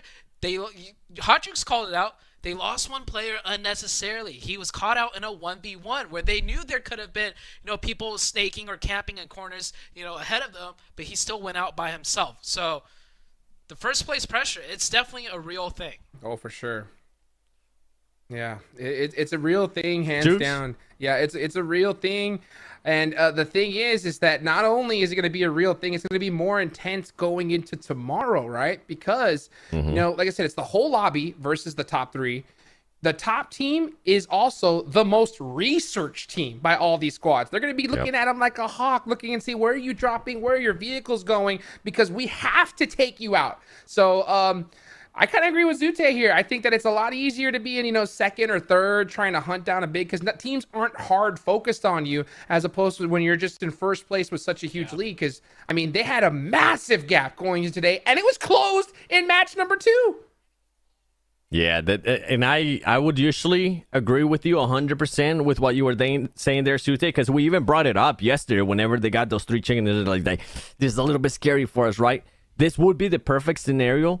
But I feel like they need to find a break in this last match to the awful performance that they have been having so far today. Besides the first game. Yeah, after the first game, 12 plays, 3 eliminations. 13 plays, 3 eliminations. 15 plays, 1 elimination. So you can see no placement points still. And the elims, yes, you're being able to get elims, but not to the likes of what the other teams are getting. They need to find something to break that bad momentum currently going their way and hopefully change their mentality to going into tomorrow, because these players, I seen them before. I seen it live where I just look at Revo and he's just looking down and he's like, man, how are we going to be able to come back from this one? And even though I do think, I agree with you on that, I do think it benefits them not being in first place. They need to end up with the good game here, because if they have just a bad scratch here, as much as you have the audience there, as much as you have maybe family members looking at you, that pressure is going to keep building. I just don't know how these players are going to be reacting to that kind of pressure on the final day in their home country with everything on the line. Yeah, let's be real, right? Teams are going to be looking at Alpha 7 regardless of where they end up, even a good game or bad. So, you're right. I think they definitely need I think they have to. I think I will agree with you. If they don't get a good game here, especially if they go out with a goose egg, I don't think we're going to see them in first place tomorrow. Yeah. I'll be scared to even see them in top 3. Yeah. What are you going to say? I think even hearing that, dude. I can't just hear, thinking of them not even in top 3 just made me, because that's so crazy. Hold on. I want to hear what Sute got to say. What were you going to say? Mental game. Yeah. I was going to say the mental game. You bring up a really good point. Sure, being first place is a lot of pressure, but you brought up how they've been performing the past couple of games. And like you said, if they don't get a good game in now, their mental going into the final day is probably going to be abysmal, and it is just near impossible to continue on from there. Yeah, well, you know what? We'll have to wait and find out. By the way, don't forget about the Realme 12 Pro Plus. It elevates your photography experience with 120 times super zoom and performance in games. And don't forget to try out the new PUBG Mobile 6th anniversary. The new modes, Treasure Lies, where fun begins. The 6th anniversary now available. Enjoy the sky-high spectacle. How to be a portrait master.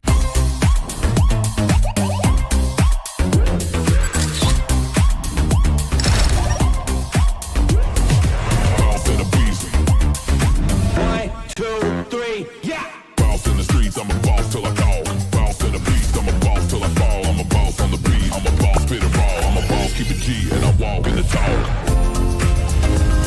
I'm a boss.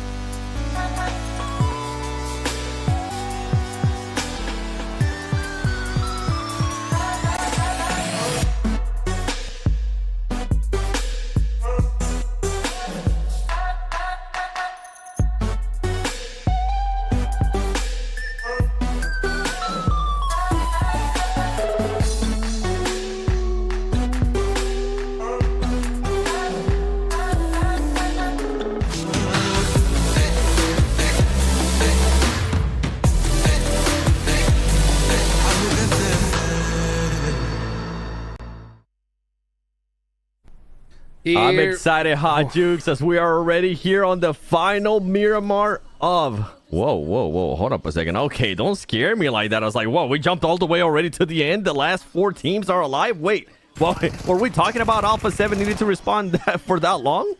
Oh my goodness, look at this. And not to mention you got Death Wolves already taking out Falcons. What's going on here? This is craziness. Last game of the day. So much is on the line. We saw...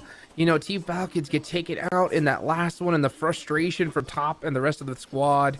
Oh, you could just see him instantly put his hands on his head when he would get taken out. And then now, look at this. I mean, to start things off, down a player is going to hurt big time. We finally get a look at the leaderboards, and they have definitely shaken up.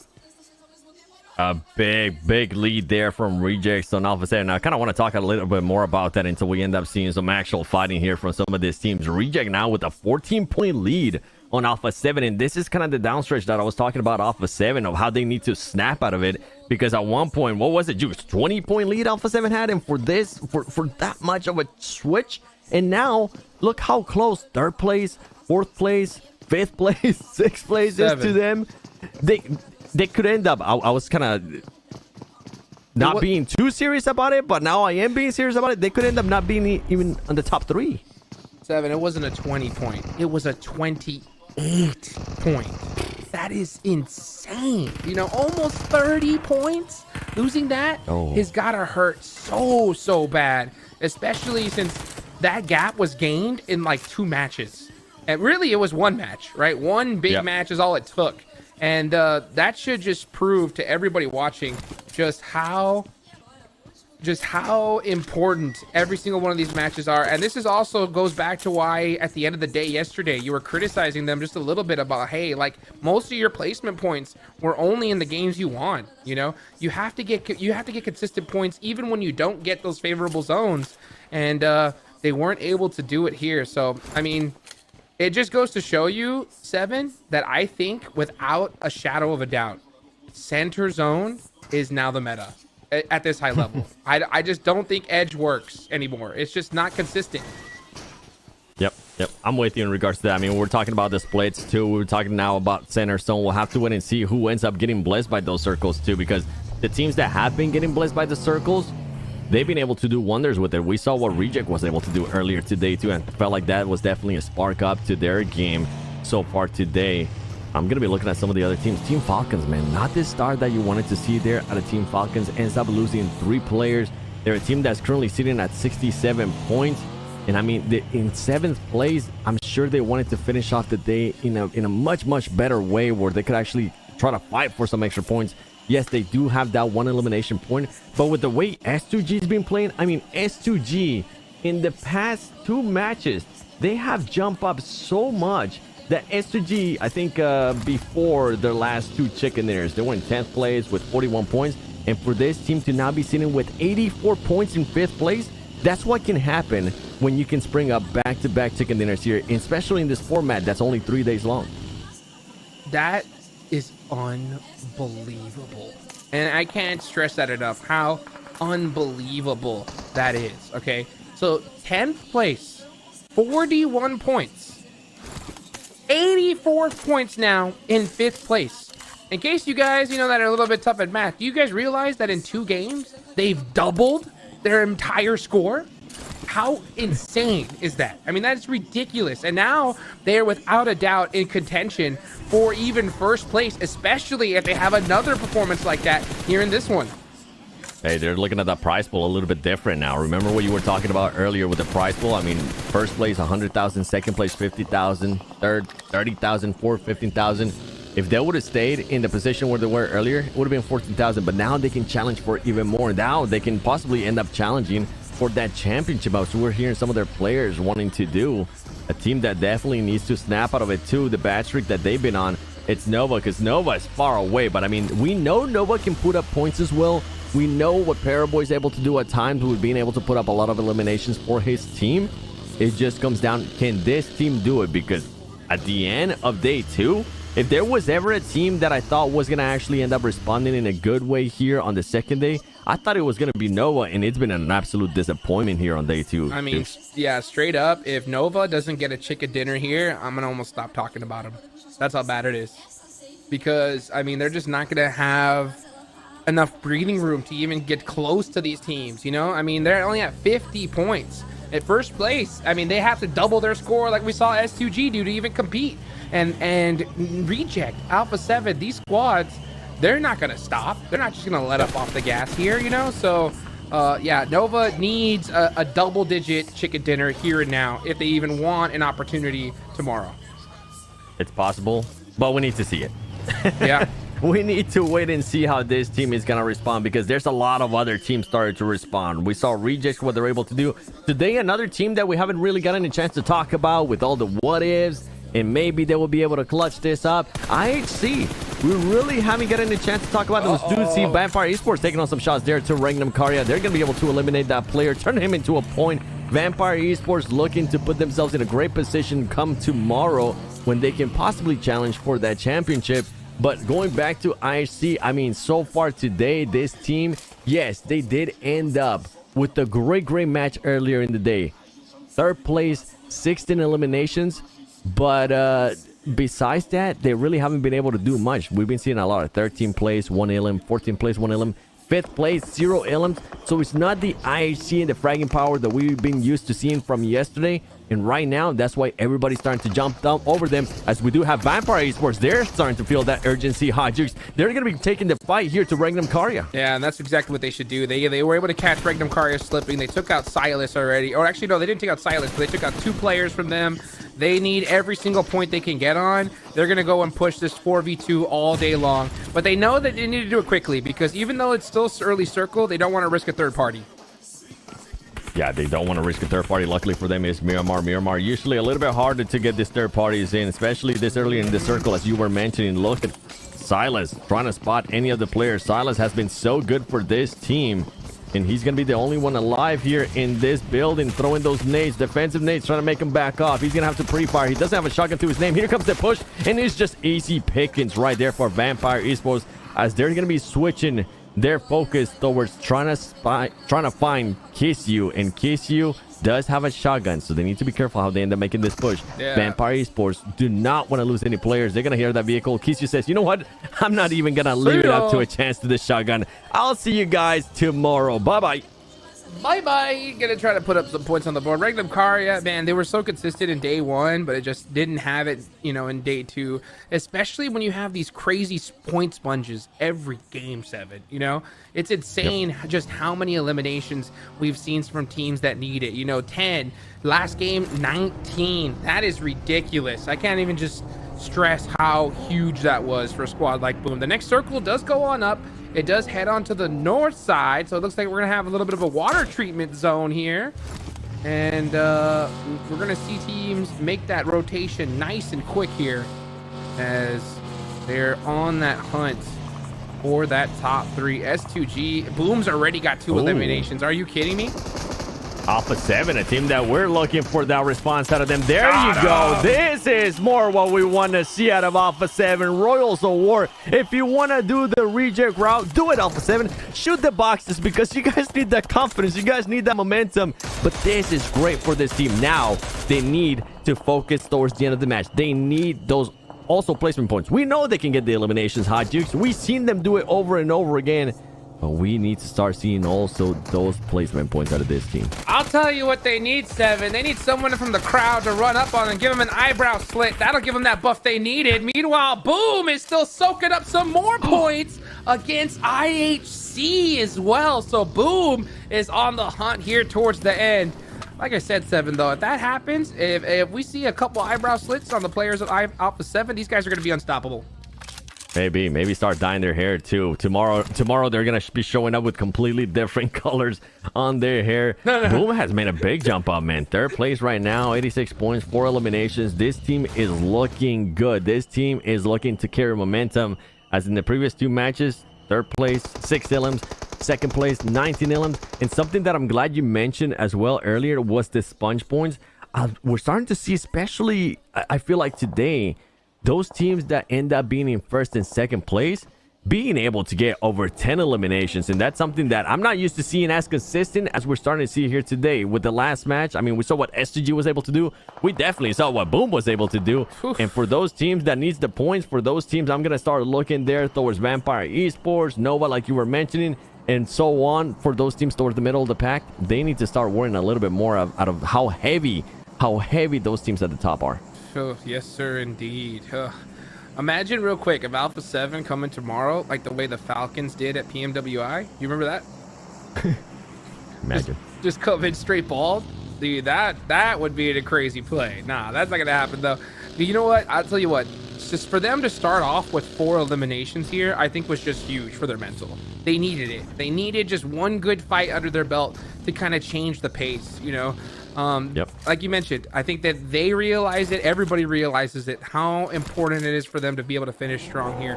Boom had the same amount of eliminations. They're going to catch them if they're not careful. So Alpha 7, we do not want to even see them close to outside of top 3. Their fans don't. Everybody expected them to be continually on top of how after they performed on day number 1, but this team right here is creeping up on them. And honestly, I can't think of bigger rivals for Alpha 7 lately than SGG. Oh yeah, we saw what SGG was able to do to Alpha 7 when they were in their home country. I'm pretty sure at some point Alpha 7 is going to be looking to return the favor. We go over to Hi-Fi's now, the last place team, a team that was confident coming into this, and I'm sure they're looking to create some highlights at this point because it's going to be way too far out of their reach to even challenge for a top 3 situation with the way the points are looking like and with the performances that we have seen out of this team. But anything is possible coming to tomorrow. I mean, they could get 2 chicken dinners, add more highlights to their tally, and who knows, we might end up seeing some of this players getting split up, but in different orgs. It always ends up happening, especially after global events. And with what you were talking about with Alpha 7, I kind of want to echo that a little bit more too. If they can just get some good points here, if they can still be within those top 3, right?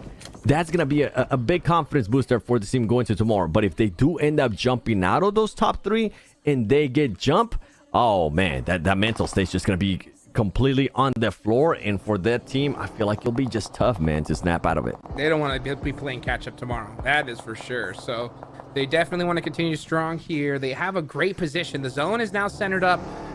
Well, they're pretty much in the center of the circle. If the zone centers up again, they're going to be in a good spot. So we'll see where it ends up going.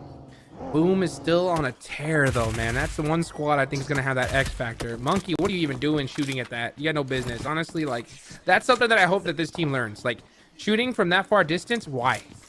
Why? You're not going to get the knock. Even if you do get the knock, you're not going to get the thirst. So you're just wasting ammo, you're wasting util, and you're wasting armor as well. So just focus on where you're going to go after the circle. There's no point even shooting. And giving out your position even more to some of the other players too. Keep in mind, these players are pros for a reason. They'll be able to recognize what sound some of those guns are making. We're talking about Alpha 7 earlier. Look at them. They're going to be finding themselves in a good position here already within this circle. But earlier you were talking about the meta is going to be towards the center of the circle. And a team... Let me just rub my eyes real quick. Is that right? Yeah, S2G is currently towards that center of the circle, Hot Jukes, as Nova Esports is losing players to none other than Zebra Masters. Man, everything is just going the wrong way here for Nova Esports. And honestly, Nova in this like water treatment area, this is usually their circle. I've seen them dominate from positions like this so many times before. Long is just pushing. What is going on here? Long and Paraboy looking to just head straight into Vampire Esports. Yeah, Nova just, you know, not really looking too hot here today or in this tournament so far at all. I wouldn't be surprised if next time we end up seeing Nova, we're going to end up seeing some roster changes again with the way they've been playing this tournament so far. Because I think Nova right now it's needed not prelims. working out their way. I think they really I think Nova needed some prelims under their belt, you know? I think they needed a good little warm-up tournament just to kind of get a feel for this lobby, feel for this area, because I've said it before, LAN's a different story, folks. Try to listen to footsteps when you got whistles blowing at max volume right in front of your face. You know what I'm saying? It is not easy for sure. So, but we're seeing teams adapt, right? I mean, Reject all the way from Japan, putting in work. Boom has been really, really getting it done here, especially if they're able to take out next Ruya right next to them. Yeah, and the firepower Boom has been able to showcase too. I feel like that's what was impressive to me. We always talk about teams that can make those jumps, that can make those leaps. As we're going to be switching over to the fight here with Vampire Esports and Nova. Nova being eliminated. It's only going to be just 2 players alive. And if I'm not mistaken, it's going to be none other than Paraboy being the only one alive for that team. And you can see, man, they usually don't give much emotion, but it's not looking good there for them as Falcons. Team Falcons, a team that definitely needed the points as well. We've been hoping that there will be a snap out of their bad streak here. Gets caught out in the open, and that's it for Team Falcons. They end up getting eliminated, and now Alpha 7 on the sides of Boom, and we know what Boom can do. I can't. Dude, look at that laser shots. That's crazy. Even from that distance, Flyboy had to peek back. He was just kind of like wondering, like, okay, let me make sure these guys are still looking in this direction. Popped a couple shots, and you can see that even these top teams, they're not trying to take crazy shots. They're trying to gather intel. Maybe they'll shoot 1 bullet, just single tap, because they can afford to lose, 5-10 bullets, but they're not spraying like crazy, just dumping resources. And the thing is, you can't even give these teams like an inch, right? Earlier, when was it? I think it was in Erangel when we were casting too. We saw one player from SCG just standing down in the open for barely a second. And as soon as somebody spotted him, okay, you're knocked. Yep. Zero breathing room for a lot of these teams with the skill that we have available here at PUBG Mobile Esports. Boom Esports, though, 4 eliminations. They know, they probably have an idea where Alpha 7 is going to be. They don't know that it's Alpha 7, but they at least know where that team is going to be at. And boy, if they, for some reason, do end up knocking somebody from Alpha 7 and confirming that into elimination, and they know it's Alpha 7, I wouldn't say that we'll see them rush. I wouldn't say that we'll see a big difference on them, but we'll start seeing them focus a little bit more towards that area. Focus on seeing if they can maybe get another angle on a different player and harm their rotation a little bit more. Let's see what's gonna happen here as the next zone is gonna start creeping up. This is that planning phase, folks. This is gonna start getting intense in the next few minutes. Boom, looking to hold down next Rhea a little bit longer. Paraboy gets a knock on a doozy. And here comes the rest of Tony K, the rest of Vampire Esports. Tony K looking to punish him. And Paraboy's finally saying, oh, I got a little bit of CQC still left in me. But I think that's going to be about it, because here comes the rest of Vampire. And yup, that is going to do it for Nova today. Stone with the play right there, and something that I keep seeing more and more of Nova Esports, especially when we get into the close quarter fights. I don't know if they just don't like using them, or I don't know if they're just not running across them. But Nova Esports not really using those DBSs as much as we're used to seeing some of the other teams, and I feel like that could be a big meta difference between the global region and what they're used to seeing over there in China. Next, Ruya being very close here to Smoke Gaming. Next, Ruya currently in 4th place, trying to keep on challenging there for that championship spot, that first place. And so far, they've been able to do everything that they need to do. High fives. A team that's in last place. We're wondering what we're going to be doing, and this is what I think they're going to be doing, especially right now and possibly tomorrow as well. They could be hindering some of the teams that could challenge there for that top spot. As we saw, they are not scared. They are not scared from a fight between those top teams, as you were able to see in the qualifier finals. Well, I'll tell you what, I mean, they're not scared anymore. That's for sure. I mean, they got nothing to lose. They're at the bottom of the leaderboards here. If they go out, I mean, so what? So they have everything to gain here. And I think we're going to see teams like Hi-Fi's, D plus Kia, or we should, right? See them just go all out, just push everybody, because that's the only thing you can do. Like, I want to see Smoke Gaming and all these teams just get unbelievably aggressive, because they need like chicken dinners every single game if they want to stand a chance. I mean, so what if you go out early? It just doesn't matter at this point. There's no real big difference in prize pool. Yeah. And talking about that, is starting to be a little bit more proactive here with the positioning. Great position by SCG. They're looking at everything. They're looking at see where they're going to be able to get some points. If this team can go back to back, not only like Drake, they're going to go one more, 3 chicken dinners in a row. That would be insane for this team, and we will see an even bigger jump up in regards to the leaderboard, depending on what ends up happening there with Alpha 7 and Boom Esports. Boom Esports is going to have to worry about next Rhea. Next Rhea being able to spot one of the players there from Boom, and Razy gets knocked by none other than Swain. Swain's going to be able to spot another player. Oh, he moves just in time, but this was the opening that next Rhea was looking for, and they're going to be full sending it. They need to be careful, though, because Pombin from Boom Esports does have a DBC to his name, and we know what these teams are able to do with that DBS. Very close by. They're having to slow it down a little bit. Next, Ruya, Kane with a shotgun to his name as well.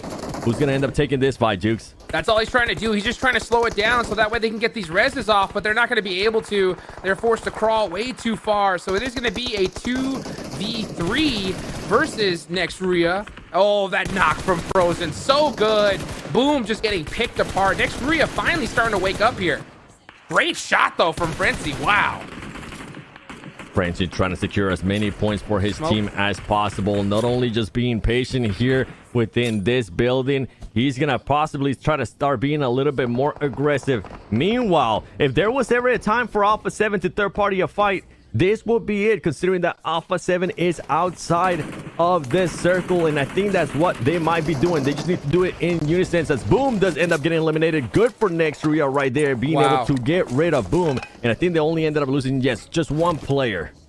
And then here comes Frozen. Gonna go ahead and get that Reza or get that heal off as fast as he possibly can, as they are playing on the edge of the circle. There's only 2 minutes and 20 seconds left on the clock. They're going to have to push up here. But like I was talking about, when it comes to these teams that desperately need these points, right? Nextria are in a great position, so they have to still play this carefully. But the rest of the squads, there's still 4 teams at the bottom still alive. They got nothing to lose. They got to go crazy here. And here comes Smoke finally looking to make the push. Yeah, somebody that's not scared to make this push is going to be Smoke Gaming. Nextria, though, they were able to heal off. They were able to get themselves set up now.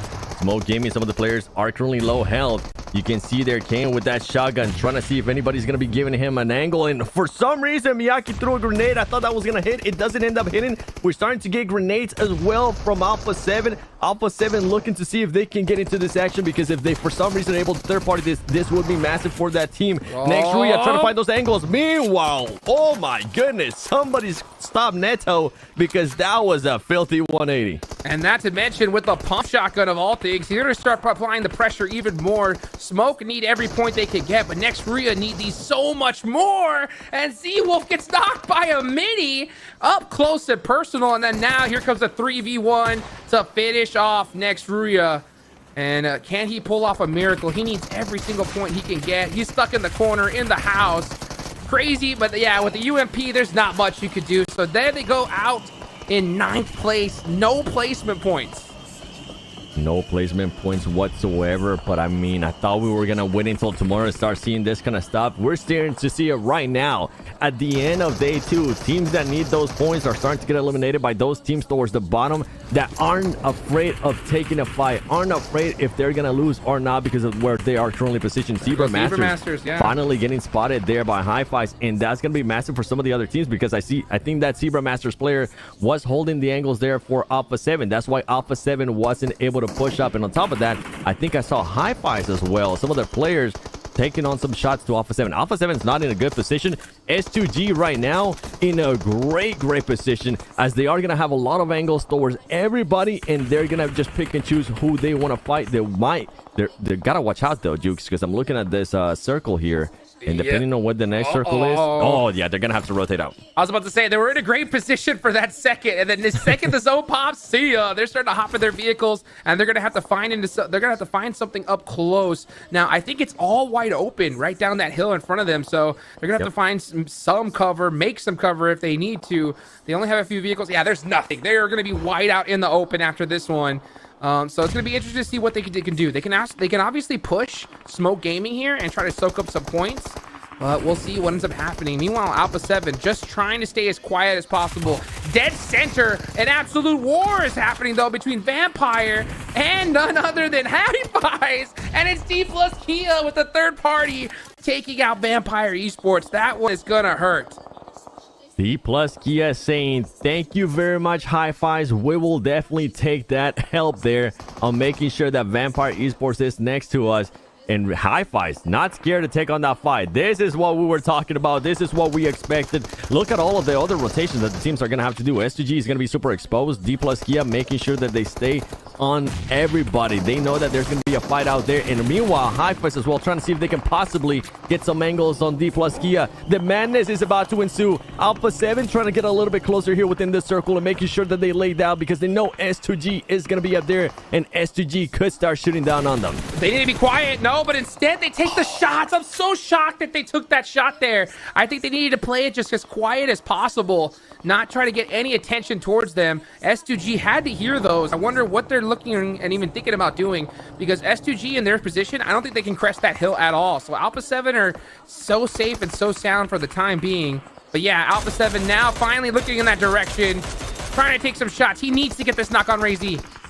They have to shut down this angle. They finally do. What a clutch shot there onto S2G. And luckily for Alpha 7, it was actually D plus Kia that was able to save him there. But now Alpha 7 is just in such an open spot that everybody's taking shots at them. It's not just S2G. Now it's D plus Kia. And on top of that, it's going to be Rejects, and it's going to be so tough. Reject right now in a great position, and they're going to realize that that's Alpha 7, so they're going to make sure that they eliminate them and create a bigger gap. Reject with all the 4 players looking good. I feel like that's going to be it for Alpha 7. Alpha 7 only going to be able to get 5 points there in regards to eliminations, plus the placement points that they're going to be getting. Right now, though, D plus Kia in a great position here, but Reject, you can never give up on Reject. All these teams are truly on a high momentum when we talk about Reject and S2G. Which one is the one that's going to come out on top? That's going to be the question, and that's why I was so shocked that Alpha 7 took that shot. I mean, I think at the same time, he was hoping to get that initial knock so they could push on the D plus Kia, but at the same time, they weren't even looking in that direction. So I think Alpha 7 should have just tried right then and there to just go for the drive. You know, crash on the compound, you know, see if you could take it, because you're going to go out no matter what if you stay there. But you know what? You still have Revo still alive, so he's outside of this zone. He's just trying to get as many points as he can. It really is up to S2G and to Reject to make it happen. But then now they're out of circle, so we could see a win from the 2 bottom teams here. Oh, Rebel being able to get himself there within this zone. All these teams are distracted. There you go. S2G is not distracted. Causey said, I see you, buddy. Slow down. Get back to the lobby, as you're only going to end up being in the top 5 situation. Now we're going to have Rejects here versus S2G. And meanwhile, S2G is going to have to be fully exposed to D plus Kia as well. All these teams, this is just such a tough fight here for S2G and for Reject. Meanwhile, Hi-Fi's too is going to be over there next to D plus Kia. Any of these teams can take it when it comes to Hi-Fi and D plus Kia. They're just letting this fight play out, as they're also trying third party. You can see there on the elimination feed, D plus Kia taking on some shots to players from Reject, being able to knock players from Reject as well, and making it easier for S2G. Making it easier for everybody in the lobby, because all the teams 4th on down need to take out these teams of Reject and S2G. Reject's done for. It's just S2G up left. See you later gets the none other than the MG3. So he's going to be stacked. Finds an easy knock. What were you doing there? That off angle taken away. They should be able to get this res, because they have a little bit of an Alamo situation here with those broken walls. S2G, they got that initial knock. They're going to try to do that drive up, but they know they need at least one more in order to get there even somewhat safely. CEO with the filthy angle there on that D plus player. And guess what? We are on your favorite circle, Hajux. Circle number 9. Everything's going to start closing in. These teams are going to be forced to fight. Hi-Fi's, meanwhile, with a bunch of smoke all over their place on their area, but they're not really going to be able to do much at the moment. I don't know who's going to end up winning this. I honestly, if I was to, if you were to ask me if my life was on the line, I wouldn't know. I wouldn't be able to pick anybody. If mine was, I'm betting Hi-Fi's. I think their position is just too strong considering how this zone is closing. S2G is hard focused on D plus Kia here. And with this zone starting to press, D plus Kia actually might push on the Hi-Fi's. If they do, S2G could be at a big advantage. But oh, that nade from Robs was just so brutal. Let's see what happens. Hi-Fi's now finally starting to get aggressive, doing what they need to do. And it's all theirs to win here in this final game of day number 2. And it might not just be it, because S2G still has 3 players alive. We've seen what they've been able to do. There isn't what ifs. There isn't what could happen. This team has showcased it. HiFives, as you mentioned, does have the advantage in regards to positioning here. D plus Kia is going to be out. S2G, all they need to find is just an opening to knock a player. They're going to be running around. I don't think they're able to spot the player there on the roof. As HiFives being able to surprise all these teams, comes out with the win. Hot Jukes gets to keep his life, and I'm over there up in the clouds, baby. Let's go. High fives. I think I learned a little bit of a cloud right here. It's not going to be too high up in the air because they did win the game, but they are so far down on the leaderboard. Yep. Regardless, winning a chicken dinner in a global open like this is a major achievement if you're a team that came all the way from the qualifiers here, Seven. Yeah, and if I'm one of those teams like S2G, like Rejects, looking for those extra points, this is not what I want to see here. That's maybe the least thing I want to see here. The team that was in last place being able to get a chicken dinner, being able to get some eliminations as well, because that's just going to give them confidence. Yep. That's going to give them more confidence than they already came in with. And we've been saying it. They got nothing to lose. You got absolutely nothing to lose. So if you are going to be taking all those points away from the teams at the top, I'm kind of happy, because that means maybe at the top we'll get a bit closer and closer, and it'll come down to a scenario where possibly at the end of the day tomorrow, anybody that's within the top 5 could become a champion.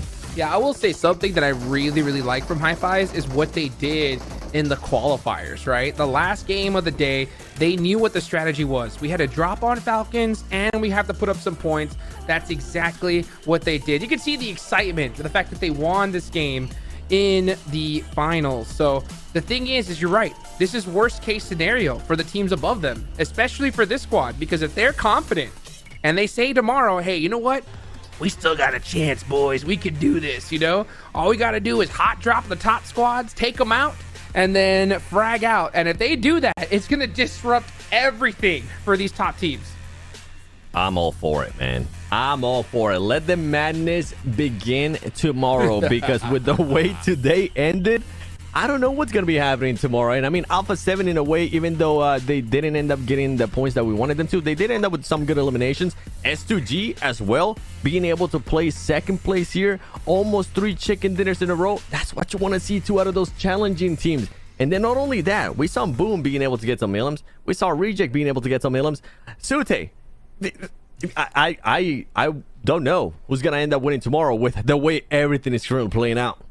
I mean, every finals time, there's always so much going into the last day, and I love the way it plays out. It's always like day one, you have your leading superstar, right? And you think that's going to be the storyline, and there's like maybe 3 teams that you're like, oh, they're going to have a chance. It's probably going to be these 4 teams we watch out for, right? But no, day number 2.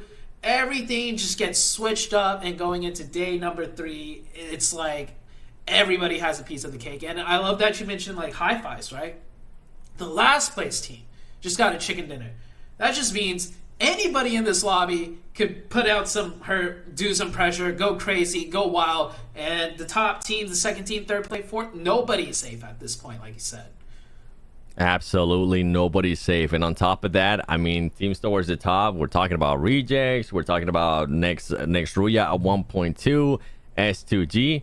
We're still living some big titans out of the conversation that they could insert themselves into the conversation. Look what happened with S2G. S2G insert themselves into the conversation with just 2 matches. And I was the one nitpicking at them. I was saying, where's this championship team? Where's the team that we saw, even though the roster's a little bit different? I know, everybody come down. From PMGC when they ended up winning, they're starting to show up. And the crazy part is you're looking at them right now. One team that I was thinking about, Vampire Esports, Team Falcons as well. Those teams could definitely end up getting some chicken dinners and back it up with eliminations, because we know that they're capable of. We know that they have showed that in the past. Yeah, I mean, the fact that we just saw a team double their points in 2 games, I'm talking about USTG, just shows what could still happen tomorrow, the potential, right? Because you're talking about these other squads, Team Falcons, Vampire, these are all the same caliber teams. These are global, level teams here. So I mean, tomorrow's going to be absolute madness, especially considering that, you know, I gotta stress it again, the prize pool, right? 4th place all the way down to 16th. There's only a $3,000 difference. So if any teams want to double it up and try to get top 3, which all of them do, I mean, anything can happen with leaderboards tomorrow. And not even just the prize pool, too. The honor of saying, hey, we ended up placing this high in a global event for PUBG Mobile Esports, especially in the first ever PMGO for PUBG Mobile Esports. That would be some bragging rights. Hi-Fi's can at least now say, hey, we got a chicken dinner. We got a chicken dinner at a global event, okay? Put some respect on our names. S2G, you heard me talking about them. 15 points for them. Great back-to-back games. And there it is. I was mentioning, I know I keep mentioning them a lot, but it's because I wanted to see them snap out of it a little bit, Sute. I don't know if this is going to be enough, but it's a good start. Alpha 7 there with those 8 points. I think, given the situation, you know, of that last game and how they played it, I think that was pretty good. I think they played it well to a certain degree. I agree with the both of you when they started firing shots down there when they got down to that position. It was a little bit risky, but I feel like they would have gotten spotted out regardless if they shot or didn't. So, you know, when you have 4 players up, try and do something with it. And they tried. Bad situation. I think they made the most out of it. It just all really comes down to tomorrow. And the MVP coming out from Hi-Fi's. It will be Rob Zopp with that 5 elimination streaks. Yeah, I mean, that's very, very good performance from them. And you know what? When it comes to Alpha 7, I'll say this, right? That's what we need to see from them. I mean, that's what we needed to see from them, right? Is when they didn't get zone and they get stuck in a bad position, they put up points. And that's been their problem, right? Is, yeah, when they get the zone, they get a chicken dinner and they go crazy. We know they could do that. But they haven't been able to get something on the board, right? They've had too many goose eggs here. And I think that's why we see them struggle. But so it's good to see them at least put something up 7. Yeah, it is. I mean, they ended up getting their vehicles blown up. If they would have had maybe 2 vehicles there, I think we would have seen a completely different story when it came to Alpha 7. And the push that we were hoping, I know you were mentioning at one point, Hodges, maybe they'll end up just crashing those the vehicle into D plus Kia. It didn't end up working out for them. You know what? It is what it is. At least you finally break that bad streak that you had. You got some placement points. On top of that, you got some eliminations. Good to see a team that didn't get those placement points, a team that didn't get those elimination points.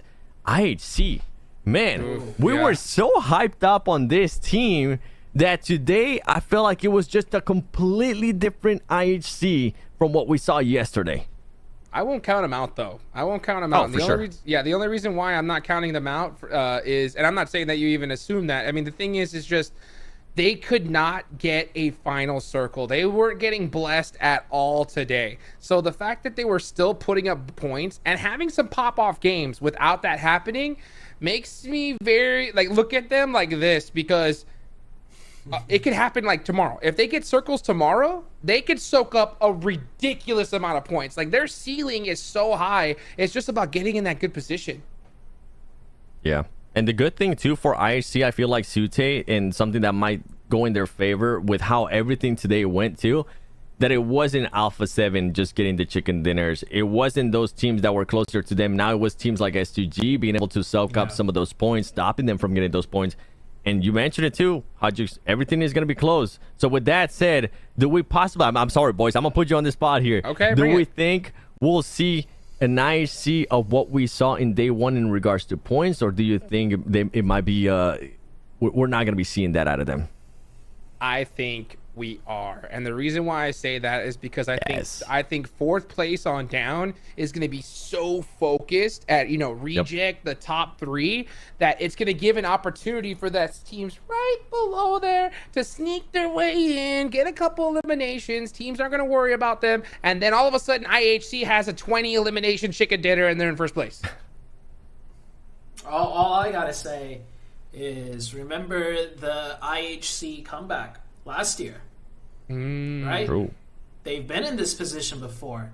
I'm pretty sure last year going into the final day for PMGC, IHC wasn't like top 3. They were like 6th, 7th, maybe like somewhere 5th, like just around there. And then just give them one more day, and then what do you know? They're the PMGC champs. This is almost the exact same situation that IHC was in before. So pressure-wise, they've been here.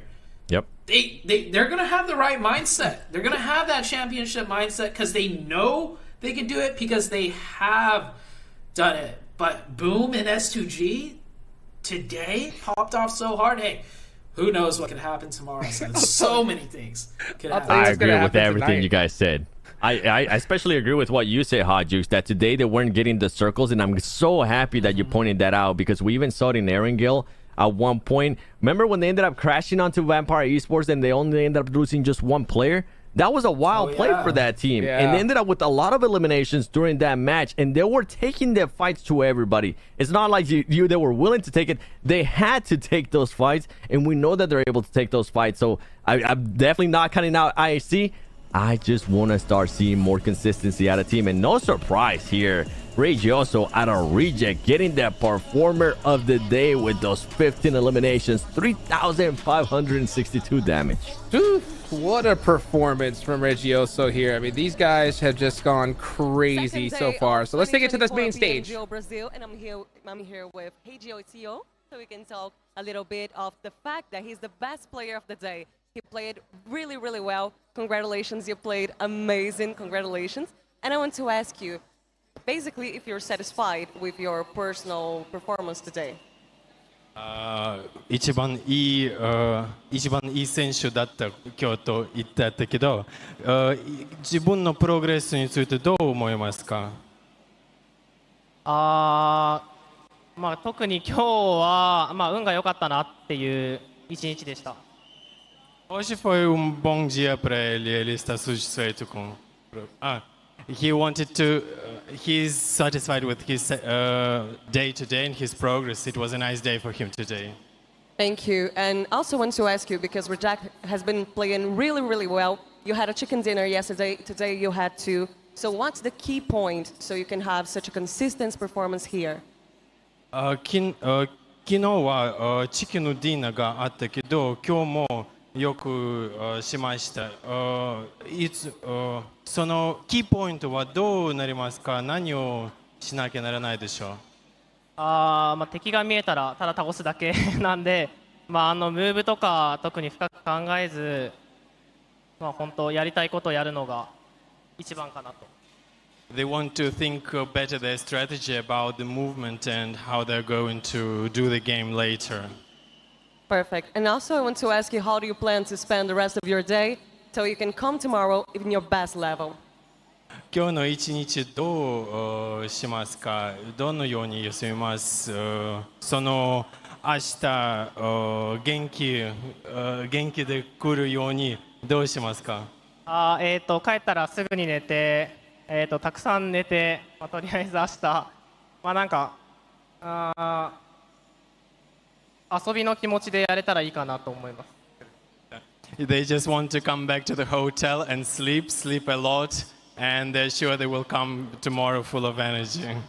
Perfect. And last, I want to ask you, how do you feel about the possibility of winning the 2024 PMGO, especially when it comes to the fact that it's the first international tournament of the PUBG Mobile's scenario in this year? 今年の一番目の国際イベントで、そのイベントで勝つの可能性についてどう思いますか？勝てるかどうかは明日になってみないと分かんないんで、ただ1位を取ってる姿を想像しながら、全員で楽しくやれたらいいかなって思ってます。First of all, they enjoy their time here and they say that they are going to do everything they can to. They will see that tomorrow. Yeah, tomorrow they will come and see how it is going on. Perfect. Thank you so much. And again, congratulations on your performance, not only yours individually, but also to your whole team. You were amazing. Congratulations. And we continue with more content of 2024 PMGO Brazil. Thank you so much. See you soon and stay tuned in your stream. Hot Jukes, Chute, I've been inspired by that interview. I've been inspired by the performance. So you know what? Let me try my Japanese. Performanso, arigato. That means thank you for your performance there, Reject, because boy, it was one for the books as they are currently in first place there with 111 points. And Alpha 7 at least closes up the gap a little bit in second place with 99 points. But look at S2G. This is getting too scary. I mean, I love this, but I'm also like, just like, look at that. Even boom, 91 total points. Any team literally on this first page could make a crazy run tomorrow after what I've seen today. Yeah, I gotta agree with that. After what S2G showed us, right? Like 6 games, heck, even 3 games can turn it around for any of these teams. And maybe not like 11th downwards, like around the 50-point mark, but still, 6 games is a lot of games, a lot of potential. It is going to be a lot of potential, man. Anything can happen tomorrow, boys. Before we end the day, any final words, anything that surprised you on this day too? Oh, I mean, obviously, S2G doubling their score of 40 points in 2 games. At this level, it's unbelievable. I mean, the fact that we're seeing such big point sponges is really making me scared tomorrow. All I know is that I am not envious of Alpha 7 at all. Tonight's sleep is going to be rough. If they get any. How about you, Sute? Can we just fast forward to tomorrow? Like, let's just get it done. It's too much hype. Too much hype, 7. I'm with you. I'm having to monitor my heart here. I'm having to calm down, especially with the performances that we have seen today. We got a chance to see Team Falcons. We saw what they were able to do. Maybe we'll end up seeing them tomorrow, or who knows? Maybe we'll have another surprise on the final day of the PUBG Mobile Global Open Brazil 2024. Make sure you guys tune in. Once again, my name is the 7 Worlds Gaming alongside Hot Jukes and Sute, and we'll see you tomorrow.